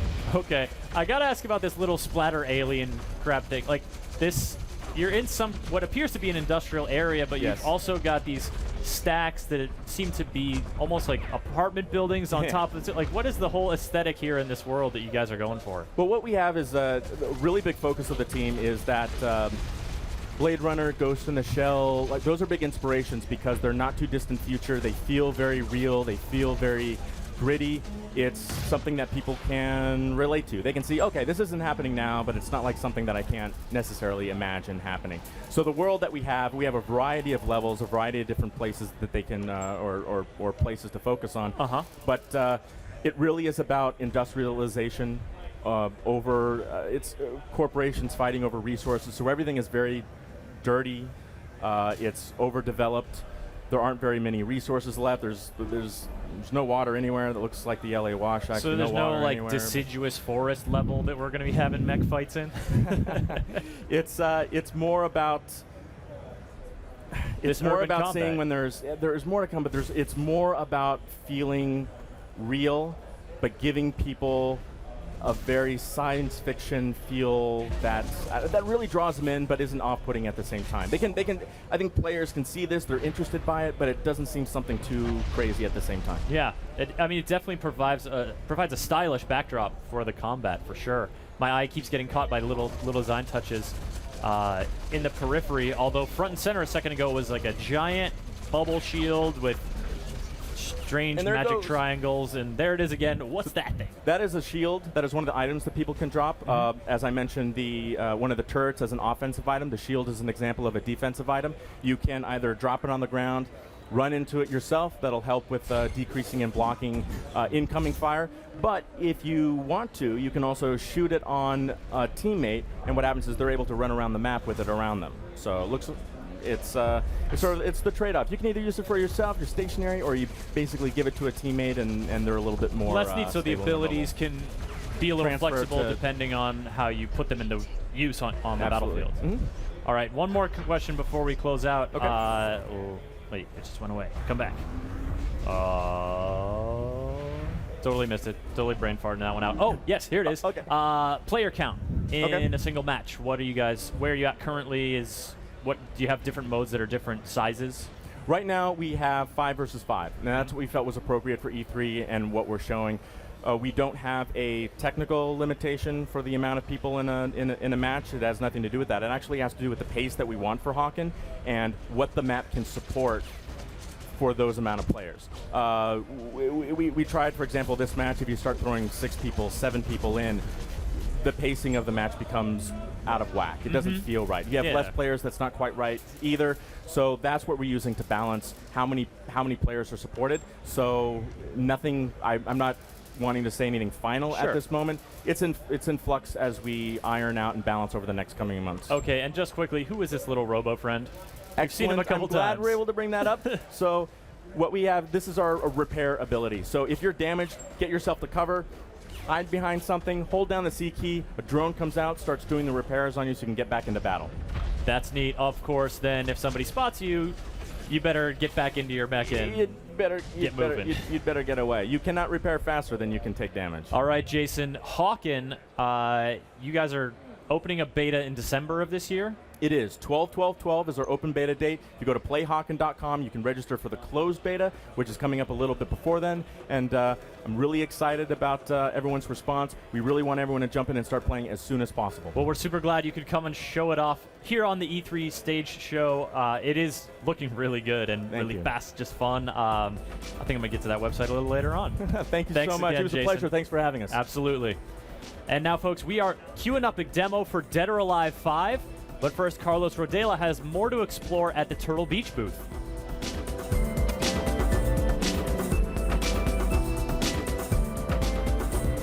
All right, we're on our date. I don't want you to hold my hand. Is that okay? That's all right. I'm not gonna be too crushed. I think I'm offended somehow. All right, so we're in the big theater, and we're going to put these headphones on and experience awesomeness, right? Absolutely. So what we've got is this huge triple wide screen. Talks a little bit about what we do at Turtle Beach, talks about our tech some, and it's a pretty neat experience. All right, and here's the headphones. Let's just try it. Do it. I'm excited. I'm not going to hear you after this, so don't hold my hand. Okay.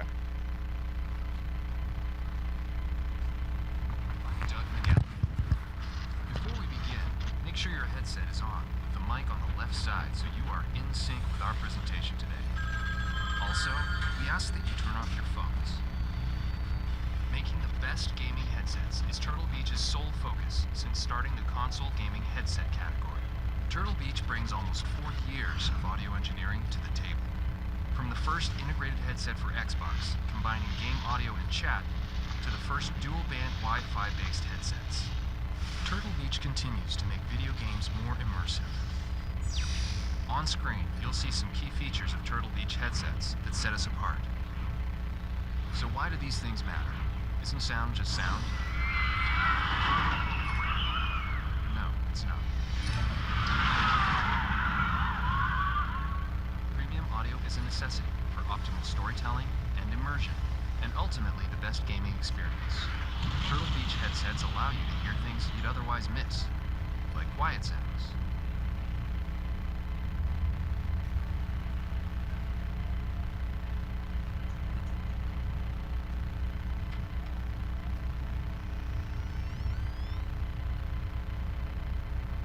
And spatial accuracy.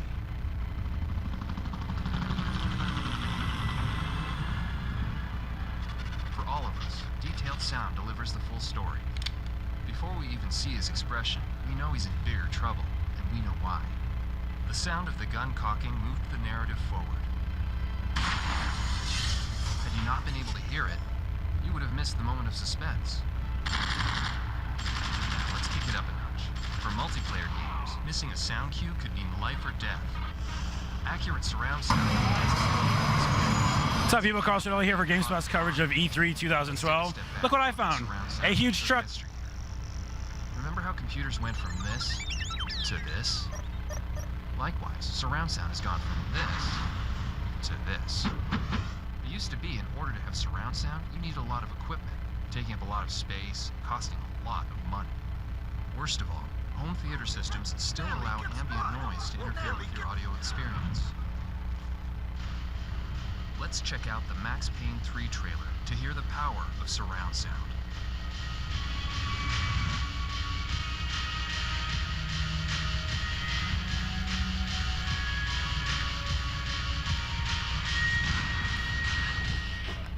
Whoa, that was amazing. It's pretty cool, right? I also want this screen. Can I take I can't really take this home with me, but this is an amazing screen. I'm sorry, this one's actually from my house. Oh, okay, you're a lucky guy. So that was a cool experience. Actually, hey, Carl Sardella here from GameSpot's coverage of E3. It gets into some of the tech and let you know what a headset can really do.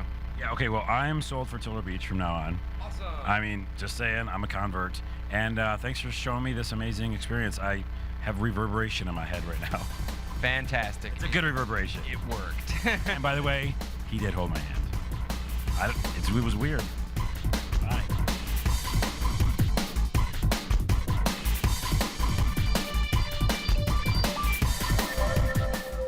Because E3 schedules are capricious and fleeting, Dead or Alive 5 is just going to have to wait till the next slot, and we've bumped up Aliens Colonial Marines because we've got Randy Pitchford here back on the stage to talk about it. Randy, welcome back. Yeah, happy to be here. Excellent. We had some fun with Borderlands 2 yesterday, but today, totally different kind of game. Borderlands 2 running around, grabbing loot, over-the-top gunplay. Aliens Colonial Marines. You're just getting killed. You're getting torn apart by the xenomorphs. It's horrible. Which is what I think of every time I think Colonial Marines. Okay, so yeah, how have the Colonial Marines done in the Aliens movies? Oh, they're always killed all the time. So are you sending us to die here? Is that what you guys are doing? They get to take a lot of the Xenos with them, though. And that's where the game plays at. And that's right. So that's what we're going to be doing.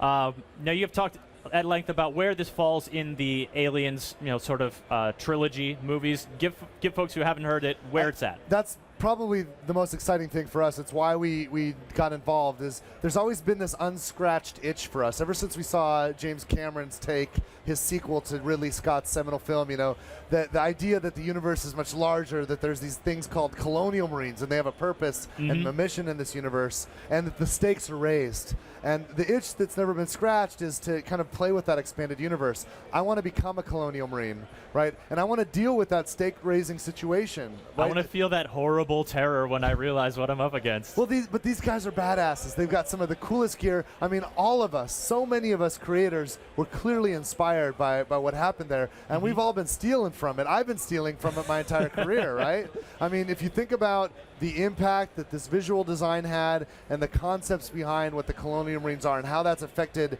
science fiction, how that's affected game design and gameplay in our industry. It's really exciting to finally be able to work in the actual canon. And so the fact that 20th Century Fox trusted us to make a sequel to this incredible franchise as a video game. Pretty good feeling. The sequel to the movies is a video game. Like, how cool is that? So it's right after Aliens. Yeah. Well, it's actually about 14 weeks after the events in Alien 3. Oh, after the events in Alien 3. Okay. The trilogy, we're treating it as a sequence with the first 3 movies. So in sequence with that, this is the next story. Okay, so you've shown gameplay that's been going onto the Sulaco up onto the ship, but now we're planet side. Yes, in fact, I think this is actually multiplayer footage. That's the derelict. Back in the distance, it was the derelict craft where the eggs were in the original Alien film. Yep. The derelict craft that's in Prometheus. The space jockey still waiting and in as there. you can tell, there's a whole camp set up here. Weyland-Yutani wants the species, right? And after Ripley denied them when she martyred herself on the prison planet, well, the next thing they did was notice the Sulaco's in orbit. They boarded it. They found out where it came from. They turned that boat around and they went back to LV-426. By golly, we're going to get those xenomorphs for our weapons labs. That's right. And that's the conflict, right? So now you have a situation where the Weyland-Yutani interests have now diverged from what's best for mankind for what the military would do. The military's in a mode now, we just need to destroy these things because now we know that they cannot coexist with people. In order for a new alien to be born, it has to plant an embryo inside of a person and destroy that person in order to make a new one. So the military wants to destroy them. Weyland-Yutani wants to collect them and turn So the and military's weaponize them. gotten Ripley's message. They're like, all right, that lady was on to something. You know they were on the same team from Aliens, right? Even Hicks says, I say we take off and nuke the place from orbit, you know? Let's not take any chances. And that's the here. question I'm curious about. That Marine bravado, that swagger, are you guys putting some one-liners of your own in here? It's a lot of fun. You know, we have a lot of fun with fan service. We've got to we want to reference the things that we remember if we're fans of the films, but we don't depend upon it. There's this great moment when you first enter the hangar, where in the hangar of the Sulaco, where Ripley battled the alien queen, and you see the bottom half of a ripped apart synthetic. Yep, and those iconic white organs. Yeah, the milky goo coming out, and you realize if you've seen the movies, you go, holy shit, those are Bishop's legs. That's the other part. That's where the queen ripped Bishop in half. Those are his legs. If you haven't seen the film, the character, the player character says like, hey, I got the bottom half of an unidentified synthetic here, and he's talking over the mic, and the sergeant says, well, which half? He says, well, he ain't saying much. It's like, well, find me the half that does. Nice. Because the Marines in that situation, they just want to understand what that synthetic knew, right? But we know, holy crap, that's Bishop. So it has multiple layers depending on how familiar we are with the films. Okay, now you mentioned you think we're looking at some multiplayer here, which begs the question, what's it like to play as an alien? Can you play as an alien? Yes, you can become a xenomorph in the competitive game. Now, you mentioned this is multiplayer. This is actually competitive multiplayer. Okay. And the reason why I make that distinction is because the whole game is multiplayer. There's an epic narrative campaign, which you can play alone, turn the lights off, sit alone in front of that TV, turn the sound up, and get immersed. Or at any time, if you want your friends to join you, they can join with drop-in and drop-out co-op. And you can play split screen if you're on the same couch together, or you connect with friends around the world and play online. You just said the magic word. So many people always want to know about split screen, and you're giving it to them. Nice. Yeah, and it's not just a separate co-op mode, it's the game itself. So the whole game is multiplayer. Now, the competitive multiplayer is a lot of fun because you can have this asymmetrical gameplay where Colonial Marines face off against xenomorphs, and the xenomorphs play completely different.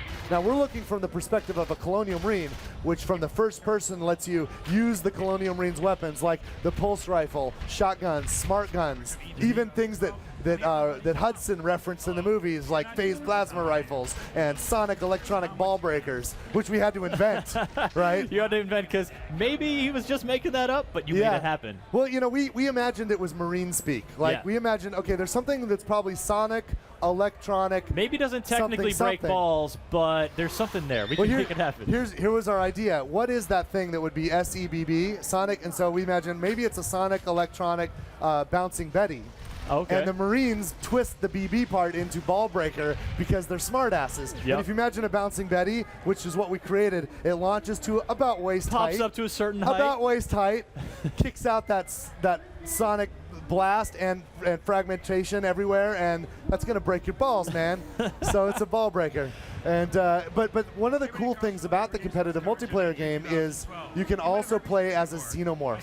And you can go online and play as a xenomorph, and it's a totally different experience. You're playing from the third-person perspective. Okay. You can climb on ceilings, on walls, blend into the environment. And you need to, because you have to get up close to get them.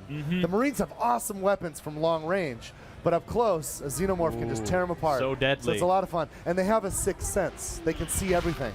They can sense all of the other xenomorphs. They know where the Colonial Marines are. Even if they're through walls or on the other side of the facility, they can sense where they are. And we know this from the films, right? Remember when the Colonial Marines had welded themselves in? They're all holed up, and they think, we just need to sit here and survive.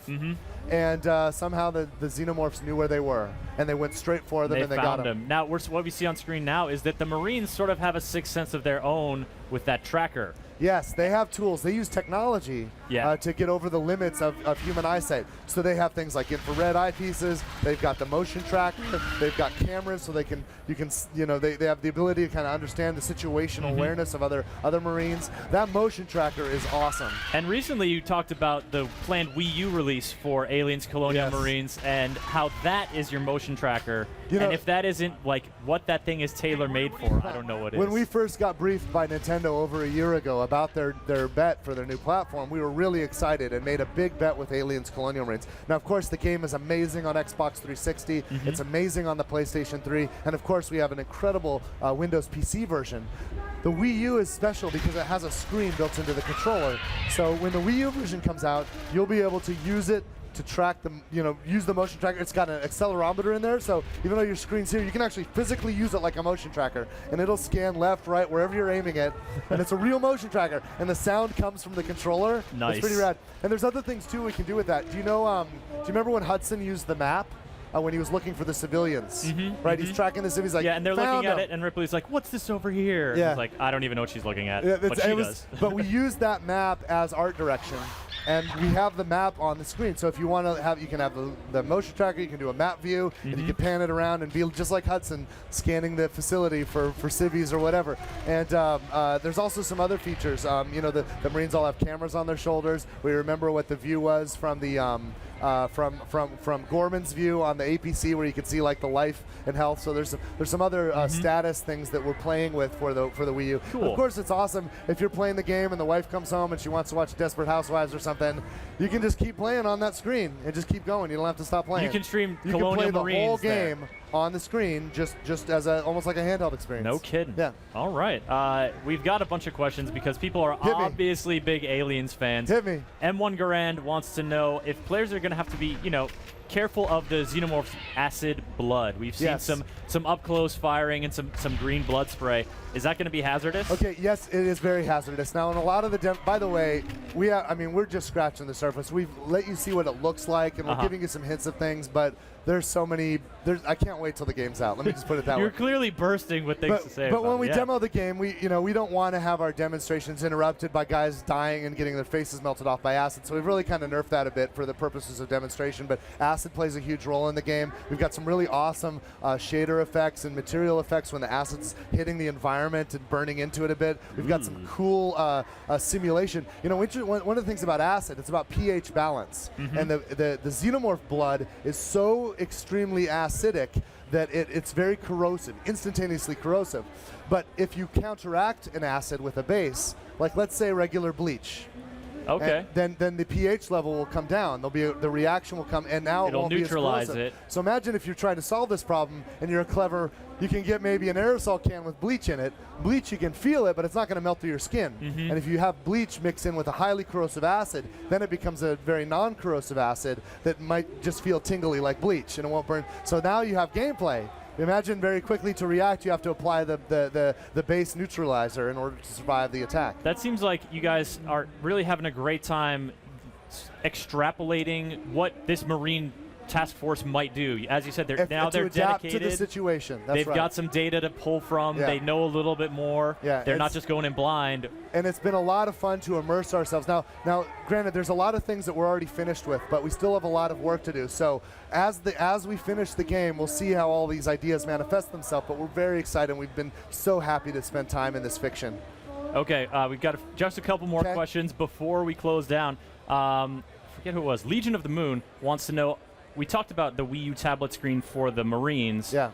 What about the aliens? Yeah, there's some cool stuff there too. Now in multiplayer, it's when you're playing the competitive multiplayer game, your priority is about the situation at hand. You're not going to be messing around with sub-screens down here. So we found that the most effective use of that extra screen is to kind of give me another way to, when you're playing a competitive game and you want to know what the status is, and you bring up that sub-screen that shows you the score, for example, or who's alive and who's dead. But to do that, you have to actually interrupt your play. So we're finding that we're actually using that screen the most just to look at the status of the game, because now I can just glance down and I don't have to stop my action. Because when we're in a competitive game, you do not want to slow down and pause and interrupt what's going on, because you're in the shit. And, and all the information you can get is helpful. And that's an interesting point, that it is convenient to know that. I think a lot of people think Wii U tablet, it's just going to be a menu, or it's just going to be a map, but you don't really know the utility of what that adds to the gameplay experience until you're seeing it there and actively referencing it in a way that you haven't before. And there are a lot of applications for it, especially in this brand. And we let you choose what you currently have as your active thing. There's a series of tabs, and you just, if you want to leave it on motion tracking, or whatever, load out, whatever your interest is. But I'm finding that when we play competitive, having that status screen just up all the time is the best use for that screen. Oh, Randy, we could talk all day about Aliens, Colonial Marines, but let's just tell folks when it's coming out and what platforms. The game comes on February 12th, international and North America. So worldwide launch on February 12th. February 12th next year on? And it's coming on Xbox 360, PlayStation 3, Windows PC, and the Nintendo Wii U. Fantastic. Thank you so much, Randy. A pleasure. Glad to have you back here again. And now, folks, it's a quick check-in for the news with Laura Parker and Johnny Chiodini.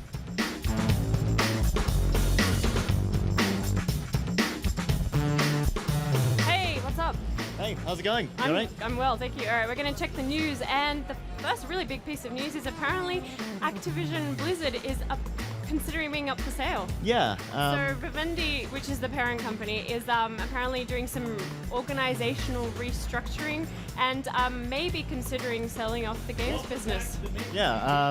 Apparently it's worth something like $30.4 billion, right? Yeah, it's $13.4 billion, which is that's a lot of money. Yeah, especially since it doesn't feel, at least, like Activision Blizzard has been a thing for that long. It feels like Blizzard was autonomous until quite recently. The company's doing well, right? I mean, yeah. There would be no reason why Vivendi would consider selling it off. At least none that we can kind of come up with. Yeah, I mean, especially now. I mean, Diablo 3 sold amazingly well, and exactly. Yeah. All right, so there's apparently a meeting being scheduled with the Vivendi heads of the company on June 22nd, where they are going to apparently discuss this whole selling off thing. So I guess we'll learn more about that when that happens. Second piece of news is that I interviewed Phil Spencer from Microsoft, and he apparently said, he told me that the Xbox 360 has at least 2 years left. Okay. More than 2 years. So does that mean that we're not going to see the Xbox 720 for 2 years? I don't know. I mean, well, there are these reports coming out that we're definitely going to see next-gen consoles by the end of next year.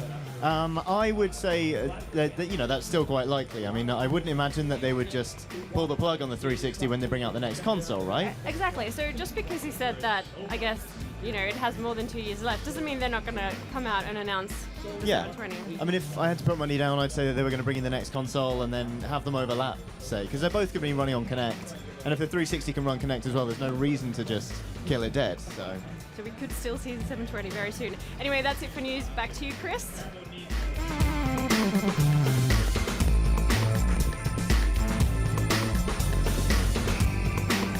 Thanks to two of the stars of GameSpot International there. And now we've got another GameSpotter on stage, Maxwell McGee. And we are joined by Peter from Team Ninja to talk about Dead or Alive 5. Peter, welcome to the show. Thank you. Thank you for having me. I'm happy to have both you gentlemen on here because you're both super passionate about fighting games. And Dead or Alive 5, you said, Peter, you're having a great showing here at E3 so far. The response has been really positive over the Tecmo booth. We have a good crowd there. We're teamed up with the tournament. We've got some tournaments going on. It's been really fun. Oh, yeah? You got some tournaments for the attendees here? Yeah.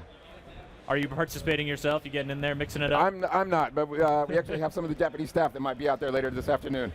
All right. Now, Dead or Alive 5, of course, latest entry in the Classic Series. What are you guys trying to do this time around that's going to sort of make it stand apart from the previous Dead or Alive fighting games? So the concept for Dead or Alive 5 is fighting entertainment. So Dead or Alive has always been, it's got great graphics, it's got this great presentation, and we're just trying to take that to another level with fighting entertainment. That fighting entertainment incorporates a solid core fighting game. So, when you see the game and when you actually get your hands on it, it's a solid fighter. It can hang in tournaments. So, in addition to that, though, you have this, this level of spectacle that's just entertainment and it's just fun to watch. Right?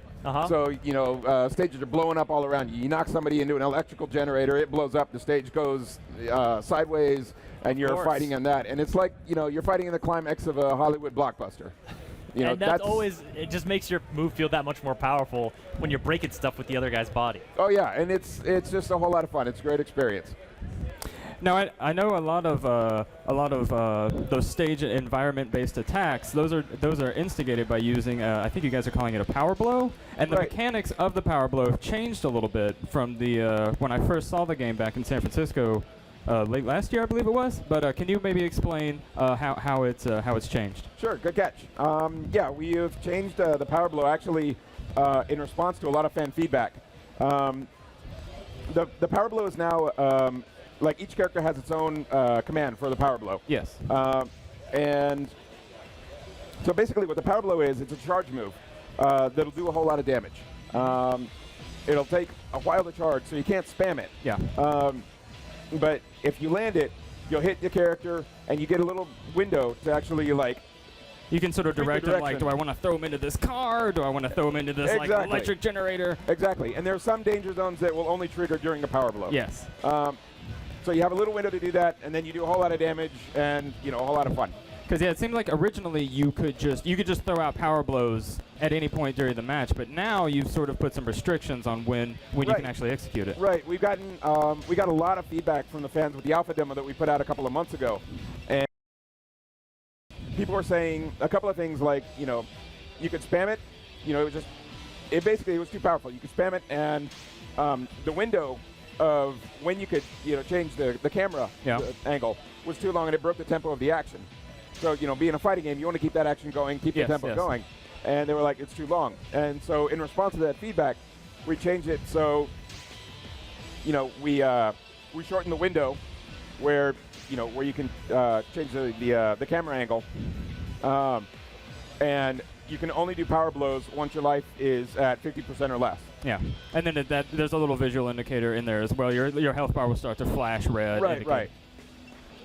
All right, folks, bear with us. We're getting just set up here, trying to get into a match. You're getting a look at the sort of move. We actually right here we have a pro player. It's going to be showing us off. Chosen one. Oh yeah, he's trying to get his buttons right. So I heard you guys you had some recent DLC announcements too as well. Yeah, I heard the rumors about some sexy costumes. You may want to tell us a little more about that. We don't have anything absolutely set yet, but yeah, Dead or Alive has been about finding entertainment, and that's some of the entertainment aspect that we're embracing, and we'll be happy to use moving forward. Okay. Finding entertainment has a lot of applications, Exactly. So you got some serious stuff, stages blowing up. You got some not so serious stuff. And you certainly touched a nerve with that because I gotta say, about 90% of the questions coming in are about costumes and characters.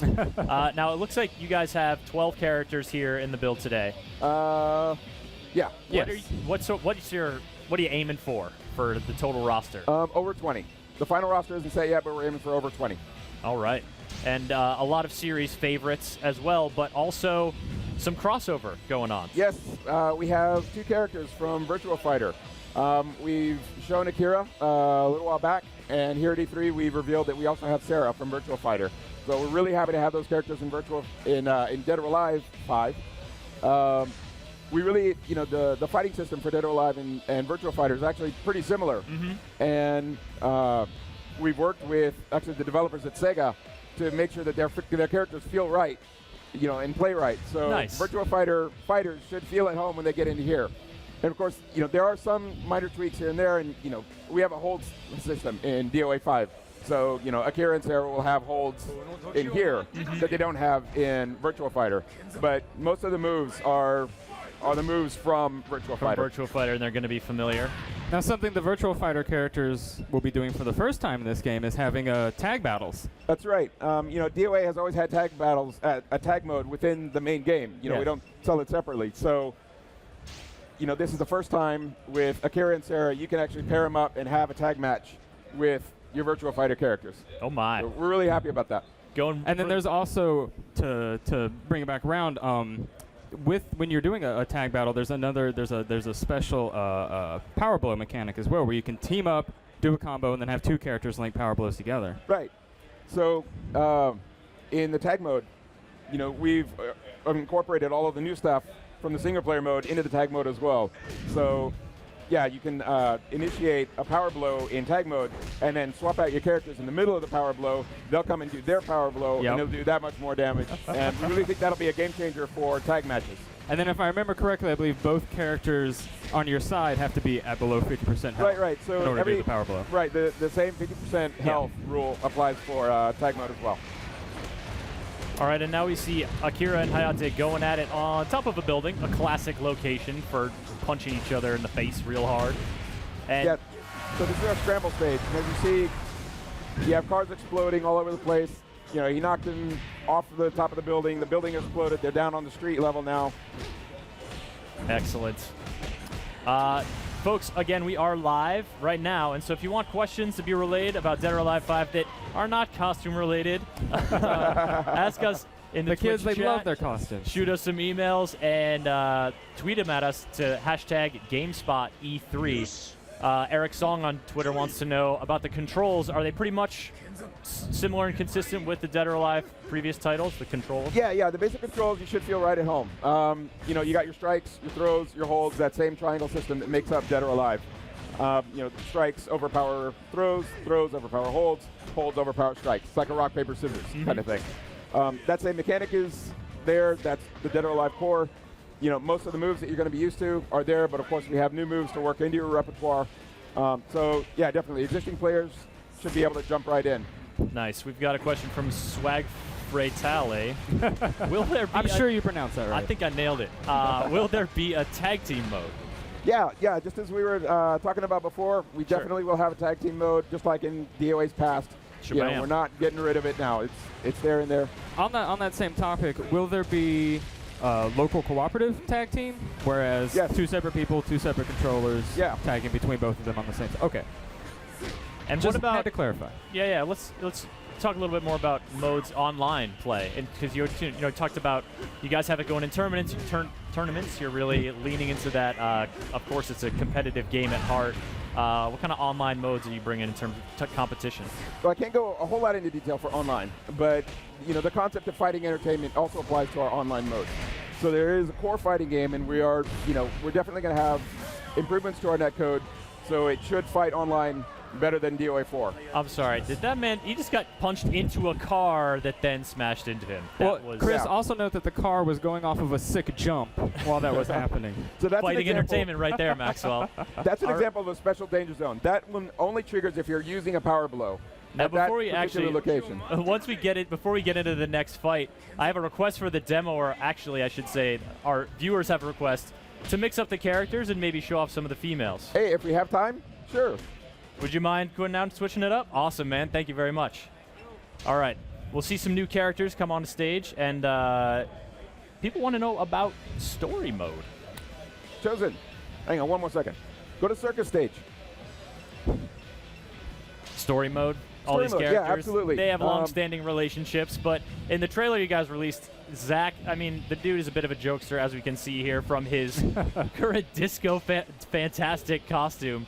Are you guys going with something fun and entertaining for the story? Yeah, the story, you know, the entertainment aspect incorporates both serious and fun, you know. So the story mode for DOA, it's, we call it sort of, the term is hyperlink cinema. So it's not that you have like individual stories for each character and they're completely separate. There's one overarching story for the game itself. And the individual characters will their paths will cross within the course of the story. And you'll actually play as different characters as the story progresses.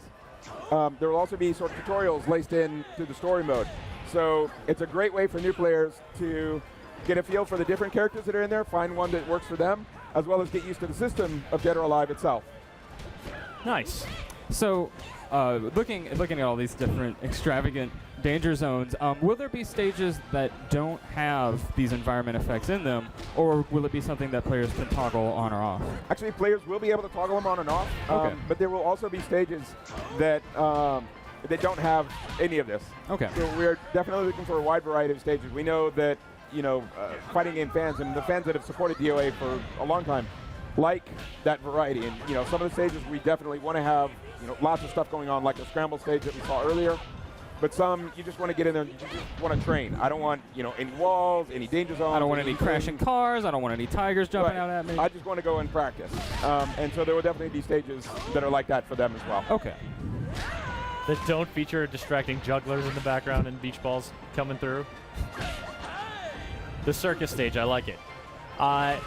We have a question coming in from the chat wondering about differences between the consoles and sort of console-specific characters. I know you guys aren't talking too much more about characters, but are you sort of offering little incentives for folks buying it on a certain console or pre-ordering or anything like that? Based on console, they're going to be completely the same. We want players on both consoles to have the same fighting experience, and we know that a fighting game, you want to have all of the characters there so you know who you're going to be fighting against. So definitely for both consoles, they're going to be character parity and they're going to be the same. Nice. All right, we got one more match here coming up between Kasumi and Lei Fang. Fang? Now, another one of the new mechanics that I got to see yesterday was the critical burst attacks. Right. Can you tell us a little bit more about how those work? Sure. The critical burst is a move that you can use to put a person in a stun for a long time. It'll stun them, they'll be stationary for a long time, and you can actually chain that into a power blow. When we were thinking about the power blow and working with how the power blow works, it's a long charge. Yeah. And so you're like, pro players aren't going to use And you don't power have like blows. any sort of super arm or anything where you're charging up the move. You're really vulnerable. You're really vulnerable. And so we figured, that's not a move that advanced players are going to work into their game because it's just too vulnerable for that. But with the critical burst, if you can chain your combo into a critical burst, you have the time there in that stun that you'll need to actually pull off a power blow.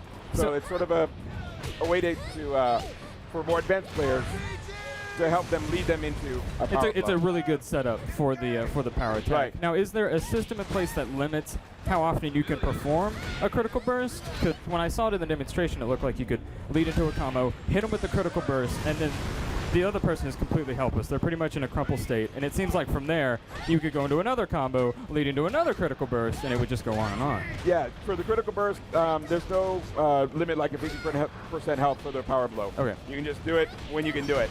Okay. So, Jay on Twitter is curious about your connection with the community. Fighting game feedback and community feedback has been, getting bigger and more influential within fighting game development. How are you guys connecting with the Dead or Alive fans out there? we're really trying to get a lot of feedback, and we're very much making a concerted effort to listen to fan feedback. After the alpha demo was out, we had an online survey, and people could, just give us a lot of feedback for that. And Nice. we looked at all of that feedback, and it was really, really useful, really good. And we made changes based on that feedback. Changing the power blow system. Yes. Changing a few of the moves here and there, some minor frame counts and things like that.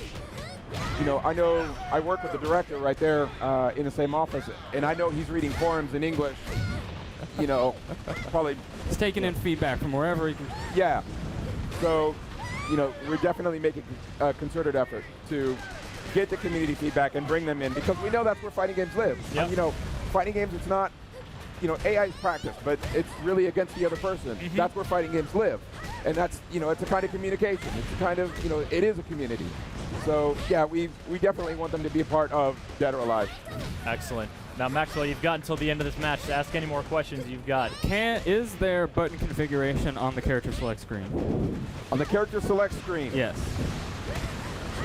I do not remember off the top of my head. We can actually check that if you like, but there is character selection on, you can, button configuration. Naturally, during in the match proper. During the match. And the fight is over. And that'll do it. Gentlemen, Dead or Alive 5, as we see here on screen, coming September 2012. September, yeah, it'll be out September 25th in the U.S. September 25th, and on which platforms are we going to see it? It'll be on 360 and PS3. All right, thank you so much for coming on, showing Thank it you. off. Dead or Alive 5, Maxwell, thank you as well. Take care. All right, folks, we are checking in with Carlos Rodella, and if I hear correctly, there's some classic gameplay involved. Not quite sure, though. And then we're back with Star Wars 1313. Hey, everybody, Carlos Rodella here from GameSpot's coverage of E3 2012. I'm here with my buddy Tom. Hey. All in one long breath. So we're here at Konami, and I noticed that you guys are doing apps. Now that's not a new thing, but it seems like it's a new thing in the U.S., right? That's right.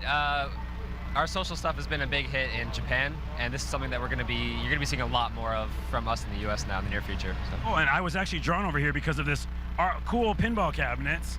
Yeah, there's an app on it. Explain. All right, so this is actually just a promotional idea we had for E3 specifically. So the app does not come with this cabinet? Not yet. Hopes are crushed. All right, continue. We actually have these hooked up to iPod Touches with our app on it. Buttons are hooked up with Bluetooth. We built these cabinets ourselves for E3, and we just thought this would be an awesome way to show off our game at E3. It is, because it got us over here. Here, I'm going to try it, and you can hold the mic for me? Just kind of tell me what to do. Sure. All right, so go ahead and hit the start button right there, and you can use the buttons on the side to hit the paddles. Traditional pinball. I'm excited. Now, in the old pinball games, they would have like stuff up here that happened. You didn't rig that up, did you? No. Okay. Just the bottom Just screen the thing. here. Yep. Oh, it's actually really responsive. Yeah, actually, we've had some problems with Bluetooth because people's phones kind of cause interference sometimes, but for the most part, it's been pretty smooth. And so what I'm Frogger here. Yeah, so you're going to want to try to hit these enemies here. These enemies are actually going to attack you. They come in different waves. So you're going to want to try to bash them with the pinball. And once you clear one wave, you can bring in another wave and another wave. I was hitting him, I thought.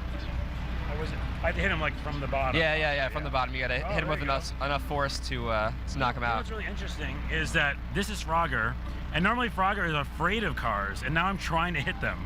Yeah, I guess he's come forward a little bit in his evolution. He's evolved as a frog. Whoa, no, I hate that. Oh, nice.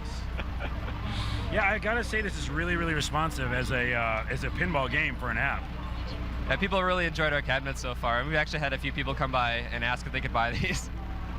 I think I'm one of those people. All right, I'm gonna try to couple more things here and see how amazing I can do. Oh, I got it. There you go. I get all excited. Yay! Dude, I love it. Frogger has evolved into the I will attack the cars, you don't attack me anymore. Exactly. So you actually have a 60-second countdown here. Down to the last 20 seconds. There's a timer. Every time you defeat an enemy wave, you extend your time. Oh, okay. So that's kind of what you're trying to do there. Oh, so yeah, I've been sucking at that part of it. Oh, it doesn't matter. Oh, is it just in time? Oh, Yes. that's amazing. Just in time. I feel like a superstar. You should. Why is this lit? The Frogger was lit for there. Oh, now it's not anymore. Oh, that's our frenzy mode. So once you fill up that Frogger, by hitting certain parts of the board, you light that up and that activates frenzy mode, and that kind of gives you a lot more points. And there was a bunch of rats there at some point. All right, well, thanks for showing us that. I actually want this arcade cabinet, though, and maybe we can work out a deal later. Yeah, give me your business card. And Just say yes, we're on camera. Maybe. Oh! All right, Tom, thanks a lot. And hey, if you don't know that Konami does apps, they do, so check them out. And with that, back to the stage.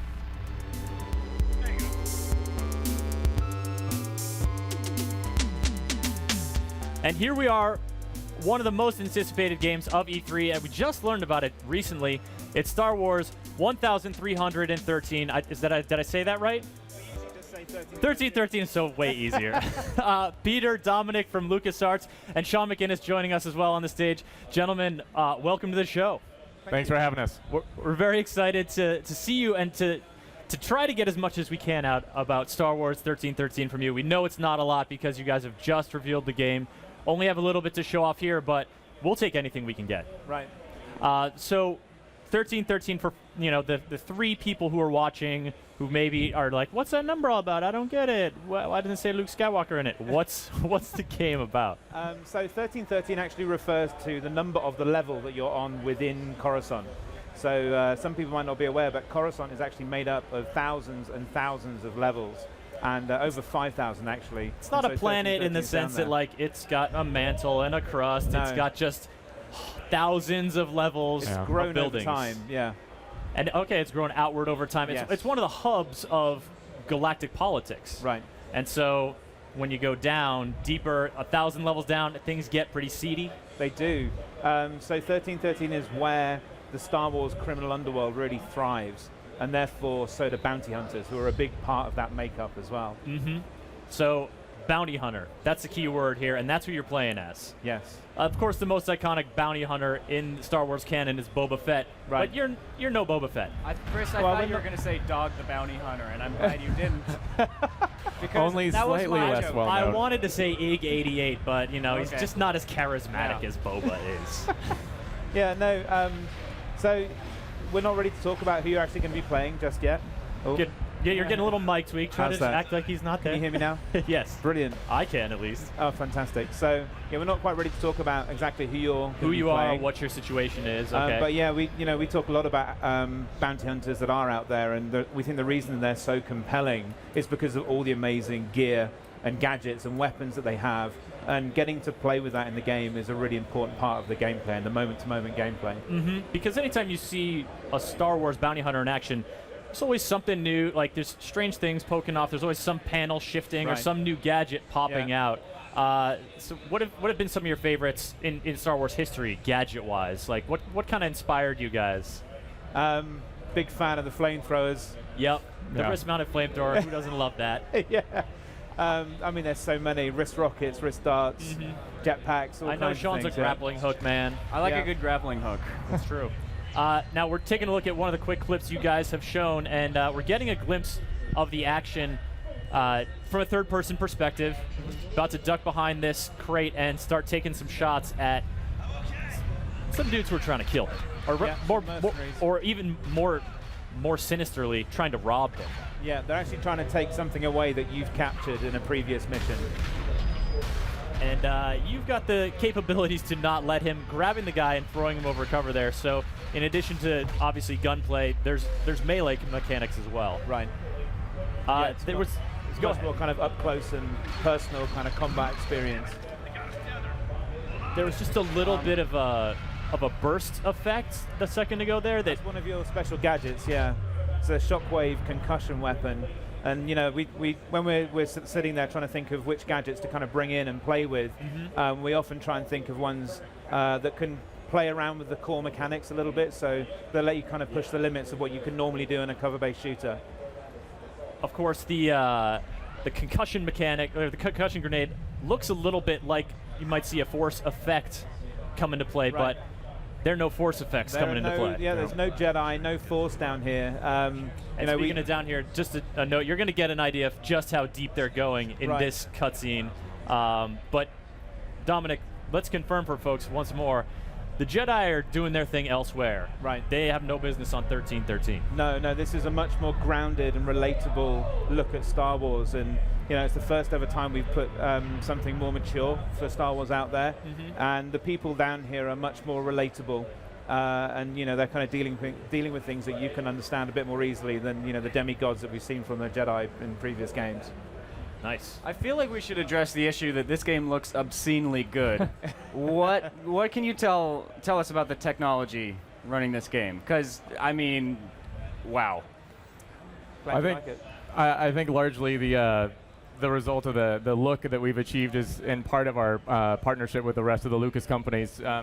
We've really tried to leverage the artistic talents that we have from Industrial Light and Magic, Sky Sound, Lucas Animation, and by really creating this hybrid experience of getting, letting the different sort of company barriers sort of melt away. We just get a great synthesis of artists who are just really passionate about computer graphics, and they will not let a problem go. They will just keep hammering on it until they've solved it, and it's part of what led us to the visual results that we have. It's been an amazing experience.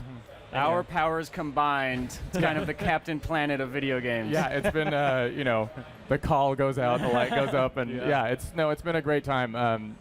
again, getting to leverage all that expertise and that technology that's out there. It's really resulted in some amazing stuff. And certainly sparked a lot of discussion around the halls of E3. But I'm interested in this sort of collaboration that you're talking about because, you know, folks at ILM, folks at LucasArts have had a lot of opportunity to work on a wide variety of Star Wars projects.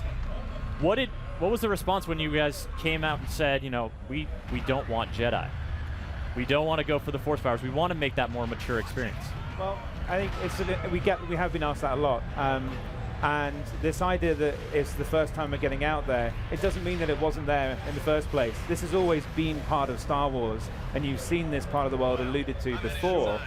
So it's not that we've come up with it. It's kind of always been there, but this is just the first time that we wanted to kind of make a game down there and go and explore it firsthand. I guess I'm curious about, you know, you're sort of spitballing the idea on the water cooler. Like, why don't we just, like, lean into this, really? It's always there, and then I'm imagining all the designers are like, well, yeah, I'd really like to see, you know, some more bounty hunter stuff go on. Well, let's get down in Coruscant, man. Forget this, you know, giant fungus planets. Let's go deep. Yeah, absolutely. Seems like an interesting way, and I think a lot of the response people are having is because you are mining this very popular, very widely exposed universe for new creative material that hasn't been popularized before. I think it's been one of the more exciting parts for both the design and the art team is that you're operating within, again, the Star Wars universe that is well established and familiar to folks, but this new space of this level 1313 does open up that opportunity to show folks part of the Star Wars universe that's going to feel both familiar but different at the same time. I mean, it just really opens up a lot of opportunity for the games team to really kind of dig in and get the gameplay experience that we want and flesh it out in this world. We got a question coming over Twitter from Chris O'Toole, wondering if you can place it in the Star Wars timeline, if that's something you're talking about yet. Yeah, so the game takes place in between the two trilogies. Okay. Yeah. In between episodes 3 and 4. Yep, You got it. All right, there's too many questions here that I definitely can't ask. Let's take a look.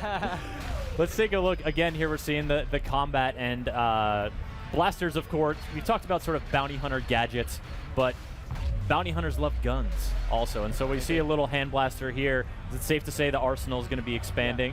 Yeah, it's really important that, you know, with this more grittier theme, we want to kind of bring back this really ballistic feel to the weapons as well.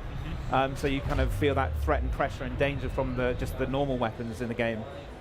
And those blasters, you're not waving them away with a flick of the wrist and the lightsaber. You gotta take cover. Absolutely, yeah. I mean, the mechanics of cover-based shooting really lend to making you feel more vulnerable and more under fire and under pressure. So they kind of go hand in hand as well. They work really well together. Mm-hmm. Oh, here's some curiosity you probably can't answer. Co-op or multiplayer? Currently, this is a single-player game. Single-player game. All right. Now, 1313, we sort of saw, I guess, in this cutscene, we see them diving down. But there's like 1,000 more levels below 1313 as well. So is it safe to say that we're not just going to be staying on that one level of Coruscant? It's too early to say where the other locations might be. Fair enough. But given the two of the 3 little clips we've been looping here involve ships plummeting through that tunnel, I think it's safe to say your adventure is going to take some unexpected turns. Right. Absolutely. So have you guys been are you on the show floor here at all? Have you been getting people just coming up to you and bombarding you with things that you have to bottle inside and not release? We've been up in our the booth giving a lot of presentations and stuff, but yeah, the questions have been coming fast and furious, and the response has been really positive, and we're just happy that, you know, that the fans are excited and that everyone's had such a great response to what we've shown so far in the conference. Mm-hmm. Yeah. How about you, Sean? Your interest peaked? Very much so, yeah. Definitely looking forward to checking this one out. And I'm probably going to have to sneak into one of those demos before the show closes. Yeah. We'll get you. Yeah. You're running pretty low on time, buddy. We only got about 3 more hours here of this live show. Let's see. 1313. So Schweppel in the chat is wondering about RPG elements. You know, obviously you can't get into too many mechanical specifics, but a core part of a lot of Star Wars games, even when you have Jedi who've been training for years and years and years, is about growing more powerful along the course of your journey. Right.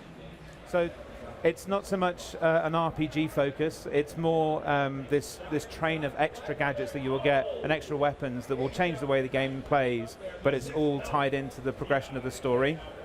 So you have to wait and hear more about that later. Sure, but and given the sheer variety of gadgets you can probably come up with, we think it's safe to say that there's different ways you can handle certain situations in different combat scenarios. Absolutely, yeah. We love the linear kind of roller coaster action blockbuster game, but what we're trying to do by bringing in this bounty hunter fantasy of being more predatory in these combat encounters and giving you more tools at your disposal, that it will actually help you express yourself in the combat and play it in different ways. And that's really what we're kind of shooting for in the moment-to-moment gameplay as well. Very neat. Folks are curious about the sort of length of the single-player game. Are you kidding me, people? You really think I'm going to get any kind of length information out of these dudes right now? I mean, they're showing you just a snippet, but sort of tied in with that question is the idea of replayability and of sort of being able to choose a path, because so much of Star Wars canon is light or dark, is a world that's complex, and I imagine you're exploring that and sort of really taking that into account when it comes to player choice. I think those themes are definitely a big part of it, but it's all very much still on this well-crafted cinematic story that we've got. So that kind of branching storyline is not what we're going to be focusing on in this game. All right, Sean, you would not believe how much people want to know about this game. Yeah. Yeah, I'm sure. I'm curious about the overall tone of the game, and specifically how it relates to the other visual Star Wars products, like the movies and things like that. Like, tonally, is it going to be a bit more, dark, mature than what we've seen in the past? Yeah, I mean, I think it's safe to say, it feels a bit more like the original trilogy, I guess. We reference the cantina in Mos Eisley as something that's already in the movie canon, that is a good reference point for what this will feel like. And the idea of making a mature Star Wars product, we've been saying this a lot as well, it's nothing gratuitous. It's not about gore or blood or guts or anything like that. It really is the type of characters and the themes and the feel of this place. Yeah, I was going to say, it reminded me of the cantina scene, which is something that happens fairly early on into the very first movie. You get to explore that whole den of scum and villainy, So this is something that Star Wars has had in the past, and it's a part of the universe, but as the movies went on, you kind of saw other parts of the world. Absolutely. But that's obviously something that grabbed your guys' eye? Yeah, absolutely. It's just ripe with opportunity, basically, for a game like this. All right. Well, I'd love to keep trying to press you for information about drivable vehicles or playable characters or droids or alien races that are going to appear in a game, or any number of things that people really want to know about. But I understand you guys are just showing it off first. You're just giving us the littlest tease, but we certainly appreciate it. You've given us something to be excited about here at E3. And, I'm not even going to bother asking you for a release date. I'm just going to say thank you so much for coming on the show and talking about the game. Much appreciated, guys. Cheers. Thank you. All right, folks, taking a quick look at Spec Ops The Line before we're back here for a demo of Tomb Raider. Here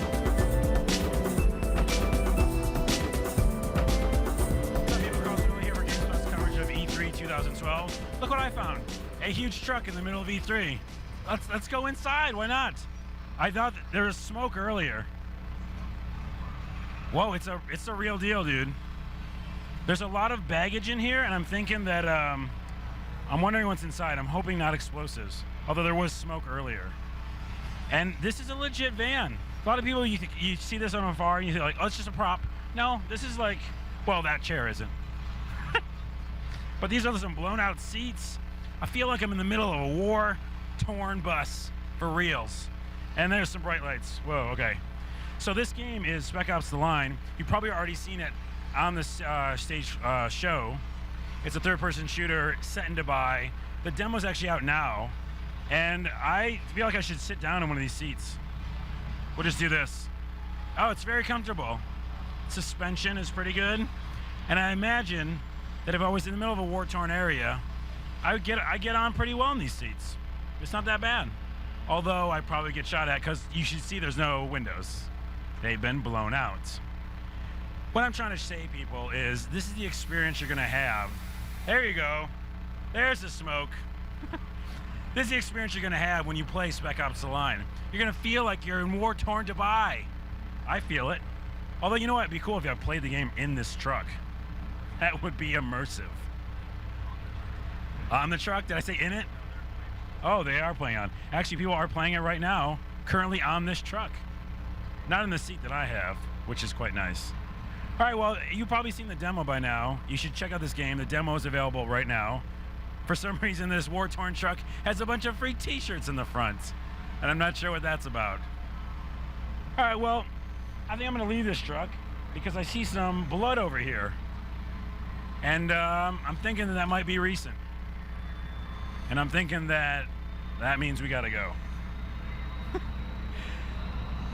For Carl Sudell and the war-torn streets of Dubai, back to the stage.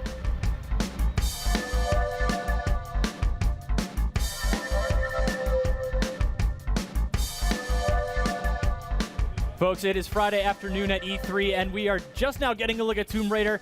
It's been a long few days for me waiting for this moment, but now Carl Stewart from Crystal Dynamics and Carolyn Pettit from GameSpot are joining us here on stage, and I'm just super excited to get a look at it. Carl, thank you so much for coming on. No problem. More than welcome. Tomb Raider, of course, made quite a debut last year at E3, Yes. and you guys are back this year showing off more gameplay and a lot of sort of different environmental mechanics. How was the response from the press conference? It was very good, actually. Yeah, It was very well received. I think we surprised a lot of people with the content that we showed. Mm-hmm. It was something that came out of the blue. And so Lara Croft, of course, in this Tomb Raider, this is before she becomes the Lara Croft that we know or that we have played before. She's still the Lara we know and love.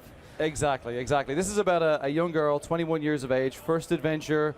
You know, Tomb Raider's been around 15 plus years now, and it kind of has that canon associated with it that really we want to take this opportunity to go back to the very beginning. So to tell an origin story which has never been told before.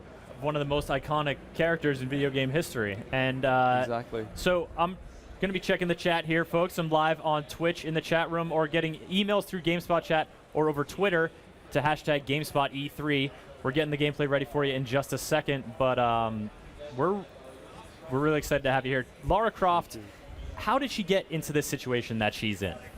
So we start the game where we start the game with her hung upside down, and she comes awake and realizes there's something terribly wrong, and then she ends up having to do the unthinkable of set herself on fire.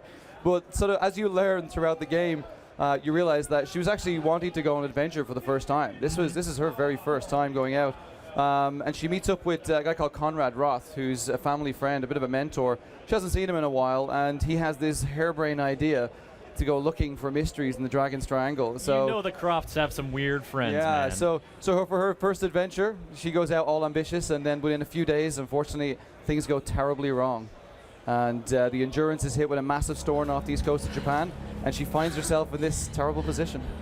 And here she is, looking the worse for wear and very distressed to see that there's no rescue awaiting her down there, and there's no viable route off the islands. Yeah, so what we're showing right now is a piece of code that is kind of an addition to last year's introduction to Lara. You know, we showed two 15-minute pieces of content last year.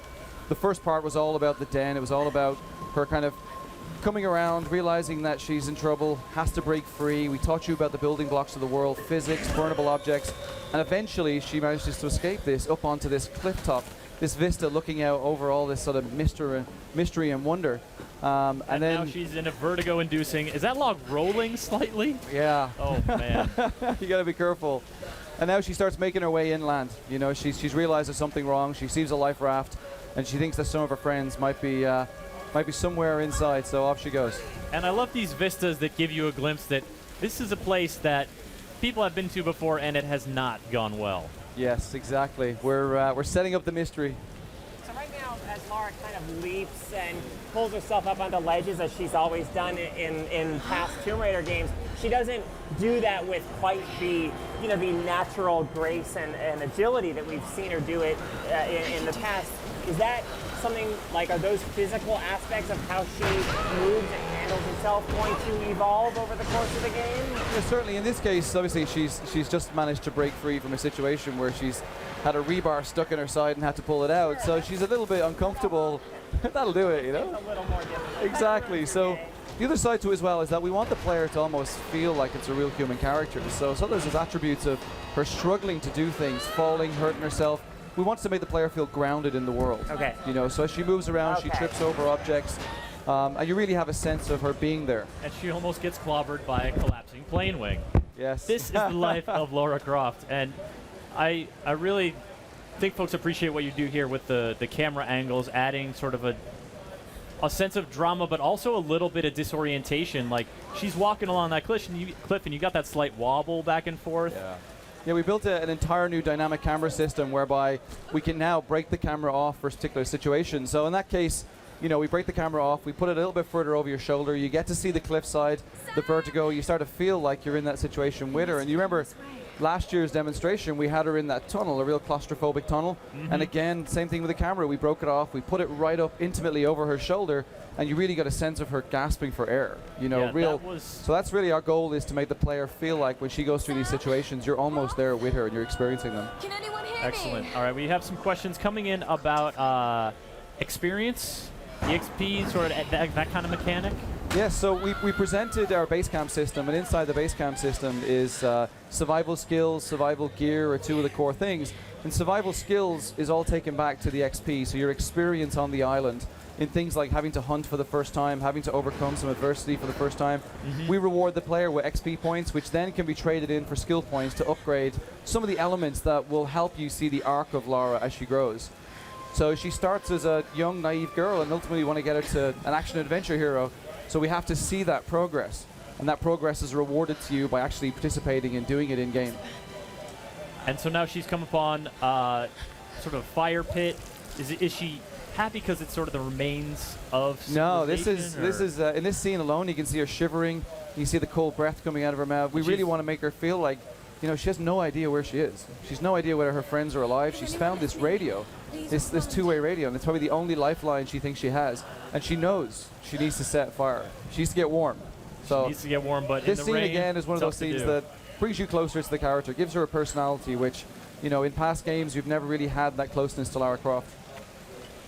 Obviously, there's kind of themes of survivalism going on here, as Lara's having here to create fire, to like maybe hunt for food. I mean, are those aspects things that maybe you have to kind of manage and be aware of throughout the game? Lara's like hunger, you need to hunt for food, or is it more just kind of woven into the story, or how? Yeah, it's more about the character and Okay. survival than it is about physical. We're not going to have her, you know, drinking her own pee and picking berries. You know, we're not that kind of survival sim. We want to Okay. make sure we keep it on the high. So we're looking at Right. survival action. It's not a Bear about Grylls you, game. yeah, about you going through sort of the arc of what she's been, the situation she's been put under and what she's had to do to fight to survive. You know, we show it in the demo. It's actually a little bit further on inside of this where she's forced to have to kill somebody for the first time. And rather than just giving Lara a gun and saying she can kill somebody, we want to put you in a situation where you feel like it's kill or be killed.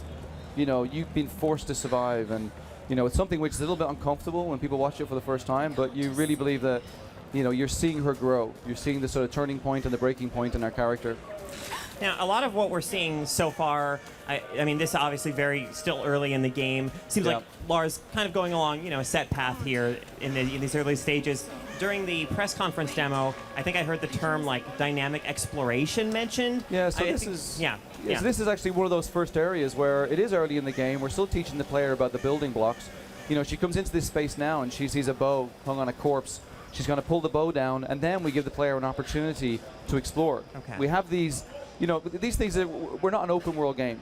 No. It's one of the big things that, you know, we try to communicate in that we've created these massive hub systems, which are hub systems that you can go in and you can see something half a mile high and you can climb all the way to the top and make your way back down. There's hours and hours of fun in them. But in this particular space here, we give the player an opportunity to learn how the bow works, learn how she's a little bit clumsy to begin with. She's got to go and hunt a deer now in a second, but it really sort of shows that we're moving away from the linearity of being forced down areas all the time. We now give the player some movement. Yeah, because Tomb Raider's never been open world by any stretch, but I think exploration or the sense of, you know, venturing into kind of unexplored territory, and having some freedom to kind of move around and find your own way has always been part of what made you feel like this adventurer. Exactly, and that's one of the big things that we've changed when we start looking at the pillars of Tomb Raider. You know, it has a formula. It's been around such a long time that really, rather than us trying to create a new vision for Tomb Raider and forgetting who we are, we pulled apart the things that made us special over all those years. And exploration, of course, was one of those things. So for us now, it's about dynamic traversal. It's about giving the player the opportunity to truly be an explorer, right? That's what you want to be. Yeah. We don't want to force the player into a space where they got to jump from ledge to ledge. You don't feel like you're exploring. No. So really, these spaces allow the player, they know they're following a story. Sure. It allows the player to be able to go in, look at sort of the main story going on, as well as the secondary mysteries. Now here we see a hunting scene, and she's clearly moved by the fact that she's killed this animal. And we know that she's going to be doing some killing later on that she sort of is forced to do by necessity. But here is it, you know, that folks are very curious about the survival stuff that Carolyn was mentioning earlier. This is sort of, you know, once you establish this and get fed, then you can take on other objectives. It's not like you're just going to come across deer and be like, no, I think this is played out. This is more contextual. This is more about she's gotten the bow for the first time. You know she needs to eat. We make it very clear that you've got to do something, which she's even remorseful. She's apologizing to the deer. It's like, I've got to eat you, sorry. But what we're actually doing is sort of teaching the player about how the bow works. Sort of the movement, the speed at which you can shoot an arrow. You know, and that kind of progresses then to other animals. She'll have to force to kill some wolves that try and attack her. So it's a progression. We don't just want to give you the bow and say, go chase a guy and kill him. You know, we really want you to sort of feel like the character is improving and growing all the way through. So in this space now, one of the things we taught you about last year was her survival instincts, which is a pretty important thing in the game. Is about understanding the world around you. She learns different things. We taught you about fire last year, and when you hit your survival instinct, you were able to see the burnable objects, and then once you do it, you're not shown it again. So it's basically teaching the player. In this case, we had that, you know, semi-large area where we still had to guide the player back. So we do it in a couple of ways. We have a map system built into the game. We have our survival instinct, which I'll give a little icon. But it's also sort of instinctual design, where the team have really laid out the levels to make it easier for the player to be able to come across a stream, and you naturally go, I came into this area at the height of a stream, water flows down, I now know my way up. And that allows us to be able to hide the HUD system, so we don't keep putting stuff on the screen. So here we now see like the skill system. So they're purchasing arrow retrieval, which I presume lets you recover arrows from enemies. So arrows might be something that are kind of in short supply, or you don't want to waste these kinds of things. Exactly, and these base camps are dotted all over the island. There's probably going to be, you know, close on 100 plus of these dotted around, so you're never too far away. So if you've built up your XP or you've salvaged enough equipment, you can always find the next base camp to be able to make a quick upgrade, help you progress. Can you talk a bit about maybe the sorts of upgrades that you'll see for, like, is it a linear set of upgrades, or do you eventually end up choosing between skills? Yeah, you can choose between some of the upgrades. You don't have to buy them all. Obviously, we have to try and balance it, make sure it's right. There's no grinding. You're not going to get into a space, just keep killing deer. Yeah. You know, we place them very carefully in so that you feel like it's kind of growing with you as the character throughout the story. So it's a smart system that allows us to be able to feel like you're a part of it, rather than just I'm building up my guns, I'm building up. But in terms of explaining a little bit more, one of the things that the studio were very keen on is making sure that we put it on the screen, and when we demo it, we can talk to it. So really at this stage, she's only had to learn about a small element. So we show you that, but we will over time now start to come back and show you how we progress. So is that rain going to wash off some of that muck? Yes, again, actually it does. Yeah, as soon as she gets wet, she gets clean again. So yeah, it's pretty cool. And then she's just heard from Roth. If you remember from last year's demo, the second part of it was where we met Conrad Roth. And he was injured. He was attacked by wolves, and you had to go and get the medical kit. So basically, we're piecing the story together now. She just heard from Roth on the radio, and now she's got to make her way all the way up to him in the base camp. And then all the time sort of finding these structures and this evidence of life and evidence of apparently drunk life. There's a ton of beer cans on the floor there. But this island holds many secrets, and there's a lot of mystery on the island. We try and set it up that there's a ton of things going on. In this particular case, you know, one of the scavengers that you saw earlier on in the den system, they've obviously got their little hut. You know, they got the little spaces, and you start to come across them. Don't tunnels like this usually have a hatch of some kind over them? Yeah, that big door, and it just closed behind you. All right, so now we're into, you know, this there's some sort of weird, like, tribal sort of cult, I don't know, whatever word you want to use, but this island has not just indigenous wildlife, but people who are living there and doing some strange stuff. And who have like a sort of culture or something that's maybe a little scary. One of the things that we're going to start presenting later on this year is the scavengers. The scavengers are previous, they're former survivors. They're people who also landed on this island and haven't been able to escape. So as a result, they've kind of banded together and created this social structure. And they're pretty vicious, you know. So now she's this noob on the island trying to find out what's going on, and these guys are after her. And they're also after all the other survivors who managed to get off the Endurance as well. So yeah, there's a great story behind them. We'll present that a little bit later. And a lot of folks are curious about, you know, Laura's tomb raiding exploits in the future. Of course, a lot of that was exploration was encouraged by finding an artifact or, you know, sort of uncovering these hidden objects. Here, that exploration is still here, but it's a little more survival-based. Is that the idea? I think the big thing for us is that when it comes to just tombs as an example, we're trying to make sure that we create these iconic moments. You know, we're setting the foundation for the franchise for the future, and we don't just want to sort of start her with twin pistols or jumping into a tomb for the first time. Of course not. We want to get to those moments where you need to when get you for a finish knife the on a game, stick first. Yeah, knife on a stick, a prying tool. So we want to get to that position where you feel, okay, I remember the first day that she stumbled across that tomb, and it meant so much to her at the time when she was trying to survive, but this took her back and she went, I didn't expect to see this. And so it's those moments that make for a franchise and make those sort of you know, iconic things going forward. There's a great line in one of the trailers, I think, where she actually says, I hate tombs, which really just shows you how this experience affects who she is as a person and who she becomes. Yeah, I think that's kind of a nice playback for us. It was a bit of a play on words, but I hate snakes. Yeah. You know, we loved big indie fans as well. Right, but I think that for us is kind of just her mentality. She has a personality. You know, we don't want her just walking out of a tomb and going, okay, where's the next one? You know, when it's got creepy crawlies all over you, she's like, oh, I hate that. Speaking of snakes, we saw the deer, which is not a hostile animal. But we've also mentioned and seen wolves in action. Any other indigenous wildlife you can tell us about here on the island? Actually, no. Like, it's even just we're getting into uncharted territory in this demo now, so I hope we're coming to a roll because we're starting to give away stuff that I don't want to give away just yet. Right. Well, actually, we've gotten to an interesting point here and met some faces that are not trying to actively murder her. Yeah, these are some of the people that she starts to come across pretty quickly on the islands.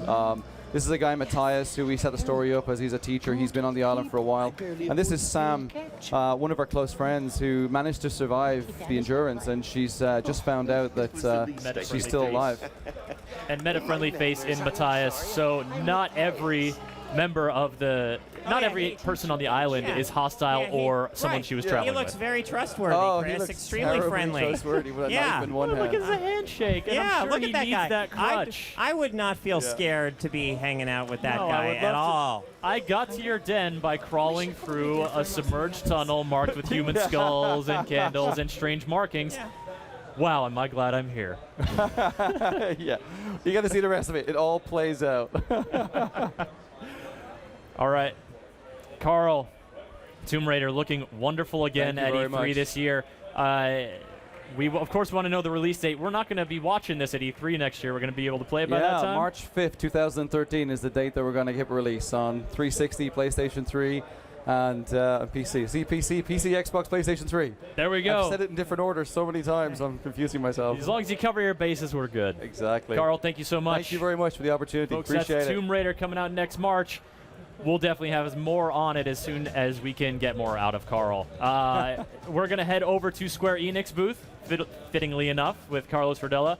And then we're back on stage. Danny O'Dwyer is going to give us a look at Quantum Conundrum.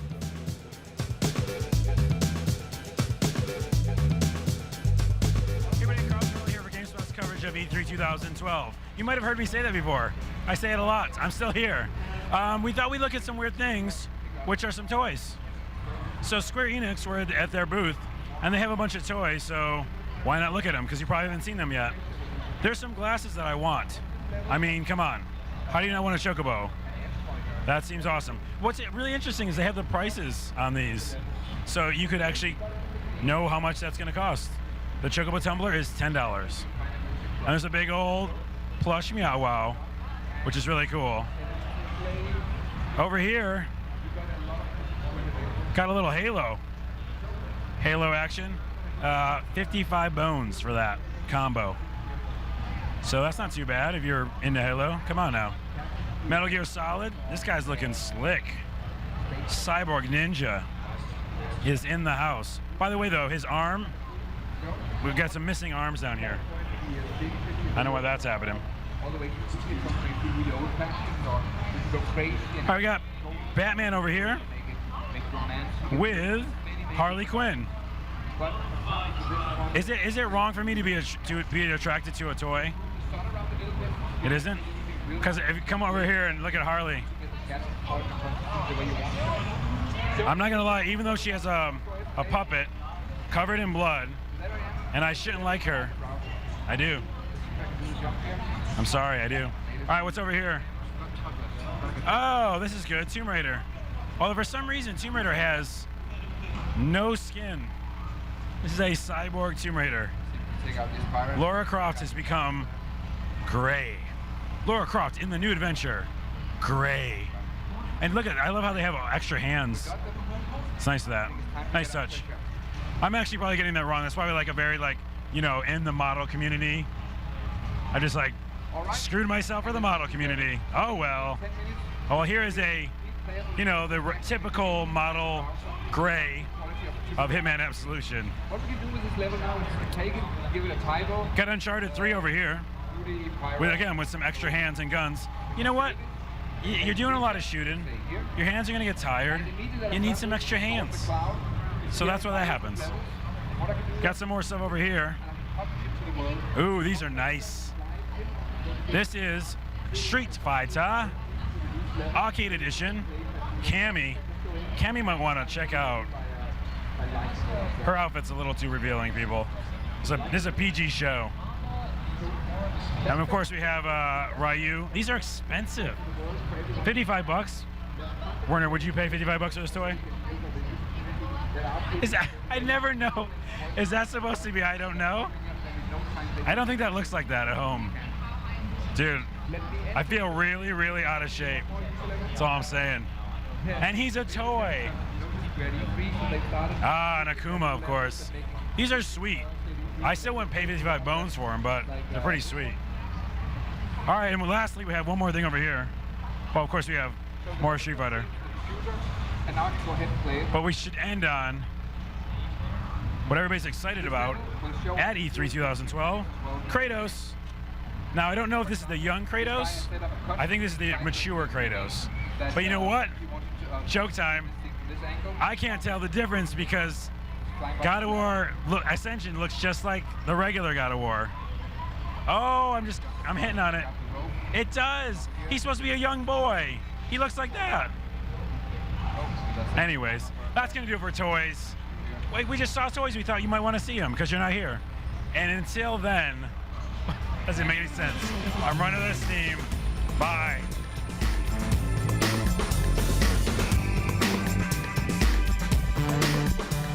Hey, what's up, folks? Welcome back to the live stage here at GameSpot E3. I'm delighted for my final presentation of E3 to be joined by Kim Swift. We're going to look at Quantum Conundrum. So, for the people, anyone who hasn't heard anything about this game before, what's the basic of the game in a nutshell? Well, I would say the gameplay is, it's a first-person environmental puzzle game where you play as this kid that has the ability to switch back and forth between 4 different dimensions. And each one of these dimensions basically becomes a tool in your arsenal to solve different puzzles and challenges. So some people, when they see this straight away, I like to get this bit out of the way, they probably heard your name before.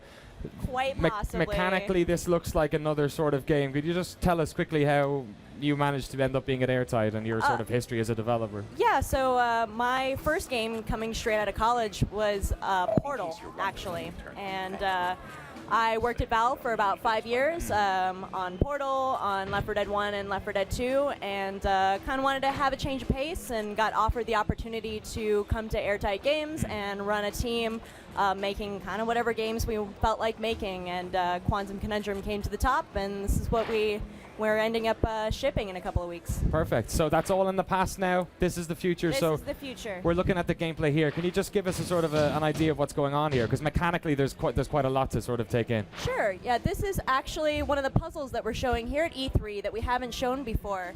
Right here, Paul, who's actually the guy demoing this right now, is switching back and forth between fluffy dimension and normal dimension. So in fluffy dimension, everything kind of comes this pink, cute sort of atmosphere, but in addition to being adorable, it's also really useful because things are 10 times lighter. So Awesome. these heavy safes he can pick up and move around at his will.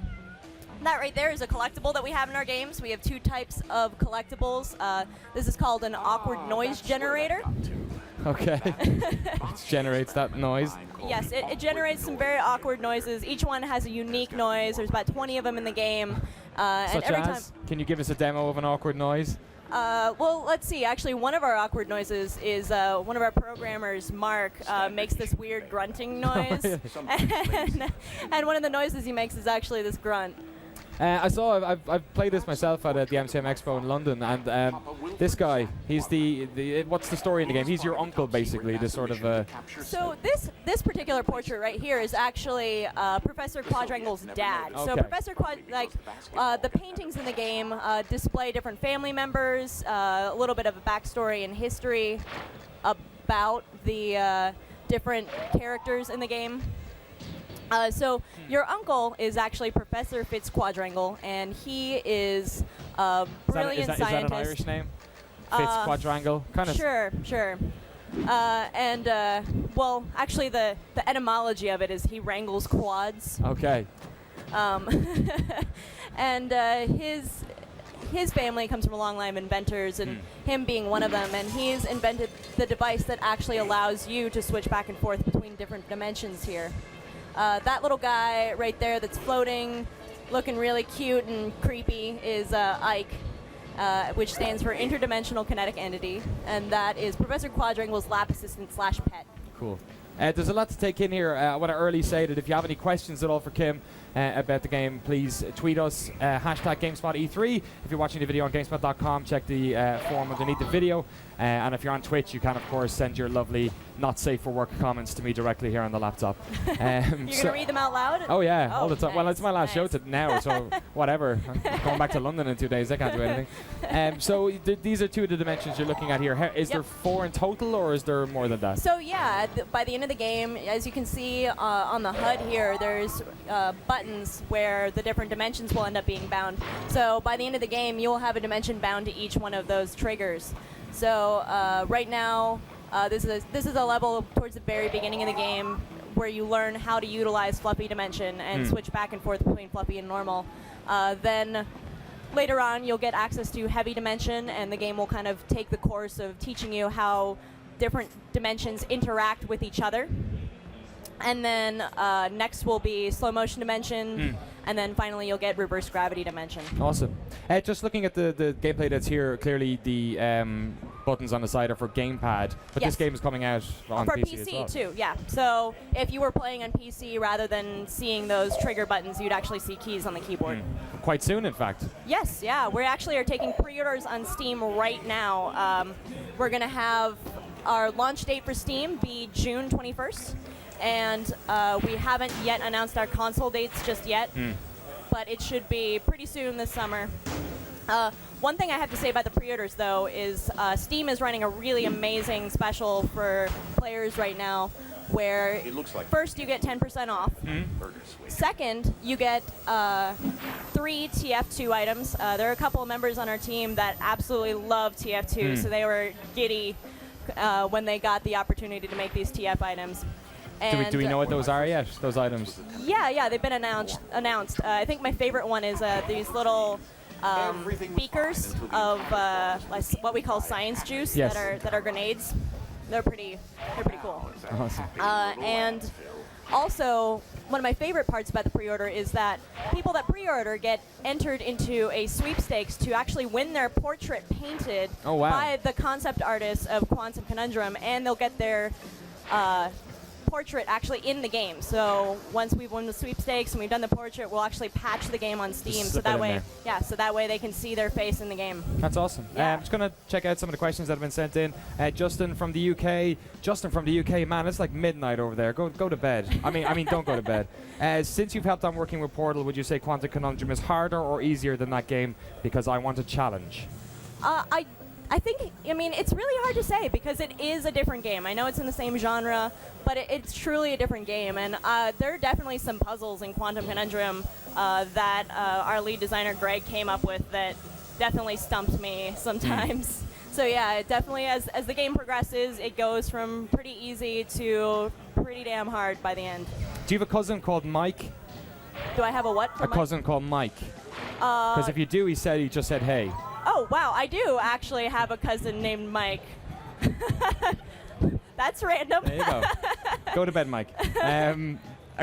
Peter P's asked, how long is the game? And also, just to add on to that, if I can be so bold, is it just a campaign mode, or do you have other types of things in it? So it's a single-player game, pretty linear. And the game, I would say, lasts anywhere between 6 to 12 hours. So if you're an amazing puzzle solver with reflexes like a ninja, you'll probably breeze through in about 6 hours. But most people are probably clocking in around 10 hours. Cool. I feel like we're ignoring some of what's going on here as well. Yes. So let's just go back to the demo and if you can explain what's going on in this room. Yeah, as I had mentioned before, we have other dimensions like heavy dimension. And so you can see right here, there's a cardboard box on this switch here, and so when he switches to heavy dimension, it turns heavier. Yeah. So polar opposite of fluffy, things become 10 times heavier. Also, things become invulnerable to lasers too as well. So another dimension we have is slow motion dimension, which he's in right now. So he was able to get past these lasers here by pressing the switch down in heavy with the cardboard box, then going into slow motion dimension, picking up the box and carrying it through. So while the lasers were still very slowly moving towards you, you were able to just bypass them. So when you've got all these different mechanics together, obviously one of the tricks involved in this, as I've seen in some previous games, was combining them in new and interesting ways. Is there ever a point where you've got too much going on and you've had to sort of rein it in? Because in a game like this where you're messing around with time and physics and mass, there's so many different ways you can take that. So was there any stuff that had to be left on the cutting room floor that sort of overcomplicated things? We definitely had some puzzles that we felt were a little too difficult. You never know, you might see them in the future. But in general, it seems really overwhelming that you have all of these different dimensions that you can utilize. But we've done a really great job of slowly introducing you to the mechanics, and so you can get your head wrapped around it. By the end of the game, you'll be able to easily figure out, kind of what you kind of need to do and what the different dimensions are and how they're going to interact with not only the environment but with each other too as well. That's, I guess, that trick that you've sort of managed to trick people into figuring out how to play this game. It's that whole thing, not to keep going back to previous games, but we're looking at later levels in the original Portal, you looked at them and thought, there's no way I can do that. Yep. And then within 2 hours, or less even, you've pieced it all together. It's just putting together a really nice learning curve, and I think one of the nice things about having a very organic learning curve is that players that are really clever and can easily figure out what's going on, we don't slow them down, and they can go at their own pace, whereas players that need a little more time to digest things can take their time as well. I got a question here that's just been sent in from Justin in the UK again. He's clearly not gone to sleep. Are there any ways of dying in the game? And also, just to add to that, if an element disappears within the puzzle that needs to be part of the puzzle to be completed, how do you deal with that if it gets destroyed or something? So yes, there is death in the game. In fact, actually, dying in our game is kind of funny. A 12-year-old dying in a game, and it's funny? It's dark. What's wrong with you? Oh man, we have a dark sense of humor in the team. So when you die, actually, there's a little blurb that comes up. There's, I think, over 500 of these little blurbs saying things that you will not experience because you died when you were 10. Oh, no way. We're horrible people. Such as?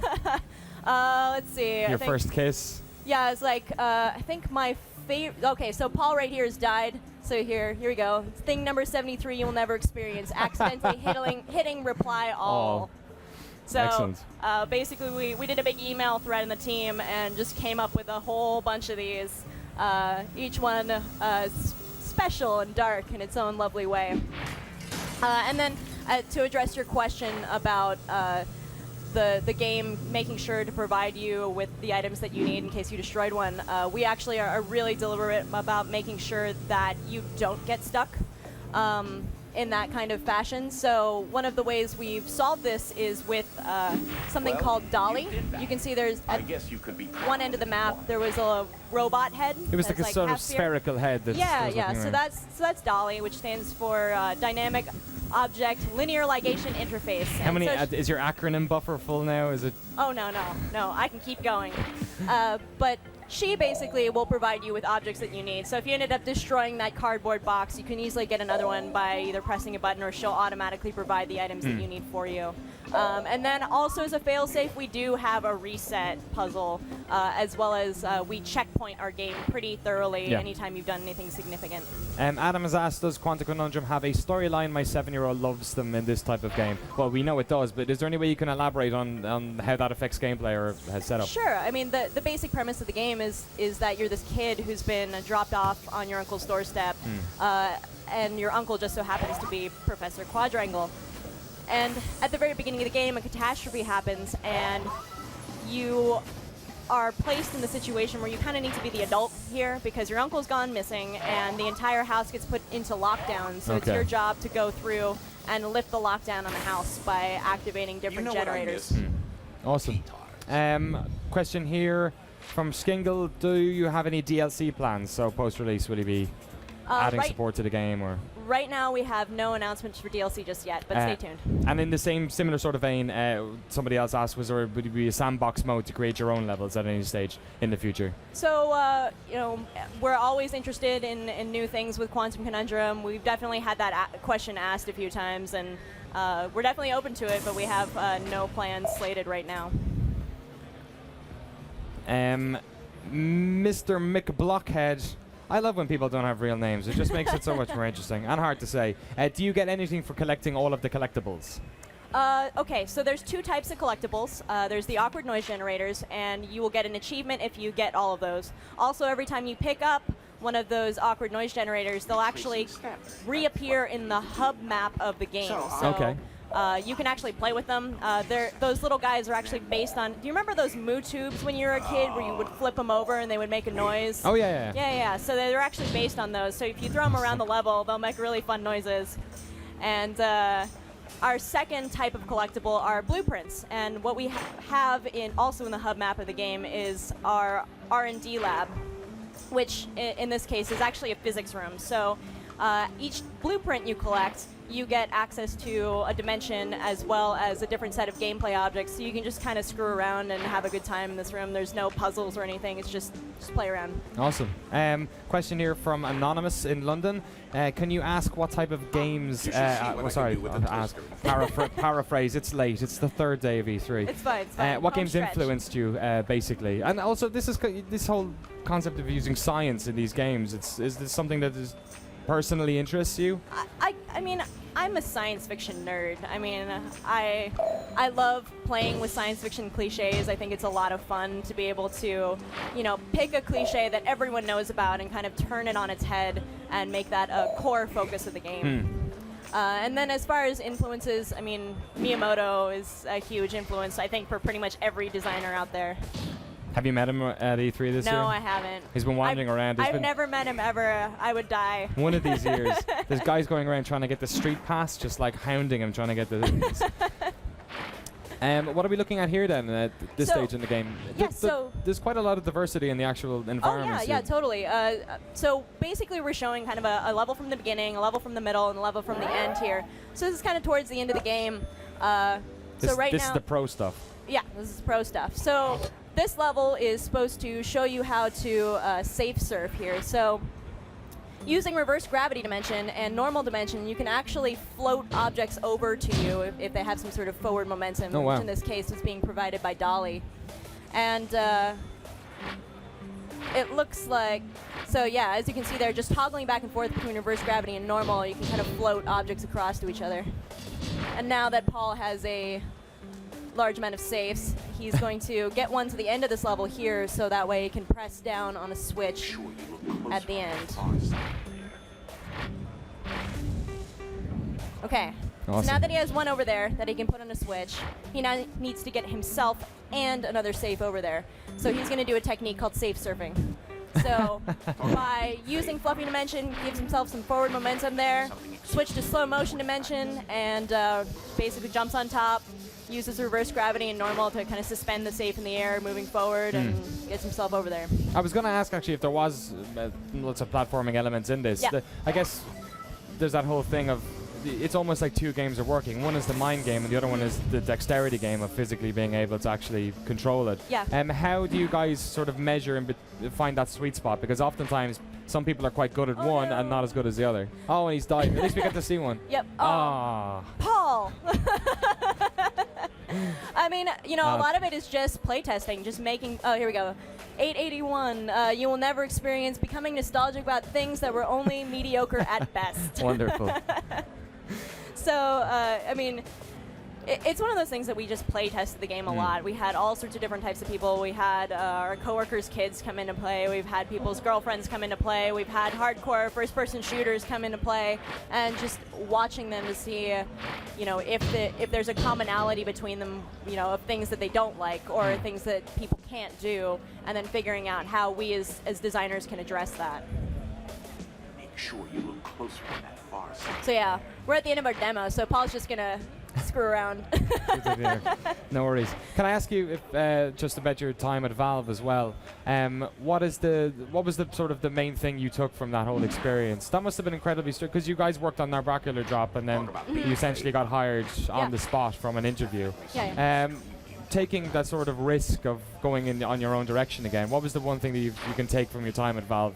Well, I mean, you know, talking about playtesting just a second ago, I would say that first and foremost was the biggest lesson that I learned at Valve, just how important it is to actually have playtesting drive the iteration of a particular level.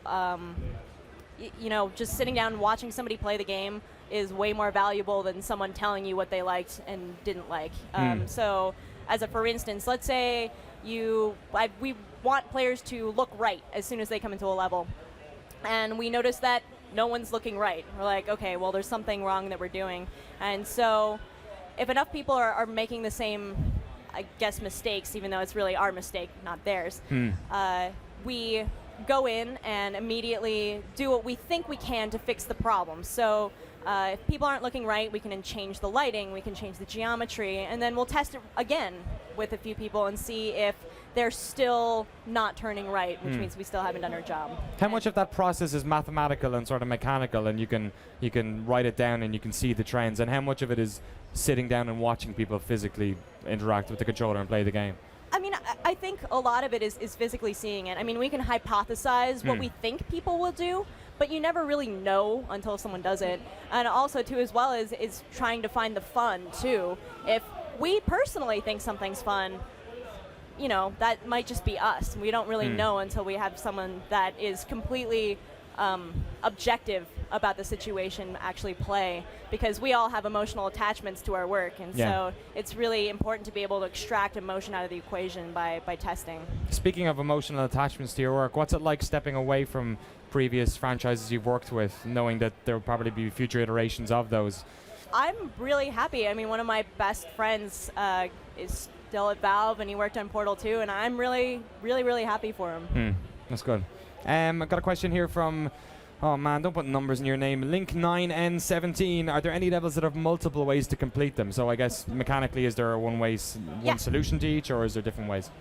There are different. So okay, the very nature of physics games is that there are always multiple ways to solve a problem, and you know, we'll have, once again, going back to playtesting, we'll have playtests where people will solve a puzzle in a way that we're like, wow, I didn't even think of that. Huh, all right. And does that mean you leave it in or you take it out?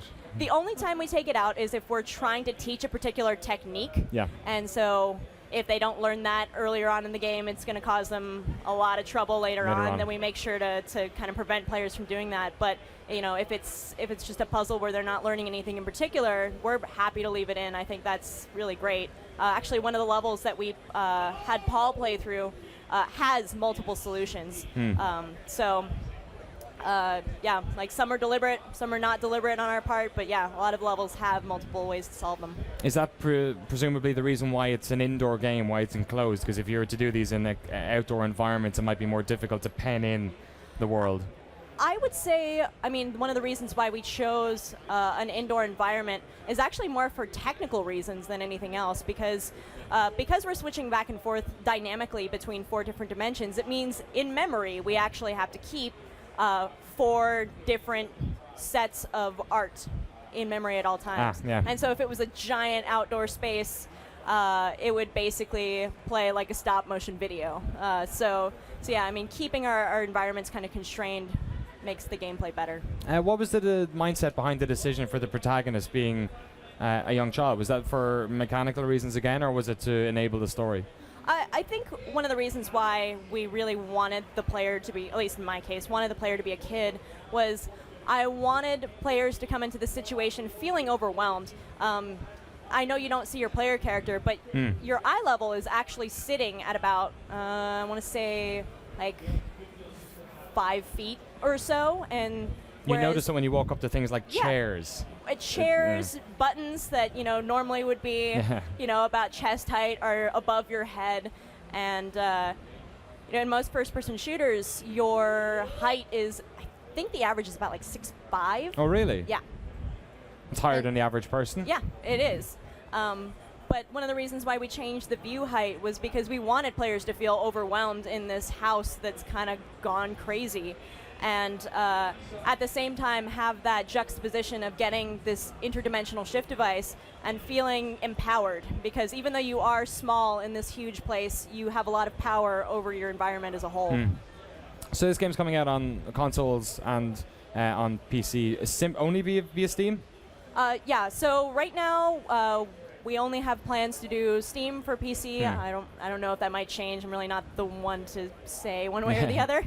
And then for PlayStation, downloadable on PSN, and Xbox 360, it's going to be downloadable on XBLA. Just wondering what you feel about the sort of the state of console in the arcade, XBLA, and the sort of indie console market from when its first inception back maybe 4 or 5 years ago to now is sort of it's changed a lot. The focus seems to be on larger publishers releasing games rather than a lot of, say, indie guys, which it was DigiPen you were at, you did an Arbacular drop, is that correct? Yeah. So how do you feel? Do you think most people will get this game via PC channels? Do you think that there will be more getting them through the consoles? And I'm interested in what you think about releasing the indie type games on consoles. Is it something that's growing, or is it something that's shrinking? I think the industry is in a really interesting state right now, mainly because what's cool about the downloadable space is it's low risk. I mean, it doesn't take a whole lot of money. It's not going to be a $30 million title where you have no idea, you're trying to do a new IP or you're trying to prove out a new concept and you don't really know for sure if it's going to be successful or not. And so I really love the space, and honestly the games that I'm most excited about end up being in that downloadable space because it's a really interesting and cool arena to be able to test new ideas. Yeah. I mean, that's why we're here, because it's like, yeah, I mean, I think this game will do well. I hope this game will do well. Anyways. Guess you'll know in about 3 weeks' time. But you never really know until basically 2 months after you ship. I got a question here from Chris in Brazil. He's asked about the graphics. What was the idea behind this sort of specific style? Or I guess the 4 or as many graphical styles as there are. Well, I mean, we have a very silly, quirky gameplay concept. And so we wanted to create an art direction that supported that. We could have done a really gritty, realistic style game, but I don't think Fluffy would be nearly as fun in that kind of environment. And so we really wanted to support our gameplay with our art style. Awesome. Well, thank you so much for coming up and showing this game. No problem. Once again, last time, what platforms and when are the release dates? We are going to be released on Steam for PC on June 21st, and we're going to be on XBLA and PSN later this summer. Cool. Thanks very much, Kim. That's me for E3. Chris Waters will be back in a minute. I'm shooting over to stage 3 to sit down with John Davison. In fact, I think I'm about 4 minutes late, so I'm probably going to get in trouble for that. Let's shoot over to Carlos Cam and see what he's up to on the E3 show floor.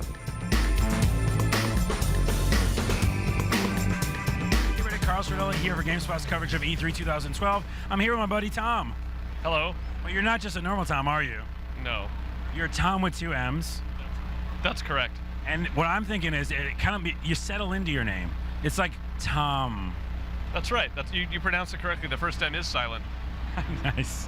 We're looking at Silent Hill, which is what drew my attention over here, on the Vita. That's right. Silent Hill Book of Memories. It's a Vita exclusive, actually. Awesome. So tell me about it. Well, when we wanted to make a Silent Hill for the Vita, we didn't just want to take the console experience and like cram it into the Vita and go, we're done. So we really took a unique approach and wanted to make something specifically for this platform. So we had this idea of what would multiplayer Silent Hill be like in the back of our minds. And since the Vita is so focused on connecting with your friends and online, we ran with that. And so what we ended up with is a little more of a dungeon crawler than fans are used to. Interesting. Okay. But dungeon crawler is a pretty scary genre in itself.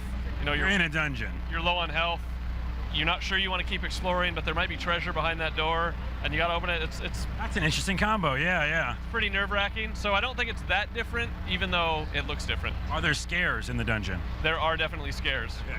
Because that's one of the big knocks. People want Resident Evil to get scarier. They want Silent Hill to get scarier because they started that way. Right. And the atmosphere of Silent Hill was really important to us. So we tried to keep this game true to that. So you're still using a flashlight. The rooms are pretty dark and you have to look around that way. So I just encourage fans to not judge it by first appearances. And so would you say there's more kind of weapons and power-ups than a normal Silent Hill game because it is that kind of a genre? Yeah, definitely. So what we did, the approach we took was sort of like, what's the best of every Silent Hill? So like everyone's favorite weapons, everyone's favorite creatures. And so, if you haven't played Silent Hill before, it's different enough that you don't have to have played all of them. But if you have, there's just a ton of fan service in the game. So you're constantly going to be like, oh, cool, there's this. Oh, they remembered that. And it'll be a pretty cool experience. So Pyramid Head is a boss character, just saying. Not a boss. You might actually come into a room with 4 Pyramid Heads. Whoa! GameSpot exclusive. 4 Pyramid Heads in this game. So what else about the game? Multiplayer. Yeah, so it is the first multiplayer Silent Hill, which on the surface might sound less scary, but it actually creates a new dynamic because you're used to your friends, you're depending on them. Maybe you've got like the healer over here and you're the tank, and then you get separated. And then you wander in a room with low health and you're wondering like, where's my friend? And you get all tense. You're the medic and you're not like ready for it. Right. So, there's still a lot of fear here. Just you can experience it with 4 friends and sort of be scared together. You're all scared together. I was gonna say there's no against each other stuff then, right? No. I mean, you can always like troll your friends or like, I'll just leave you in this room by yourself. It's okay, you'll be fine. We've got voice communication. You can spam a thing and annoy a guy, but it doesn't encourage it. Don't do that, people. You're already in a dungeon, already all scared together. Like, help each other out. Yeah, exactly. So when is this guy release? This is going to come out in October, right around the time the new Silent Hill film is released as well. Oh, perfect. Yeah. And price point? Normal Vita price point. Regular price point. It will be available both digitally and in the stores. Oh, thank you. That's awesome. Cool. Thanks for your time, Tom. Thank you. And we'll take it back to stage.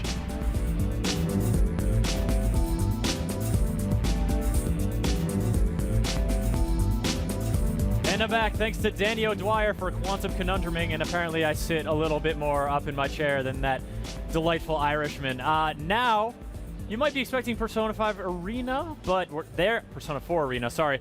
They're coming next. Right now, we've got a different number game, Dust 514. 3 times the numbers, 3 times the fun. I don't know. I guess we'll find out. We've got David Reed here from CCP. Yeah, welcome, Absolutely. David. Thanks for having us. This is awesome. We're glad to have you here. Now, Dust 514, there's interesting connections going on here. You guys got a pretty ambitious scale, but give us the basics for someone who doesn't know what it's about. Sure, let's just start from the bottom, right?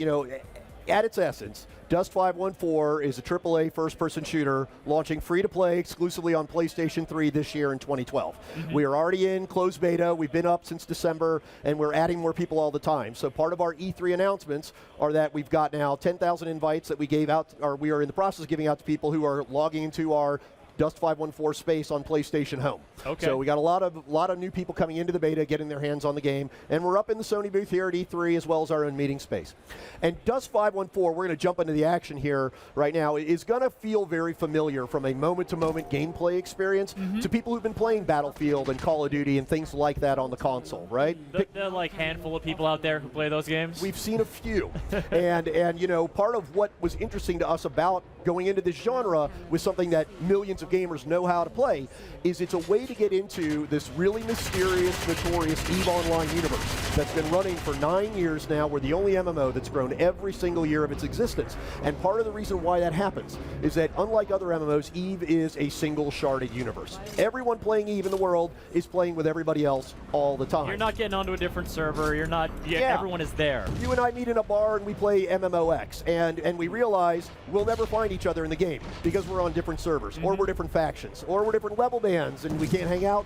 Not true in EVE. And only in EVE do people all play together all the time in that shard. And so part of what we thought was there's something really magic about this, right? It has led to all these crazy stories that you hear about EVE players, about their assassinations and bank heists and corporations going to war with tens of thousands of players on each side, and the betrayal and all these things. And yet, EVE Online itself as a gameplay experience isn't what everyone's looking for. Not everyone's trying to be a starship captain or a space pirate or a miner or a trader or all those things you can do in EVE. And so the idea around Dust 514 was, look, we know this notion of the single shard universe is fascinating to a lot of gamers. Let's give them something that they know how to do already and be part of that universe, tell their own stories with their actions. Give them another entry point into that place. Exactly, exactly. Now, because this is in the EVE universe, how exactly do the two games affect each other? Like, what do you do in here? Will it affect, like, the economy? And can you, like, summon your ship from EVE Online? Oh, totally. So one of the signature features that we demoed at our FanFest in Reykjavik, Iceland a few months ago, and we've been showing off in the trailer that we released on Monday, is what we call orbital bombardment. And this is exactly what you're talking about here, that I, as a Dust mercenary, call on my friends in EVE Online. And I can talk to them directly from the PlayStation 3. I can chat with them in-game to the PC. So that's the first level of connection, is that you're not just chatting with PlayStation players, you are chatting with people on the PC in live time. The second thing that happens there is when I start calling for help, or I do a contract with some support in there and things like that, I am actually, it's much like being an infantryman in the military calling on the Air Force to drop a payload on air support. So I, as a Dust mercenary, call up to a friend in EVE Online, who then, you know, I drop coordinates, I mark the ground there, and bang, comes down the orbital bombardment, like this nuclear destruction of what happens in the battlefield, and it has a real impact on who wins, who loses, who gets a control point. It's more than that. You know, as that orbital bombardment is traveling from EVE Online through our single shard Tranquility server in London and raining down on the Dust 514 battlefield, it's effectively an economic transaction, right? So people who've been playing EVE know that the economy of EVE is part of the most vibrant thing in it. That's the lifeblood of the whole game. It absolutely is. It's what makes things in EVE more real, right? Like, if I build a ship in EVE, I've spent months grinding up to get that, and when I lose a ship in EVE, that's a real loss. You are heartbroken. You are. It is an epic loss, right? And so that happens on a more, you know, limited scale at times in Dust 514. The tank you're seeing here is not a tank that just magically respawns as it does in other shooters. Somebody had to earn the currency in game to buy this tank, to call it in, and to then deploy it. And when then that tank blows up, you're down one tank. You're going to have to go get another one. And you've got a couple people in this tank right now, it looks like. Well, and again, it's the kind of thing that if you've been playing a Halo or something like that, you're going to be familiar with these ideas. Somebody's driving, somebody's in the gunner, there's a passenger jumping on the back. Those are the kinds of things that first-person shooter players on the PlayStation, they know how to play this game. What's exciting for them, however, is number one, it is free to play. And we do have virtual currency and ways to do side grades in the game. But you will download this game directly for free from the PlayStation Network to your PS3 and never pay a nickel if you don't want to experience everything Dust 514 offers. And I think that's fascinating. This year we're seeing such a remarkable growth in the free-to-play market, especially in the shooter genre on the PC. But people think of free-to-play games as strictly the domain of the PC, and maybe there's some speculation about what next-gen hardware might bring, but you guys are doing it now. You could go to PlayStation Network, download this game, and get it. And you got it, exactly. I mean, we've taken a lot of heart from what we've seen on the PC market, right? I mean, you look at League of Legends. There's been a lot of successes. You look at World of Tanks, right? These are games for gamers, right? It wasn't that long ago that when you started thinking about free-to-play games on the PC, as a gamer, you found a lot of stuff that really wasn't very appealing to you. But those are games and others like them that are showing, hey, you can make a AAA game for a hardcore gamer and have a blast in a free-to-play business model. And what we're excited about is putting that first flag on the hill and bringing it to one of the consoles.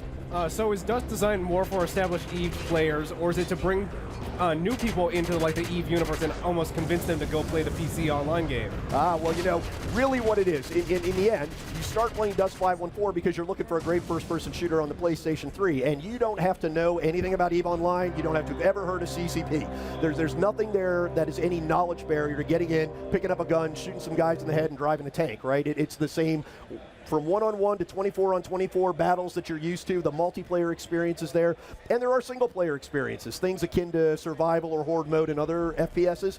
So there's no requirement to know any of that. Now, if you do, and you are aware of what's going on in the EVE Online universe and things like that, what you'll see is you'll as you look through things like, for example, we have an opportunity here to go into some of our UI, and we could show you things like our character sheets, our skill trees, you know, things that you can learn. And much like in EVE, there are more skills that you could take on than you could possibly master in a lifetime, much like in real life. We expect you to sort of pick something and specialize in it, customize it the way you like to, dozens of skills, thousands of items, and you'll have the ability to say, look, I am going to carve my niche as being the best guy in Dust 514 at handling assault rifles in terrestrial planets and in nullsec. And you can do that, and you and your friends, when you start going into the game, we'll start seeing contracts from computer-controlled corporations initially, but also from player-controlled corporations from EVE Online. And the contract mechanic is important because in Dust 514, you are a mercenary. You're selling your services to whatever the market will bear, and maybe you have allegiances with other folks that have aims similar to yours and how the galaxy should be dominated. But in the end, you take a contract, and you find yourself taking a contract from a real EVE corporation. You and your friends become infamous, notorious, you know, specialists in a particular way of doing things, and as a result, you're able to command more in-game currency for taking those missions for them. And to clarify, because between free-to-play and in-game currency and stuff, I could see how folks might get a little confused. Could you earn a living as like a really good Dust 514 player and like the people in EVE are sending you in-game currency, you're cashing out? Well, there is no way to cash that currency out of the game. This is not a real money transaction-driven game. The way it works, right, again, coming back to EVE Online, is it is a real sort of high-end, high-fidelity virtual universe and economy. And the interstellar credit, the ISK, is the core denomination of that, both in EVE and in Dust 514. And so what you see here in our market is items are denominated both in ISK, and that's currency that you grind up as you play through the game. You complete contracts, you win matches, you're earning skill points, and you're also earning ISK. And Aurum is the paid virtual currency that you have the option to do in the same way that you'd buy other things on the PlayStation Network. You don't have to spend any money on Aurum to buy anything, but if, for example, you're looking for cosmetic items, right, paint jobs on your tank or things like that, those are things that will likely sell for Aurum. If you want to side grade, as we call it, right, now, the way to upgrade your ability with different weapons, different vehicles, different armor, you're going to need to play the game, you're going to need to earn skill points, and much like an EVE, you can do this passively. You don't have to be logged in all the time. You will earn skill points, and you come in and you allocate those skill points to your various skills. That's how you get the ability to use the better weapons and the better armor. And say you've been doing that for a while, right? Say you've been a heavy, and you're running around in heavy armor, you got this massive machine gun, but you want to try something slightly different. You want to be able to run a little faster, and you want to get trained into some of these other ways, other suits of armor that let you run a little faster. Okay. This is where the Aurum comes in. This is where your ability to side grade. You can't buy anything more powerful. There's no way a gamer can show up on day one, drop an infinite amount of cash into the market, and win. Stomp everybody down. It doesn't work. It can't happen. There is no way to do that. The way you do it is you play the game, you succeed. As a skill-based genre in first-person shooters, if you're better than somebody else who's spending money, you're going to beat them. And as you get more of that currency, you then allow yourself to side grade and try new weapons and vehicles and armor out and different ways to go through the battle. So we've talked about how you get the connection down from the EVE ships in orbit to the soldiers on the ground. You can drop in some vehicles, you can do some orbital strikes. Yep. What I'm curious is about what's the reward then for those folks up top, those folks taking the long view in EVE Online? What incentive do they have to support your efforts? Absolutely. So it works in a couple of ways. The number one thing that you do as an EVE player with a corporation of like-minded players that you fly with, you're looking for resources that give you another edge in the EVE economy. They allow you to build more ships. They allow you to control more of space and things like that. And what you'll find, again, imagine Corporation A and Corporation B are at war, tens of thousands of players on each side. And Corporation A realizes part of why Corporation B is doing so well is they're getting this big batch of resources out of a nucleus of planets in a particular side of the universe. And that batch of planets has dust mercenaries on the ground holding control points for them. So Corporation A goes out and puts out contracts. We're looking for dust mercenaries to come to these planets, kick those guys off, and bring those resources to us and cut off their supply line. That's the first way it all comes together, is as a dust mercenary, you have the ability not just to sell your services to whomever and get currency, but to actually thwart or enable some of these EVE corporations with their spanning plans for galaxy domination. Now you are playing as a mercenary. Is there a way to actually establish yourself with one of the already made corporations, or are you always a free agent? Oh, it's your choice. It's totally your call. I mean, and we expect there will be plenty of people who will pick up the gamepad and just have a lot of fun with it, but will never feel compelled to join a corporation. But much like in EVE Online, right, corporations are the core social fabric of the game, and it's what makes it more fun to play with other people and to feel that sense of camaraderie almost as you go into battle with them. And so we expect a lot of Dust players, number one, to clan together, but like first-person shooter guys do, and work together for similar aims, and then to ally with different corporations. But there's absolutely no requirement to do so. And look, just because you said you were taking a contract with a corporation doesn't mean you actually are going to do it, you right? can backstab them if you felt like it. If there's anything you've heard about EVE Online, right, you know that trust and reputation and notoriety are currencies as much as any cash in the game. And so being a clan that is well known for honoring contracts is going to be valuable, and being a clan that maybe has a price that can be called to sway the battle the other way is also going to have a value in the game. All right, now we're close to wrapping up our demo of Dust 514 here, but I'm curious because EVE players, they're very invested in the economy, in their ships, as you're saying. What's their sort of reaction to this new element you guys are bringing into the fold? How did they feel about, oh wait, you're sliding into an FPS that's going to have an effect on my universe, on my economy? Absolutely. Well, one of the things that we have heard from the EVE community, and we listen very closely to these things because it's not hard to imagine that if we ran our beta and we didn't pay much attention to what was going on in the economy, we could really throw a wrench into the EVE machine, right? That on the one hand, right, they are slightly different in terms of what you're using your currencies for. And you got this really great handgun, but it really shouldn't be as expensive as a starship, right? So we have to work these things together to keep the virtual reality of EVE intact. And with that in mind, right, as we continue to do this and honor that social contract with our players, right, what they are excited about now is, I mean, again, imagine you're a guy in EVE, and you've come to the head of a corporation of a few thousand people, and you're famous among hundreds of thousands of people. Well, now you're going to be famous among millions of people potentially who are playing their first-person shooters. And so it adds a whole new element of gameplay. It adds a lot more texture to what the universe is about. And at the end of the day, you are famous and infamous with a much greater group of people. Just a huge audience there to be tapped into. How did you know to appeal to my ego, David? You're sitting in the big chair. It's not hard to tell. Oh, it's so transparent. All right, Dust 514, free to play on the PlayStation 3. You download it. Do not have to get any kind of disc. You do not have to pay any kind of money. Is it available now? What is the beta status? How can people get into this game? Right, so we are in closed beta right now. Yes. And if you were an attendee at FanFest in Reykjavik a few months ago, you got an all-access key, but that's not the end of it. We're working with Sony right now. We're distributing beta keys through PlayStation Home, and we're going to be continuing to do that as we go. So there'll be plenty of beta keys, and it's going to be a lot like an MMO beta, where we're going to have punctuated beta events. You get keys to get into that event. There'll be all-access keys that get you into all the events. We'll have beta events through the summer. We'll go into a open beta. We'll go into Head Start. We'll go into that kind of a process that people who've been playing MMORPGs are very used to. And we are launching in 2012 exclusively on PlayStation 3. Thank you so much, David. Dust 514, ladies and gentlemen. Thanks so much. All right, folks. Coming up next, we're going to a whole different fantasy universe, one that's going to be very familiar to a lot of people. Middle-earth. We'll be right back.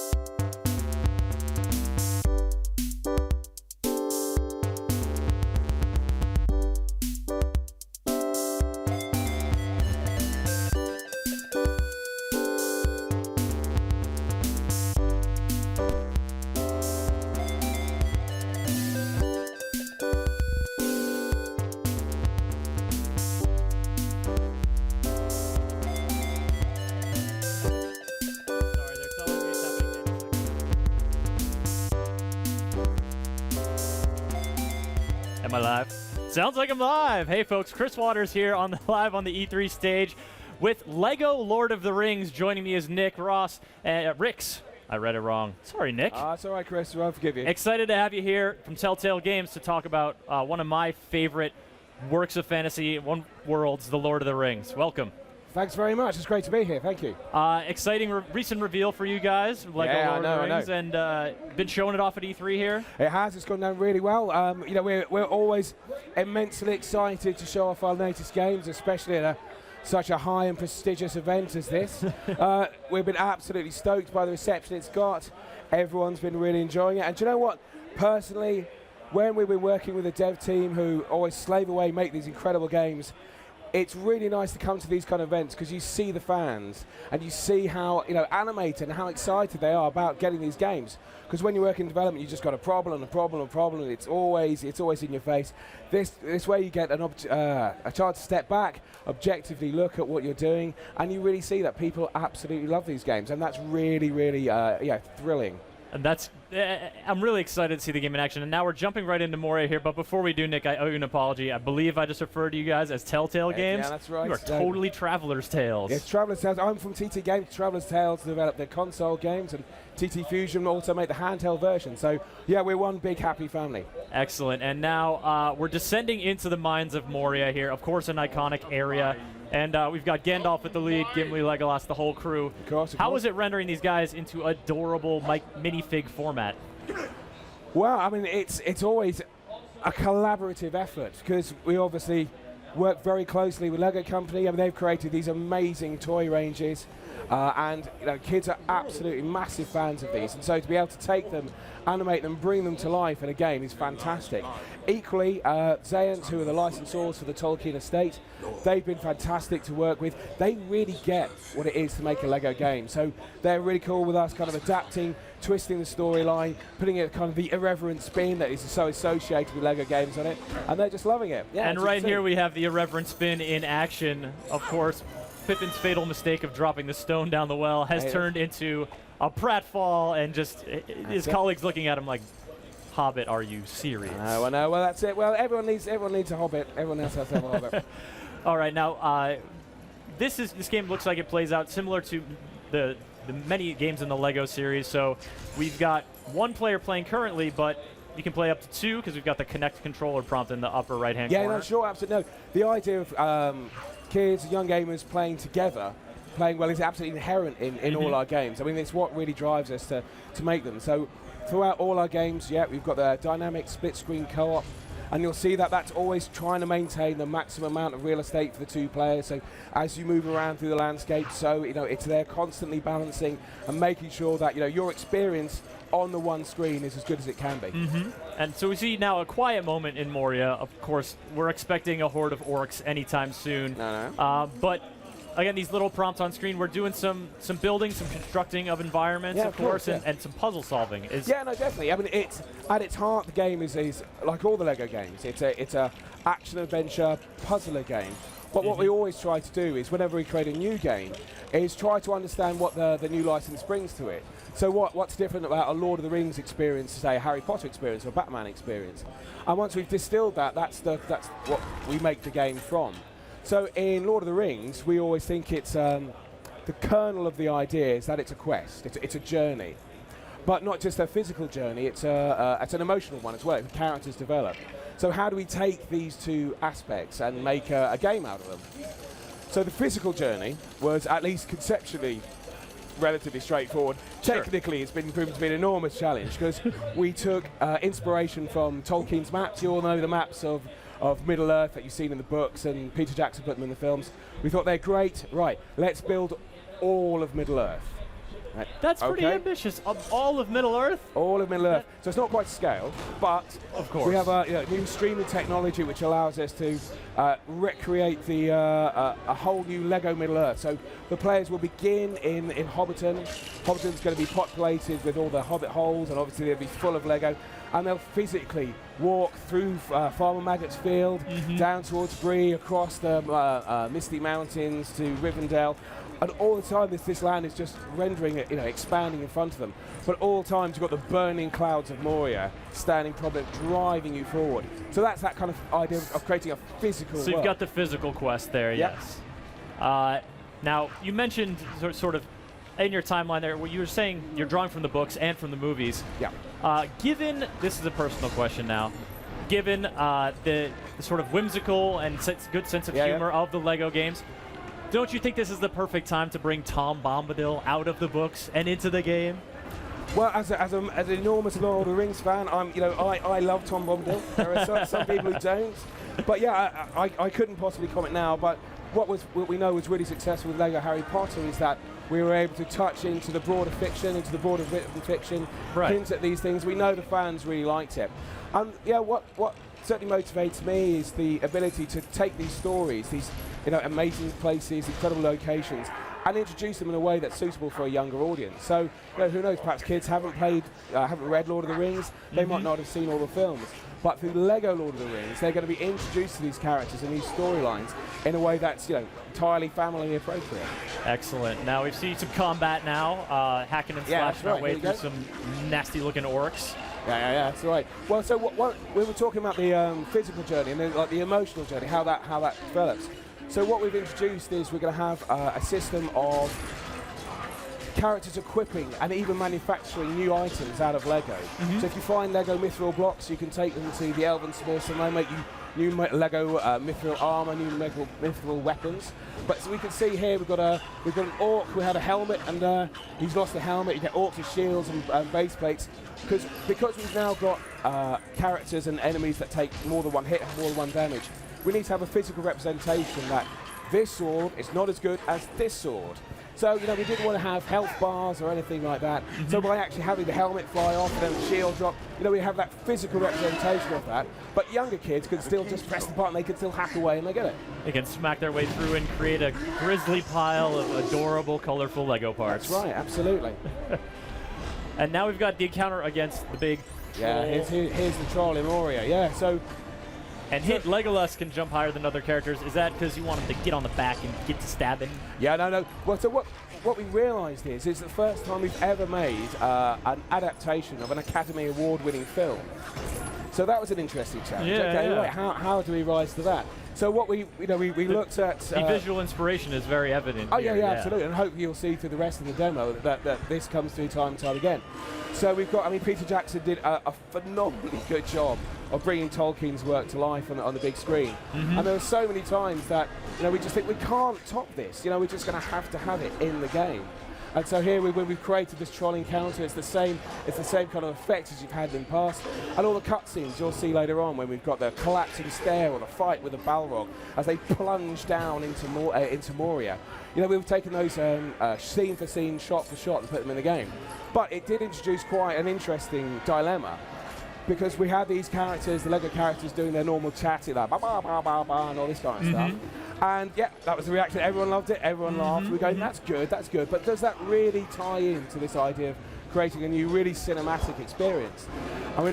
Let's try including the actual film dialogue spoken by the actors through the mouths of the Lego characters, and let's just see how it works. So we took John Rhys Davies' dialogue as Gimli. And there's a bit in their films where he's going about malt beer and red meat off the bone and all this kind of stuff. That's not bad. It's not. No, I've been practicing it. You can tell. And we put it in the cutscenes, and we just loved it. It really added something new.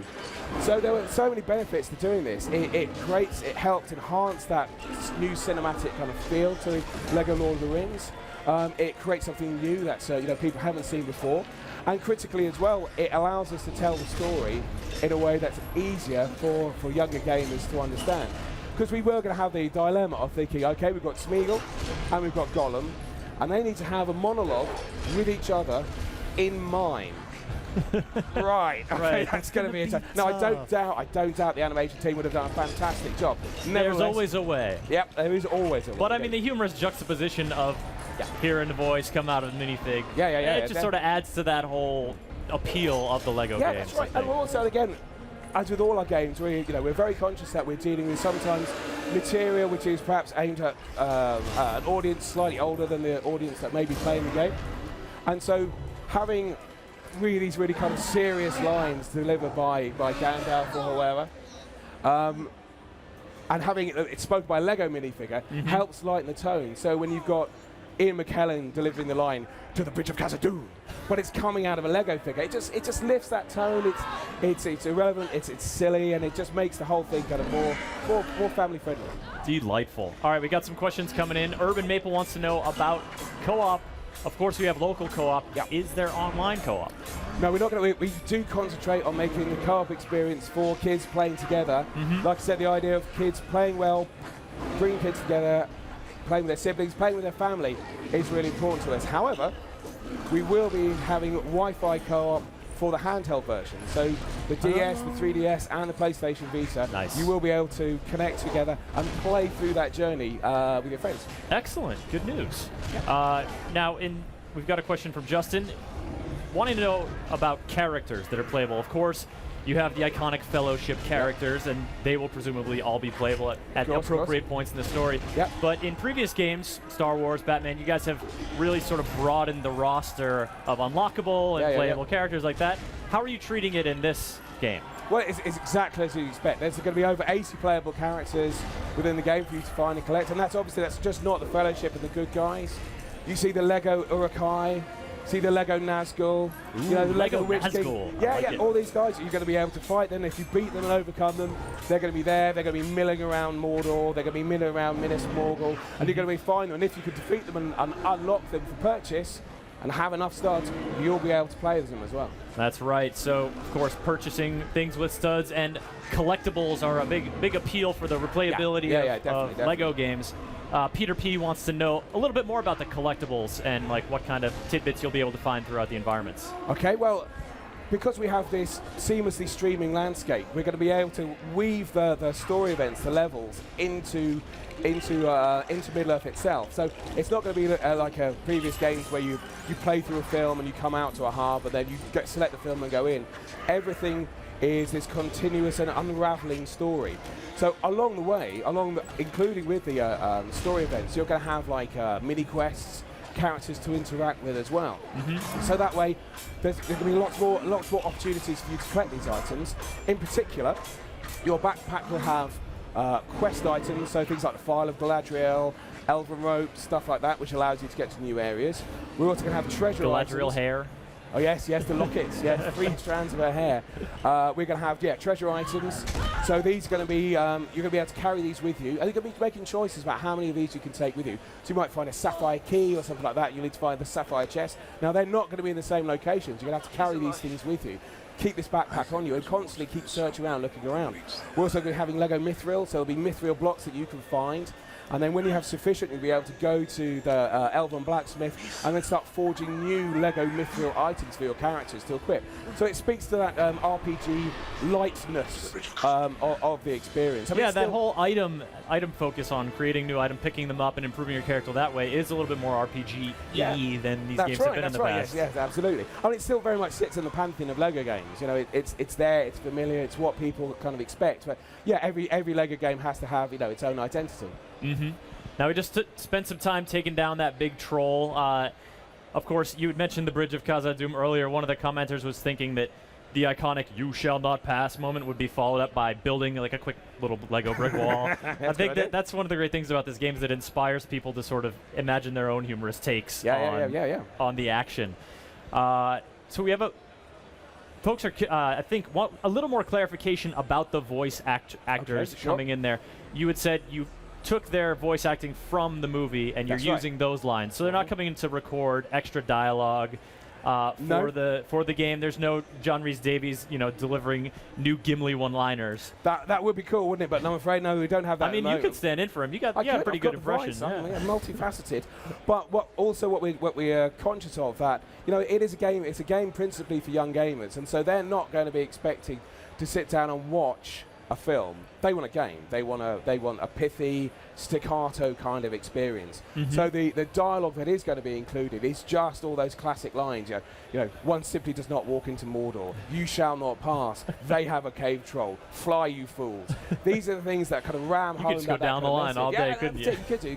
And it's those that we're going to be putting into the game. So you'll still be having that kind of action-packed experience carrying you through, but the dialogue simply blends in with this. It's in addition to, it's not the be-all and end-all of it. Peter Langrish over Twitter has a silly question. Is Gollum in the game? Yes. Yes, Peter. Peter. The Lord of the Rings without Gollum? Come on, homie. He just threw Gimli. Nobody tosses a dwarf. Another iconic. That's quite an important. Thank you, Michael, over Twitter. To clarify for folks, because the Lord of the Rings, such an epic tale, and split up over the 3 books, Lego Lord of the Rings is the whole saga. Yeah. There's not going to be Lego Lord of the Rings 2, the Two Towers. No. This is the whole thing. Yeah, because as I say, it's the idea is it's the journey, it's the progression. So you start at Hobbiton, you end at Mordor. Well, actually, you end up at the Grey Havens, but that's for nerdy talking. Oh, yeah, people. you come back around. No, that's so yeah. It's a part. whole story kind of unraveling for you as you progress through the game. So what about DLC that Twitch chat is conjecturing that maybe some Hobbit action might come in?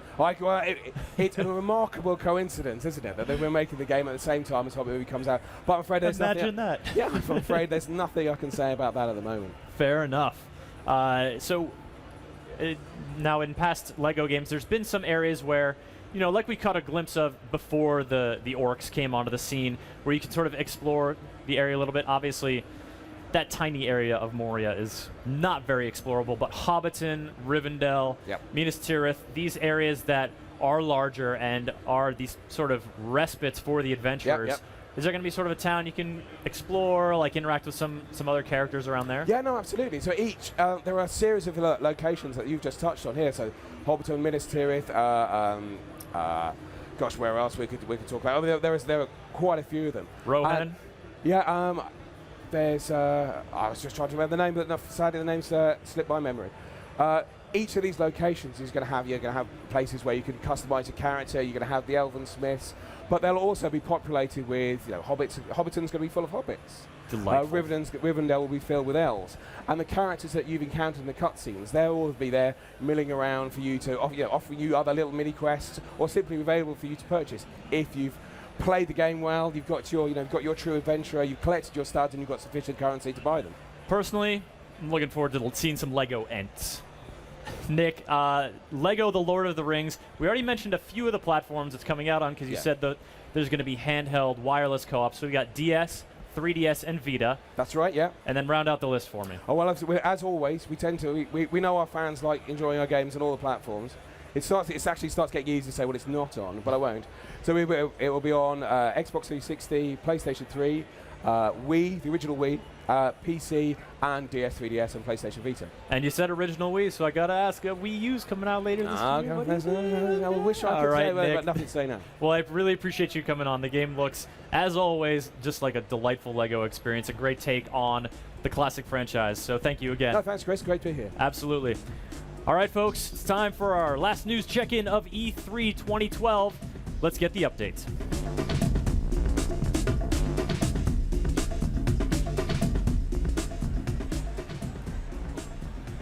Thanks, Chris. I'm Brennan Sinclair. I'm here with Eddie McCoo, our other news guy, and we've got another bit of actual news coming out of the last day of E3.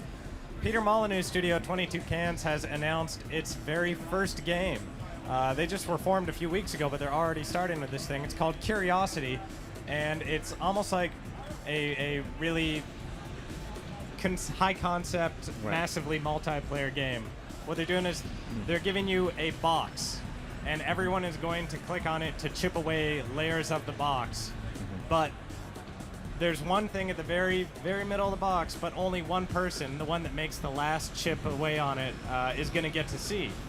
And what they're going to do is they're going to sell DLC chisels. And that seems kind of, it depends how much they're going to charge for them. Well, yeah, that's the thing. They've actually said they're going all the way up to the most expensive DLC chisel will cost you about $77,000. I can afford that. Can you afford that? I No? cannot. I didn't Maybe know we together paid you we like that. We need to talk about this later. But $77,000, and for that much money, your chisel will do the equivalent of 100,000 chisel strikes of just the normal base chisel. And Molyneux said it's sort of an experiment in monetization, and I think it certainly is that. But do you think anyone is curious enough? I would say no.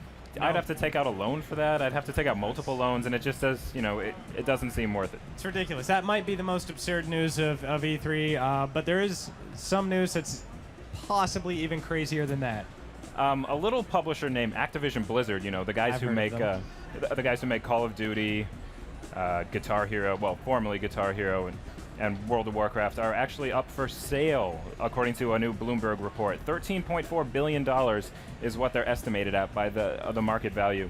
No buyers have been announced just yet, so we will continue following this. And it's the Activision Blizzard parent company, Vivendi, is having a meeting later this month to consider the sale, and that's sort of like they've sort of slid this information out on the slide to, I think, kind of test the waters. More news, though. 38 Studios. They are, well, they're bankrupt. And there's an FBI investigation into it, and the Rhode Island $75 million loan that they got, the Kingdoms of Amalur developer. It doesn't look like they're going to get much of a shot to do anything else, but we are ready here on the stage now. So that's it for your last E3 GameSpot news recap. Chris Waters is here now, and he's going to show us Persona 4 Arena.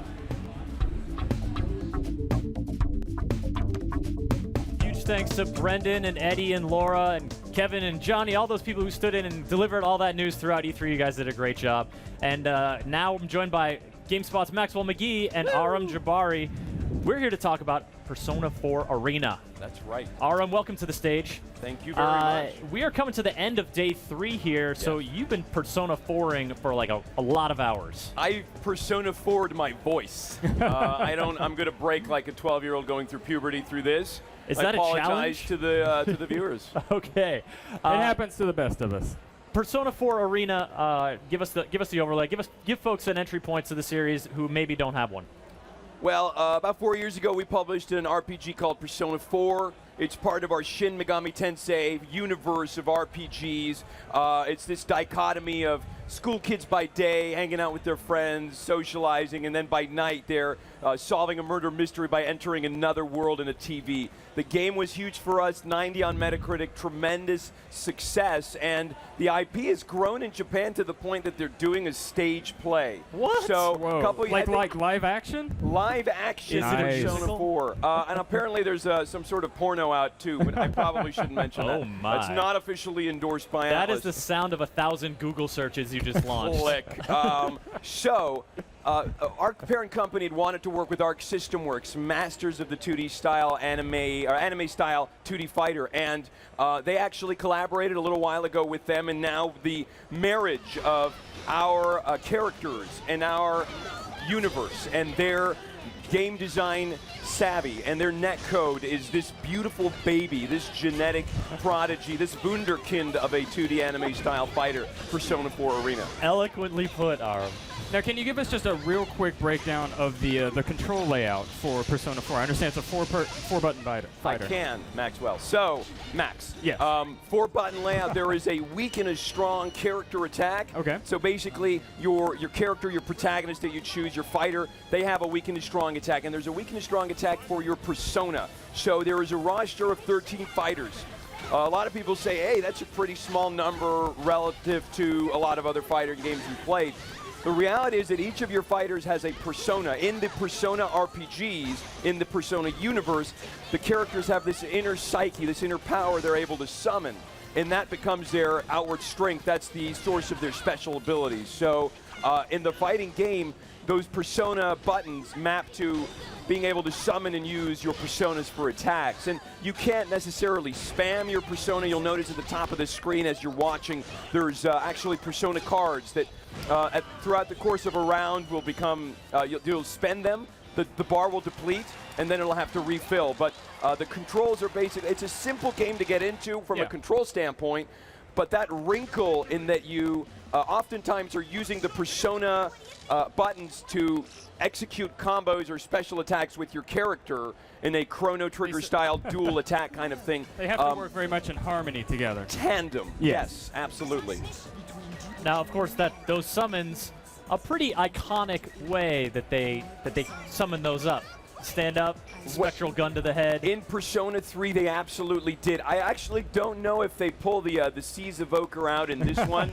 I'm sure the parents were thrilled with Persona 3. Do they do it, the Persona 3? Yeah, I'm getting a yes from offstage. Thank you. Absolutely. I mean, no Rob way Stone. you guys can leave that out. Speaking of the roster, about a third or so, a quarter of the characters are from Persona 3.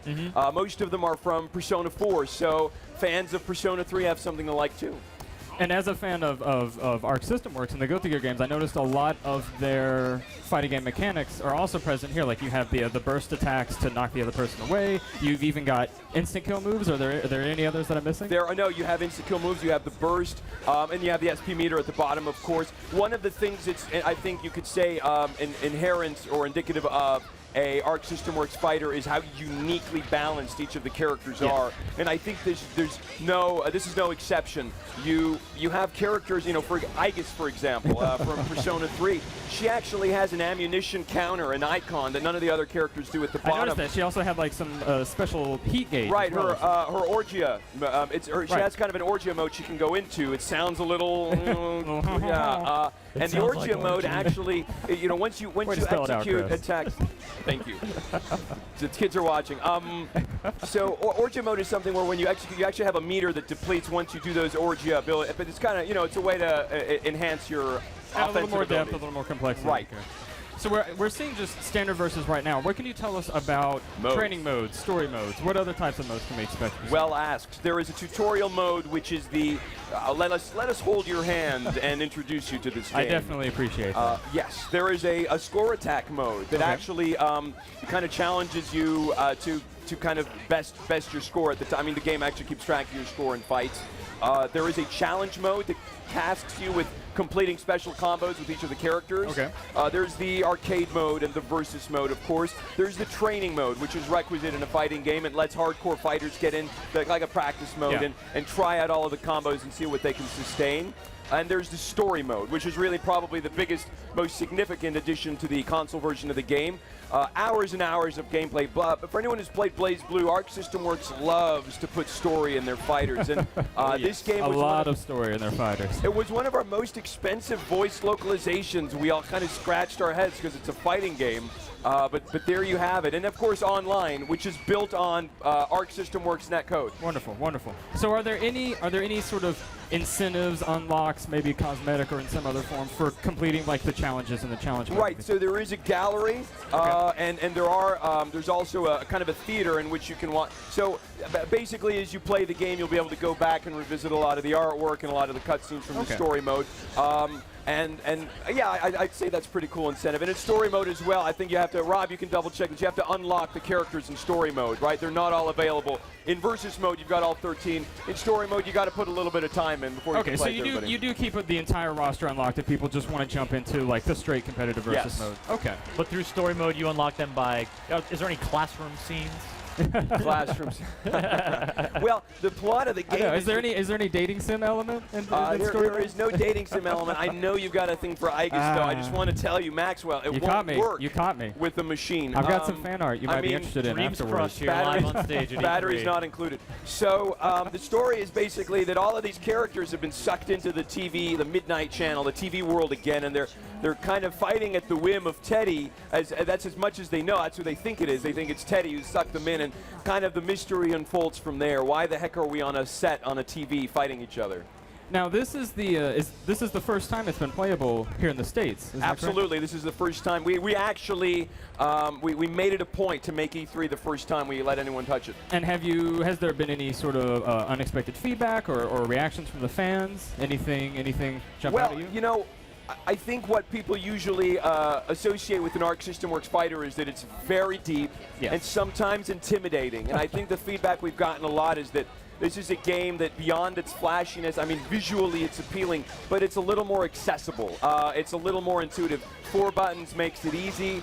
And the fact that there's this universe that a lot of people are coming into it, not necessarily as skilled fighting game fans, but they already have a connection to these characters and to this world. I think the way the game has been designed makes it a little easier for them to jump in. But yeah, the buzz has been fantastic. Wonderful. Now, and it's been out in arcades in Japan for quite a while now. How has the game like sort of evolved or changed after the arcade release and letting people get their hands on it?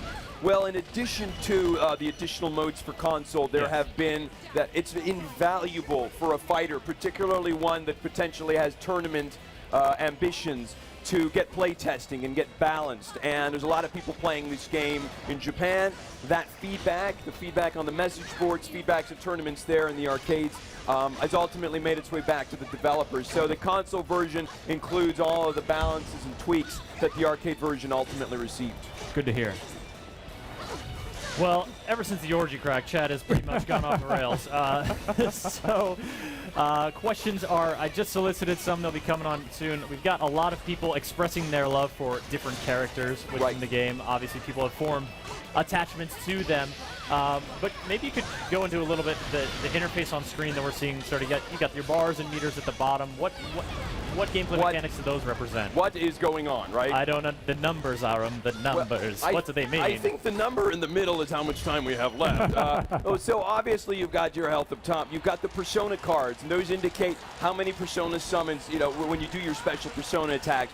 Those, again, will deplete as you use them, and then those cards deplete, and then you have to wait for it to refill. Above your SP meters, if the characters have any unique, like I mentioned, Aegis, or for example, I think it's Yukiko. You see kind of a flame and a level next to that. And as you actually do certain moves with her, you're actually able to kind of beef up or buff up your flame or your fire attack. So the character, the UI is one of the most beautiful things about the game, in my opinion, and I'm not just paid to say that, but there is a lot of information on there. As you mentioned, the burst in the upper left and upper right-hand corners. The burst is that one-time, that kind of Arc System Works move. A one-time thing that, of course, round by round. Now, can you manipulate the elements in the HUD at all? Can you move any of the bars around, maybe space them out a little bit further? Yes, you can. Okay. That was a short answer. That's because I got it from my buddy off stage. All good, all good. Thanks for keeping me honest, Rob. Now, there's also a bit of I refer to it as the NASCAR pit crew kind of support character you can get. And she's actually chiming, and you can see the face comes in from time to time.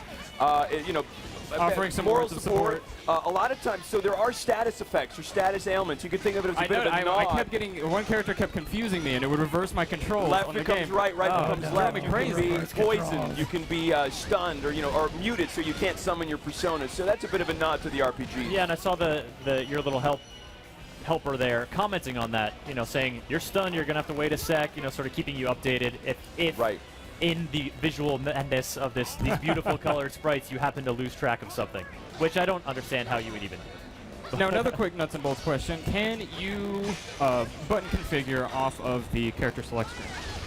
The button configure is at the main menu only, or can you do it at character select as well? You can do it as character Good to hear. Well. You just made Rob very Stone, happy man. QA lead. Thank you very much. QA co-lead. Nice fighting, Rob. Now he's got one of those crazy yellow shirts He's got his Orgia face on right now. We have really got to stop saying that word. Oh my goodness. Aram, Persona 4 Arena, looking very sharp. Thank you very much. Looking to provide some fast-paced competitive thrills, and also really scratch that Persona itch that you guys seem to have inspired in a lot of people. We recommend lotion for that, but yes, also the game. When are people going to be able to play it? August 7th, Xbox 360, PlayStation 3. We look forward to seeing folks. We're going to actually show this game at Evo in Vegas, so hopefully we see everybody there. Delightful. We will be there, and we will take a look. Aram, thank you so much. Thank you very much. Thanks for being on. Thank you. Ladies and gents, time for a quick look at Wizardry, then back to conclude our show with the last live stage demo of E3, Watch Dogs.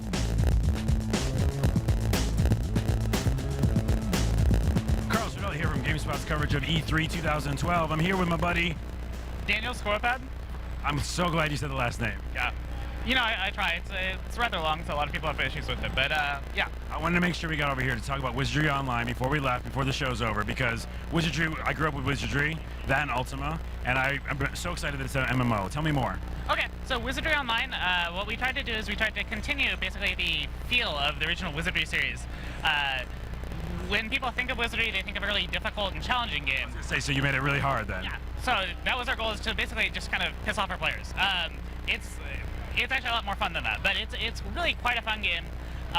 One of the main aspects that makes the game difficult is permadeath. It's kind of our banner feature. We have a permadeath feature in-game. What will happen is if you die, you're transformed into soul form. You then have a chance to recover and a chance to fail. If you fail twice, you lose your character and every item on there. Damn, that's for serious. Yeah, we're really targeting the hardcore audience for this game. So there are certain ways to mitigate you losing your character, but on the other hand, you always have the chance to lose your character, and it's really something you have to prepare for and make sure that you don't have happen to you. When you're in soul form, do you lose? Can you get your items back? Yes, actually, when you're in soul form, you have mobility, so you can return to a certain sort of, they're called guardian statues. They work kind of like save points in the levels, and you go to those statues, and what happens is when you access the statues, you get a balance. It's called the soul balance, and you're told what percentage you have chance of recovering. You can push items onto the soul balance to increase your chances of recovery. That's cool. So at least you have a chance, like you're helping your chances to get back. Yeah, precisely. You can use your items, you can use gold to try and get back. You have to kind of sacrifice things that you want. Another option is we also, because it's free to play, we have cash items that you can use too. Make sure that you don't. Of course, very fancy. So, yeah. So what are some of the old school things from Wizardry, like in general, the old days? What are some of the stuff like elements from that game that you have in this MMO? Okay, well, some of the aspects, first of all, people will be pleased to hear it's a four-person parties are the max right now. So you have to go in, we have standard classes, mage, fighter, thief, priest. Since it's only 4 people per party, you have to make sure you know exactly who's doing what and have to pull their weight. Our races are similar, are based on the original Wizardry series. We have humans, elves, humans, elves, dwarves, gnomes, and porkles, which are kind of little hobbity type creatures that are included in the game. So those are Wizardry elements. Also, what we tried to do is we tried to capture the Wizardry experience, which if you played Wizardry, you know it's exploring dungeons, and it's not just going down a corridor and fighting monsters. It's actually like finding out where you're going and solving riddles. I was gonna ask that. Are there riddles in the game? Yeah. Oh yeah, there's riddles, there's traps. Basically, our dungeons are trying just as hard to kill you as everyone else in game. That's another feature I actually did not mention yet, but PvP is a huge aspect of the game, especially with the permadeath. And that's gonna be crazy. Yeah. When someone kills you, you really die, and they can be like, "We just totally owned you for real, forever." Yeah. Oh, it gets worse actually. Not only can they own you, they can take your stuff. Which reminds me of Ultima. Remember Ultima Online back in the day? You would die, and then people would loot your body. Precisely, and that's really what we're going for, is to bring back not just the joy of the original Wizardry series, but also kind of the old school fear for your life element of the old MMORPGs, where everyone's trying to get at you. I remember in those games a lot of times you would just come across like some random items because someone just died, and you're like, whoa, I feel bad doing this, I'm picking up his stuff, but I'm gonna anyhow, you know? So what are we watching right here? Right now, we're just fighting in a sewer. We're attacking zombies. This is kind of basic gameplay. Typical zombies in the sewer fighting. Yeah, one aspect that I think I haven't actually touched on yet, but Wizardry has a fully action-based real-time combat system, so it's not just clicking and attacking. You actually have to target your attacks. As well, you can also you can also lock on your attack. Lock-on's good, yeah. So you have a full lock-on feature, skill-based attacks. You can block, you can dodge. It's all real-time. So. It looks really pretty too, I gotta say. Well, thank you very much for showing us Wizardry Online. I'm so happy that you made it difficult and kept it like hardcore. That's cool. And I'm actually really excited to like try to like live for, I don't know, more than a day. So thanks very much for showing it. Oh yeah, sure. Yeah, we're really. Yeah, when is it coming out? It's coming out sometime this year. We're hoping. So. Okay. And for PC. For PC, yes. Okay. Thanks for your time, man. Back to stage.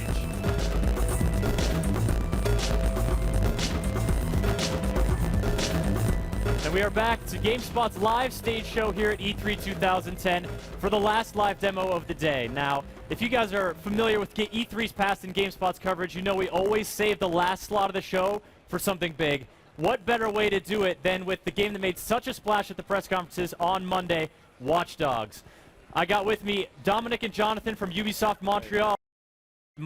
Have been quite a few days for you. Yeah, very exciting. Yeah, we were hoping for the best. We've been working on this for over 3 years now, but the reception's exceptional. We're super stoked. And such a dramatic way to reveal it at the end of the press conference, and you just had people enthralled. I noticed Jonathan is sporting our Best of E3 2012 winner. You guys are one of GameSpot's award winners. Congratulations. Thank you. Thank you. And now we're here to take a look at this gameplay you showed off during the conference. It's going to end a little bit differently, but we're going to sort of delve into the gameplay mechanics and talk about Watch Dogs. So without further ado, let's get that rolling and set the tone for folks who maybe didn't get a chance to catch the end of the press conference, because this was preceded by sort of a lengthy world-building explanation. Yep.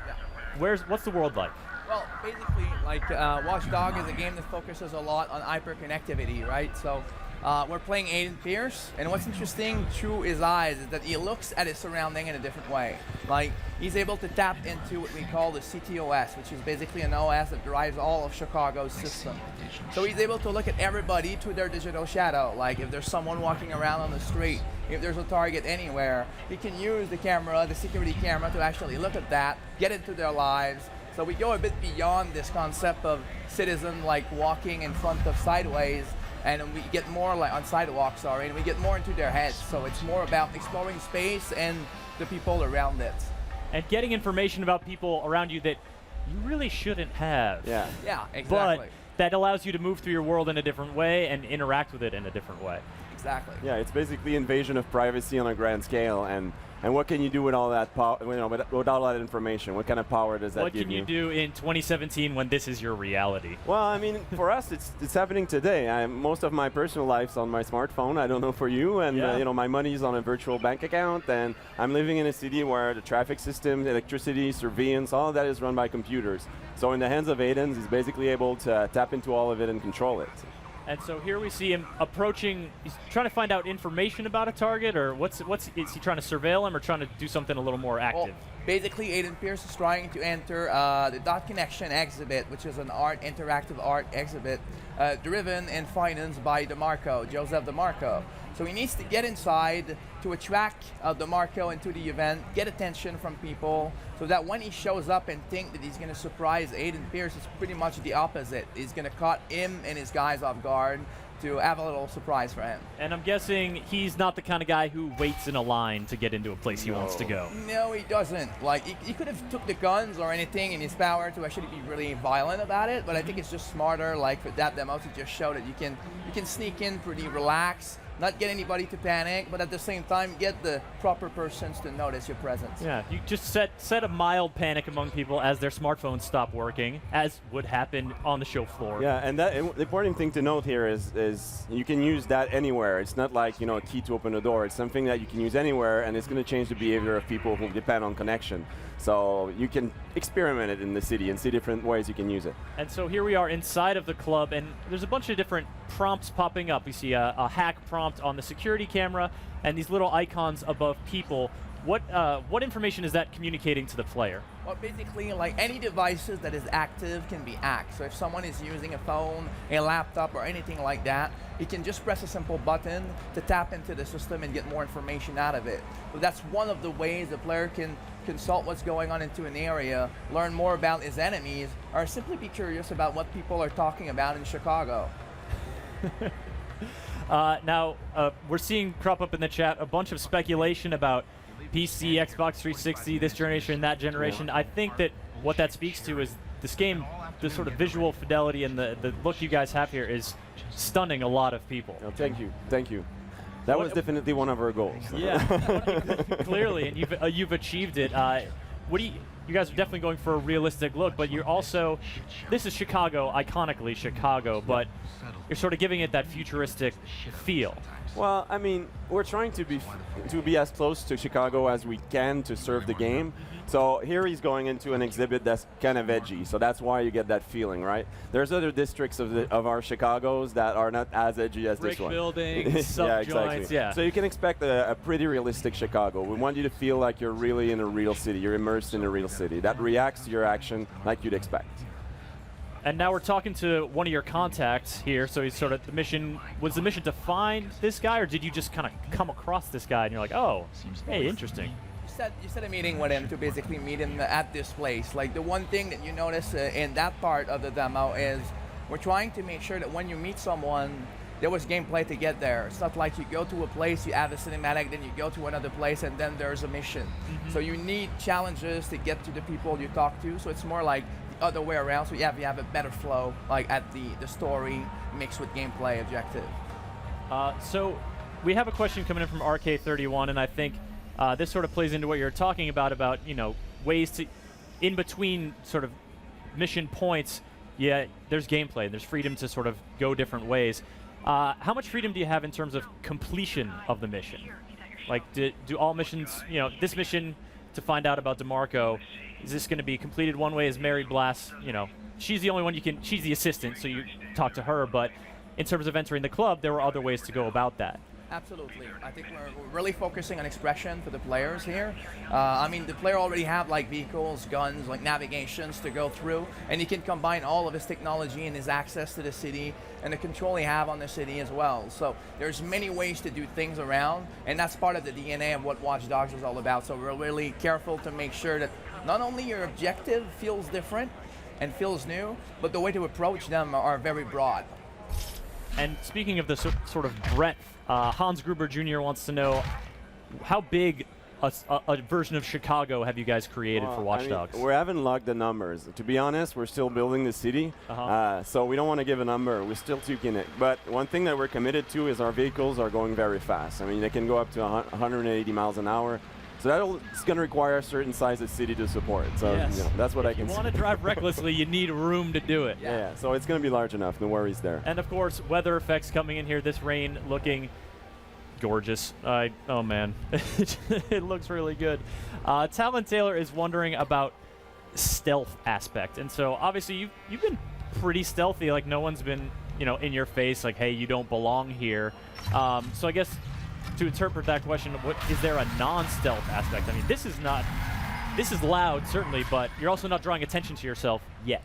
Yeah, like I think it's up to the player to decide how you approach things from that perspective as well. Stealth, I think, is an open world game today, is fundamental in the sense that to make a city that makes sense with people that are dangerous, you need to be able to have that option. But when you go berserk like there, using the guns and everything, it needs to feel real at the same time. So if you want to have like a very believable shootout in a city, you need to also have a very believable approach to it, or else the AI feels a bit dumb.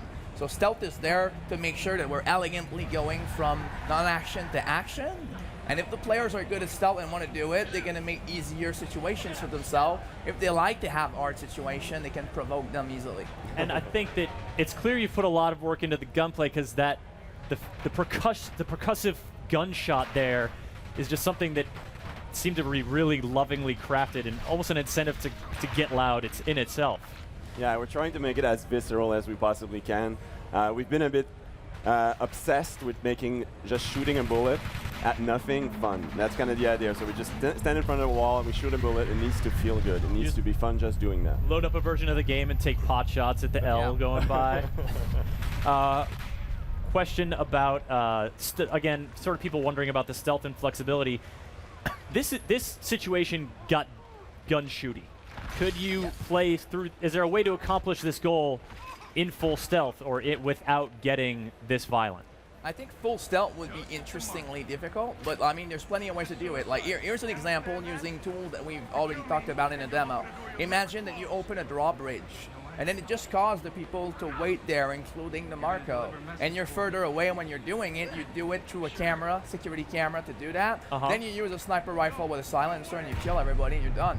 So that would be a way where nobody would know that what it is with them, right? Like, so it's all about expression for the player. So as he's going to go through the game, he's going to progressively get control over way more system and the entire city, but also he's going to be able to acquire all different kinds of weapons to express himself like properly. Wow. Can you give it? So we've got a pistol here. You talked about a silent sniper rifle. Are there any more futuristic kind of gadgets or weapon, or are you still sort of focusing on the, this could be your world today? No, yeah, kind of thing? We're really bounding ourselves to what's possible, and trust me, there's enough possible that we have plenty of ideas. So we're really looking at real-world references. So I mean, like, Tom Clancy games are about the technologies of tomorrow. We're about the technology that we know today. So, smartphones, security systems, traffic systems, that's where we're going. More stuff that we can understand and make plans with. User, you made something, my name is really too long for Chris to read on the air. Can you tell us a little bit more about the character of Aiden Pierce? Yeah. Aiden Pierce is a man shaped by violence. So basically what that means when we say that is he's a man that he saw his surrounding suffer because of some activity that he's doing that sometimes are questionable. That kind of broke him a little bit. Now he's obsessed with protection and surveillance to make sure that never happens again. While not going into detail of the narrative, the player through the eye of Aiden Pierce is going to have to push this obsession a little bit to the out-of-control zone. So it starts with a guy who monitors his own family without them knowing, which is already a bit weird. When he starts failing at that quest, he's going to start basically going out of the board and monitoring districts and monitoring everybody and start confusing potentially his own drama with the drama of everybody else that he encounters. So he's an interesting anti-hero that has to push justice into his own end. And that's one thing that's very important for us, is to make sure that we stay in the gray zone, not only with Aiden Pierce, but with all the characters that we encounter in the city, to remain more true and more human with the experience of Watch Dogs. And it sounds like, you made mention of the justice system here, but we, in that art gallery opening, had a conversation with what appears to be kind of a shady character. So are you going to be sort of infiltrating in all at sort of strata of society? Yeah, and we want to bring in some different factions and some different types of opposition that we're used to. I mean, we've all seen the mafia guy 100 times, so we want to bring in some oppositions that we're not quite used to dealing with, but people who are also maybe more difficult to deal with, people who have maybe more power in the city. So we're going to bring the players to some interesting places. And along the way, how much sort of influence is the player going to have about the path that this narrative takes? Folks are curious about that, your choices and your actions, and obviously within a mission, your action to go stealthy or loud, those have consequences within that mission. But then, what about the greater choices and the greater paths that you take? Yeah. There's definitely impact into how the player plays the game. That's inevitable. We have to do that. If you're in the streets and you cause mayhem, if there's people behind the car when you cause accident, if there's someone in the car when you take cover behind of him, poor guy, you might receive a bullet in the head. So all of those things, people are taking pictures around. The media are learning about those things. And eventually the population watch the media will say about Aiden Pierce the same way people watch us right now. Hopefully they're not going to say the same thing they're going to say about Aiden Pierce. That would be a bit weird. But in the end, it's really about bringing the player to feel that difference. It's not being good or being bad. It's more having a different perception of Aiden Pierce based on how you play. That involves also how you're going to perceive the story afterwards. Does it mean having drenching narrative and all of that? We're not really going in that direction. We feel it's more natural if the player feels that everything are adjusting to him in an organic way, and when he finishes the game, he's going to have his own perception of how the game was for him. And one thing that having all that information gives you is a lot of opportunities for distraction, if you want. So a lot of side missions, you're going to find side missions, side opportunities through the information you gather from the city. And what we realize when we start testing the game is people set their own objectives. They basically, if you see someone and you see has, I don't know, some despicable hobby. Maybe, I don't know, he's dealing in human traffic. I'll take something extreme. Maybe you don't agree with that. You want to deal with that. So we don't need to pop you an objective. You have the information on his background. You have a gun. You decide what you want to do, and the city's going to react to that. And it's going to respond likely. And that ties into a phrase that a lot of people have been repeating in the chat, open world. And sort of the phrase side mission implies that there's going to be some point you're going to be out in the world and you're going to have a choice to go here, these missions, and so there will be some open world gameplay. For sure. I mean, we're building a city where you can go on rooftops and alleyways and streets and interiors, but you can also explore the digital side of the city. So there's a lot of dimensions to explore, and there's never any loading. All of this is open. So we're really influenced by Assassin's Creed, that's built on the floor just above us, obviously. But we're also we also want to give the player a lot of opportunity to do side investigation in the city and do a lot of his own objectives in the city. So there's going to be plenty of that. But what we want to achieve is you can finish the game. You can focus on the main story if you want, but if you want to spend hundreds of hours in it, you can do that too. Well, Dominic, Jonathan, you've certainly got people's interest peaked, and actually a fair amount of these questions are when can I give you my money? What bank account can I transfer funds into so you can get me this game?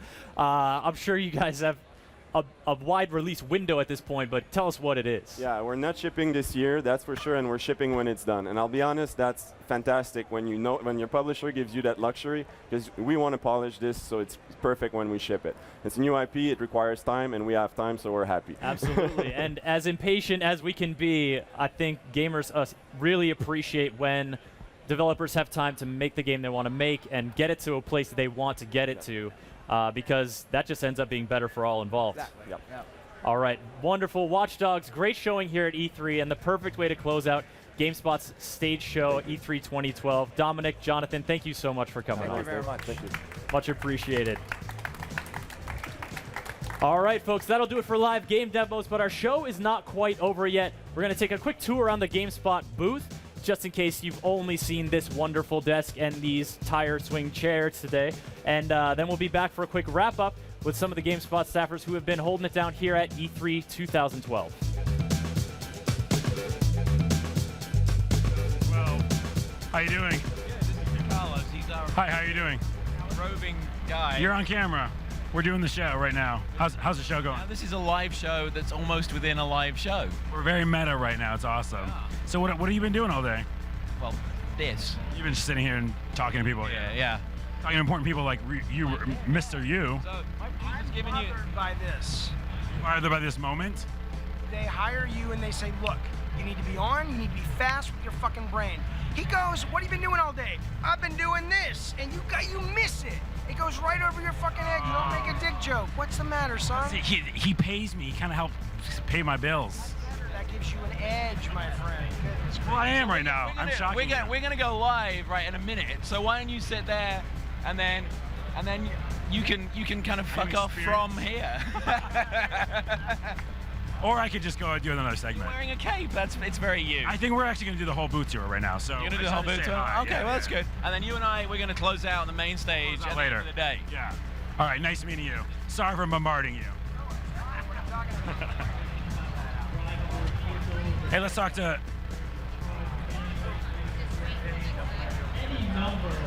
How you doing? How you doing? Hello. How's it going? Good. How's your show? It's been chaotic, but we'll be working this weekend trying to get all this content up. We have a lot of Still working. videos, got some videos to cut, so it's exciting. I mean, exciting. yeah. You just never sleep ever. How much sleep have you gotten? Look like it. You look awesome. The makeup. Yeah, totally. Yeah, probably 4 hours. Last night I got finally 4, but there was one of the nights I only had 2.5. And Oh my goodness, you're a poor girl.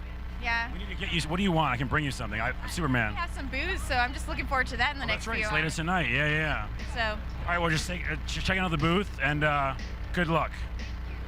I'm gonna go this way. Oh, by the way, check that out. That's a stat. That happened. Cynthia. One second. Oh, see? I told you, this is what we get. This is the kind of thing we get. Hi. Hi. How you doing? I'm doing fabulous. I need to go run and grab swag. Wait, where is the best swag, Carlos? Where is it? Oh, I don't know. I have no idea. I haven't even seen the show. Swag. I need it. I need it so bad. It's our acting moment right now that's happening. Yes. All right. I'm gonna go run and get Go get swag. swag. For you guys. Hey, can you give me something? Anything? Well, okay, so. I got no swag so far. Okay, well, if you're taking swag, you're taking it from them, just so you know. All right, you guys have fun with it. Okay, great. Are we still going? Hey, let's get you. Oh, we're supposed to do a really slow embrace. How you doing, man? Want to do it again in slow motion? Yeah, go on. Okay, hold on. We'll do it. No, we can't do it in post, can we? Wait. Keep the mat to the side. To the side. Oh, it feels so good. It feels so good. It feels wrong. And we both smell. I'm not gonna lie. It's not bad. Yeah. How's yours? Yeah, pretty good. It's It kind of went. It went and then came back. You know. I saw you this morning in the breakfast, milk and honey, just like knocking it back. Yeah. So, there's a guy over there we should talk to. How's your show been, man? My show's been pretty good. I'm a little delirious. I saw a dragon flying around a minute ago. Real dragon? I think it's lack of sleep. It's one of those sleep dragons. Yeah. You know. That's awesome. Well, where are you going to now? What are you doing? I was about to head back up to the workroom, but right after that, I'm going to try to catch a Star Wars 1313 behind closed door demo. I've seen that. That was the world's biggest tease on stage there. They showed like a little snippet of... Good news, my friend. You go into a spaceship, and you go, spoiler, and you go beneath the ground, and then you see the demo. What? That happens. Does it also have sleep dragons? It might be for you. I don't know. All right, good luck. No more sleep dragons. Good luck, my friend. Boom. We'll see you later at the party, right? Oh, P-A-R-T-Y?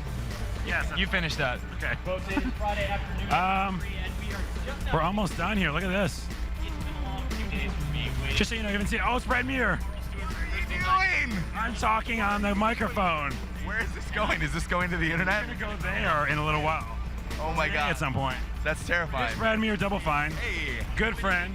Good, nice guy. How are you doing? How's the Always show been happy. for you? My voice got gone. Well, it wouldn't be an E3 if you didn't completely blow your voice out. Well, you can watch my adventures on GameSpot.com.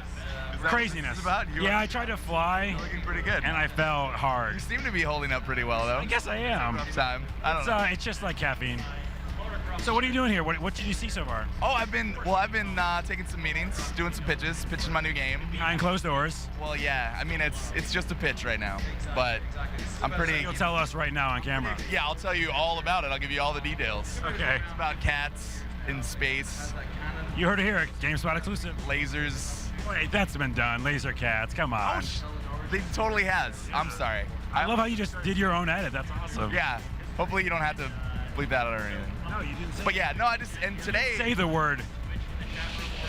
Can we do it? Don't do it. I'm not saying it.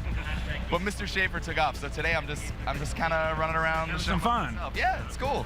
It's awesome. Have you seen this NBA Beat Ballers? I have a question about it. I saw it and it took my brain a while to sort of like put it together, but it's like Guitar Hero with a basketball for dribbling. It's like.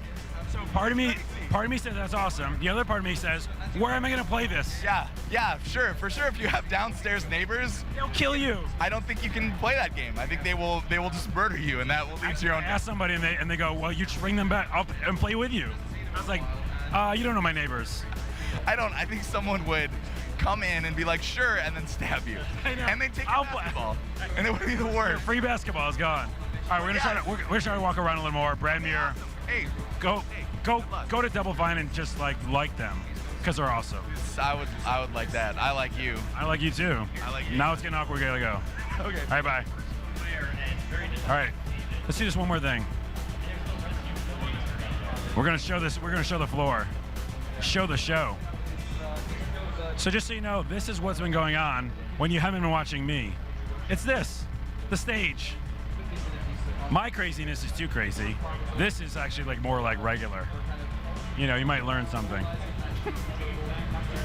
But anyways, just to get an idea of what's going on. That's pretty much it.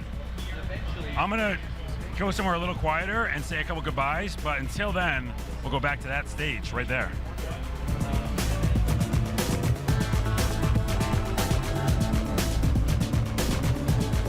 This is it, folks. The last time you're coming back and seeing this in this place. We've got a GameSpot wrap-up scheduled for you right now, and I'm joined by three of the men who made GameSpot's comprehensive coverage of E3 2012 happen this year. A veritable murder's row of short-haired men in patterned shirts. John Davison, Carlos Rodella, and Justin Calvert. Guys, welcome to the stage. It's elevated, it's properly lit, and John, I'm sorry, but it's really hard to lean back in these tire swings. It's not like your couch over there. No, yeah. So, John, we checked in with you yesterday. You did. You had another full day of bonus stage today. Yeah. but I can still hear you communicate vocally. Congratulations. There was a period earlier on where I couldn't. I had to bring Danny on the stage to talk to people, and also Sean McInnes had to. I had to be like, we were doing the eye thing where we were sort of like, I can't talk. You've got to do taking a trick out of my playbook, bringing Danny on the stage to talk about back, things. Yeah, it'll go. It went all squeaky for a while, which was kind of embarrassing. All right, but you knocked it out, and you had a bunch of interesting conversations on the show today. Let's hear a little bit. I'd never met him before, but Victor, who runs Wargaming.net, the World of Tanks guys, was just fantastic. Me and Danny talked to him for like 20 minutes, and he finished the interview with, I'm going to go and check out the PlanetSide 2 demo and talk to the guys about how many ideas they stole from my game. Oh, my. So he's very belligerent, which is awesome. You didn't send Carlos after to follow and get in on that conversation? I should have done that. And then we had Jaffe on, which started with him I kind of crashed your couch, video sorry. bombing the stage when Jaffe was there. And then Jaffe halfway through started interviewing me. He turned the tables He on just you? turned the tables I think on I me changed the completely. momentum. You did, yeah. I'm sorry. But it was very cool. Nice. And Carlos, you, of course, have been a mainstay on this stage show, even though you've only spent a little bit of time here. I've been virtually here. Yeah. I wrote a little list of things I've encountered. All right, I thought I'd share them with you. Let's go. Came prepared? I did. Because all the other times I was not. I've been on a spaceship. I've been attacked by zombies. I peed in the woods, weirdly enough, on the show floor. I've been on a red carpet. That happened.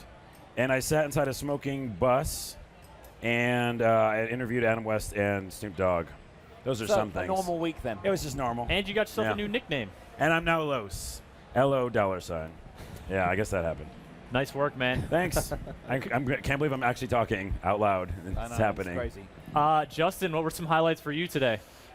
Well, highlight last night was playing Black Ops 2 multiplayer. Oh, man. Were you so special? Okay, tell me. Yes, let's go. I'm not allowed to tell you that I liked it. I can tell you the highlights today. Okay. I mean, I got to see more of The Last of Us. Yeah. That's my game of show, no question. Really? Yeah, I think because when I saw it in the press conference, I mean, it was awesome, but I thought it seemed like it could be very scripted, like the guy playing it knew exactly how to make it look that good. That's not the case. The game looks that good however you play it, so that was very reassuring. Fantastic to hear. Yeah, it's always a challenge at E3 to see a demo and try to see the gameplay beyond the demo and what it inspires and what the rest of the experience might be. And I think that's it's I get to grill people about it and try to extrapolate that information. But if you're just watching a demo, otherwise it can be hard to get that out. Yeah. I think what's really interesting in this E3 is that both of the consoles, 360 and PS3, are kind of near their end, right? And the Wii U is new. So I feel like kind of they won by default in that way. Yeah. Because it's like this new thing to go look at and try. I mean, if you look at Batman Arkham City, right? Armored Edition, whatever it's called. Like, it's a new experience. Like, I have a utility belt on my Wii U tablet. Or, you know what I mean? Like, and that's a different way to experience that game. So, I mean, the press conferences of Microsoft, I thought was not very good. I thought Sony was better. But I just think because Nintendo had the hardware, it was more exciting in that way, Yeah, but who won E3 really? No one? Ubisoft. There's only one Ubisoft, answer. okay. Ubisoft won E3. I thought it was me, but no. All right, Ubisoft. We won E3. Oh, man, they had the games, and we had a bunch of them on the show. Yeah. That's what I love about this gig is getting to see those games come here. Although I haven't played a video game all week. I know. Yeah, but they all come to you. Because you've been up here, right? Yes. So I don't want to give a shout out to somebody actually. Let's have have it. The reason that your show all week was so awesome was because of that man. Justin Calvert. That's Justin right, has the been architect. working for- Well, I think Chris can probably take some credit for that. But the little bit. lineup of amazing stuff back to back to back to back was him working for 3 months on. It was a pretty long time. Yeah, on just wrangling and wheeling and dealing in the background, right up until last night and again today on making sure that stuff happened. So and I mentioned it before, the day 3 lineup. Normally, we've sort of gone through the big titles, but today we had a killer lineup. Oh, yeah. Beginning the show with the Wii U games, ending the show with Watch Dogs. It's been fantastic. That's all right, yeah? Yeah, you right. done good. So we got a crowd, so we should get a clap for Justin. Yeah. All right. Hey, you know what? We're delving out the good information and the nice thoughts. Yeah. My cameraman over there, Werner, made anything that I did possible. Let's give him a little applause. Come on, Warren. Yeah, Werner. And here, He was that running applause around. will extend to all the GameSpot folks who In made general, this and the 4, 5, 6 other live broadcasts we've had going possible. Yeah, It's there's been an people in the war incredible room. effort for everyone to try to name all these folks. It would just be impossible. So we'll just say thank you, folks, and thank you for watching at home. Of course, if you missed anything, you want to watch anything again, it's all archived on GameSpot. And that's a wrap for E3 2012. John, Carlos, Justin, thank you so much for closing it out with me. Sir. I'm your host, Chris Waters, Yeah, folks, sir. signing off from E3 2012. Thanks for joining us, and we'll see you next year. Thank you. Oh, it works.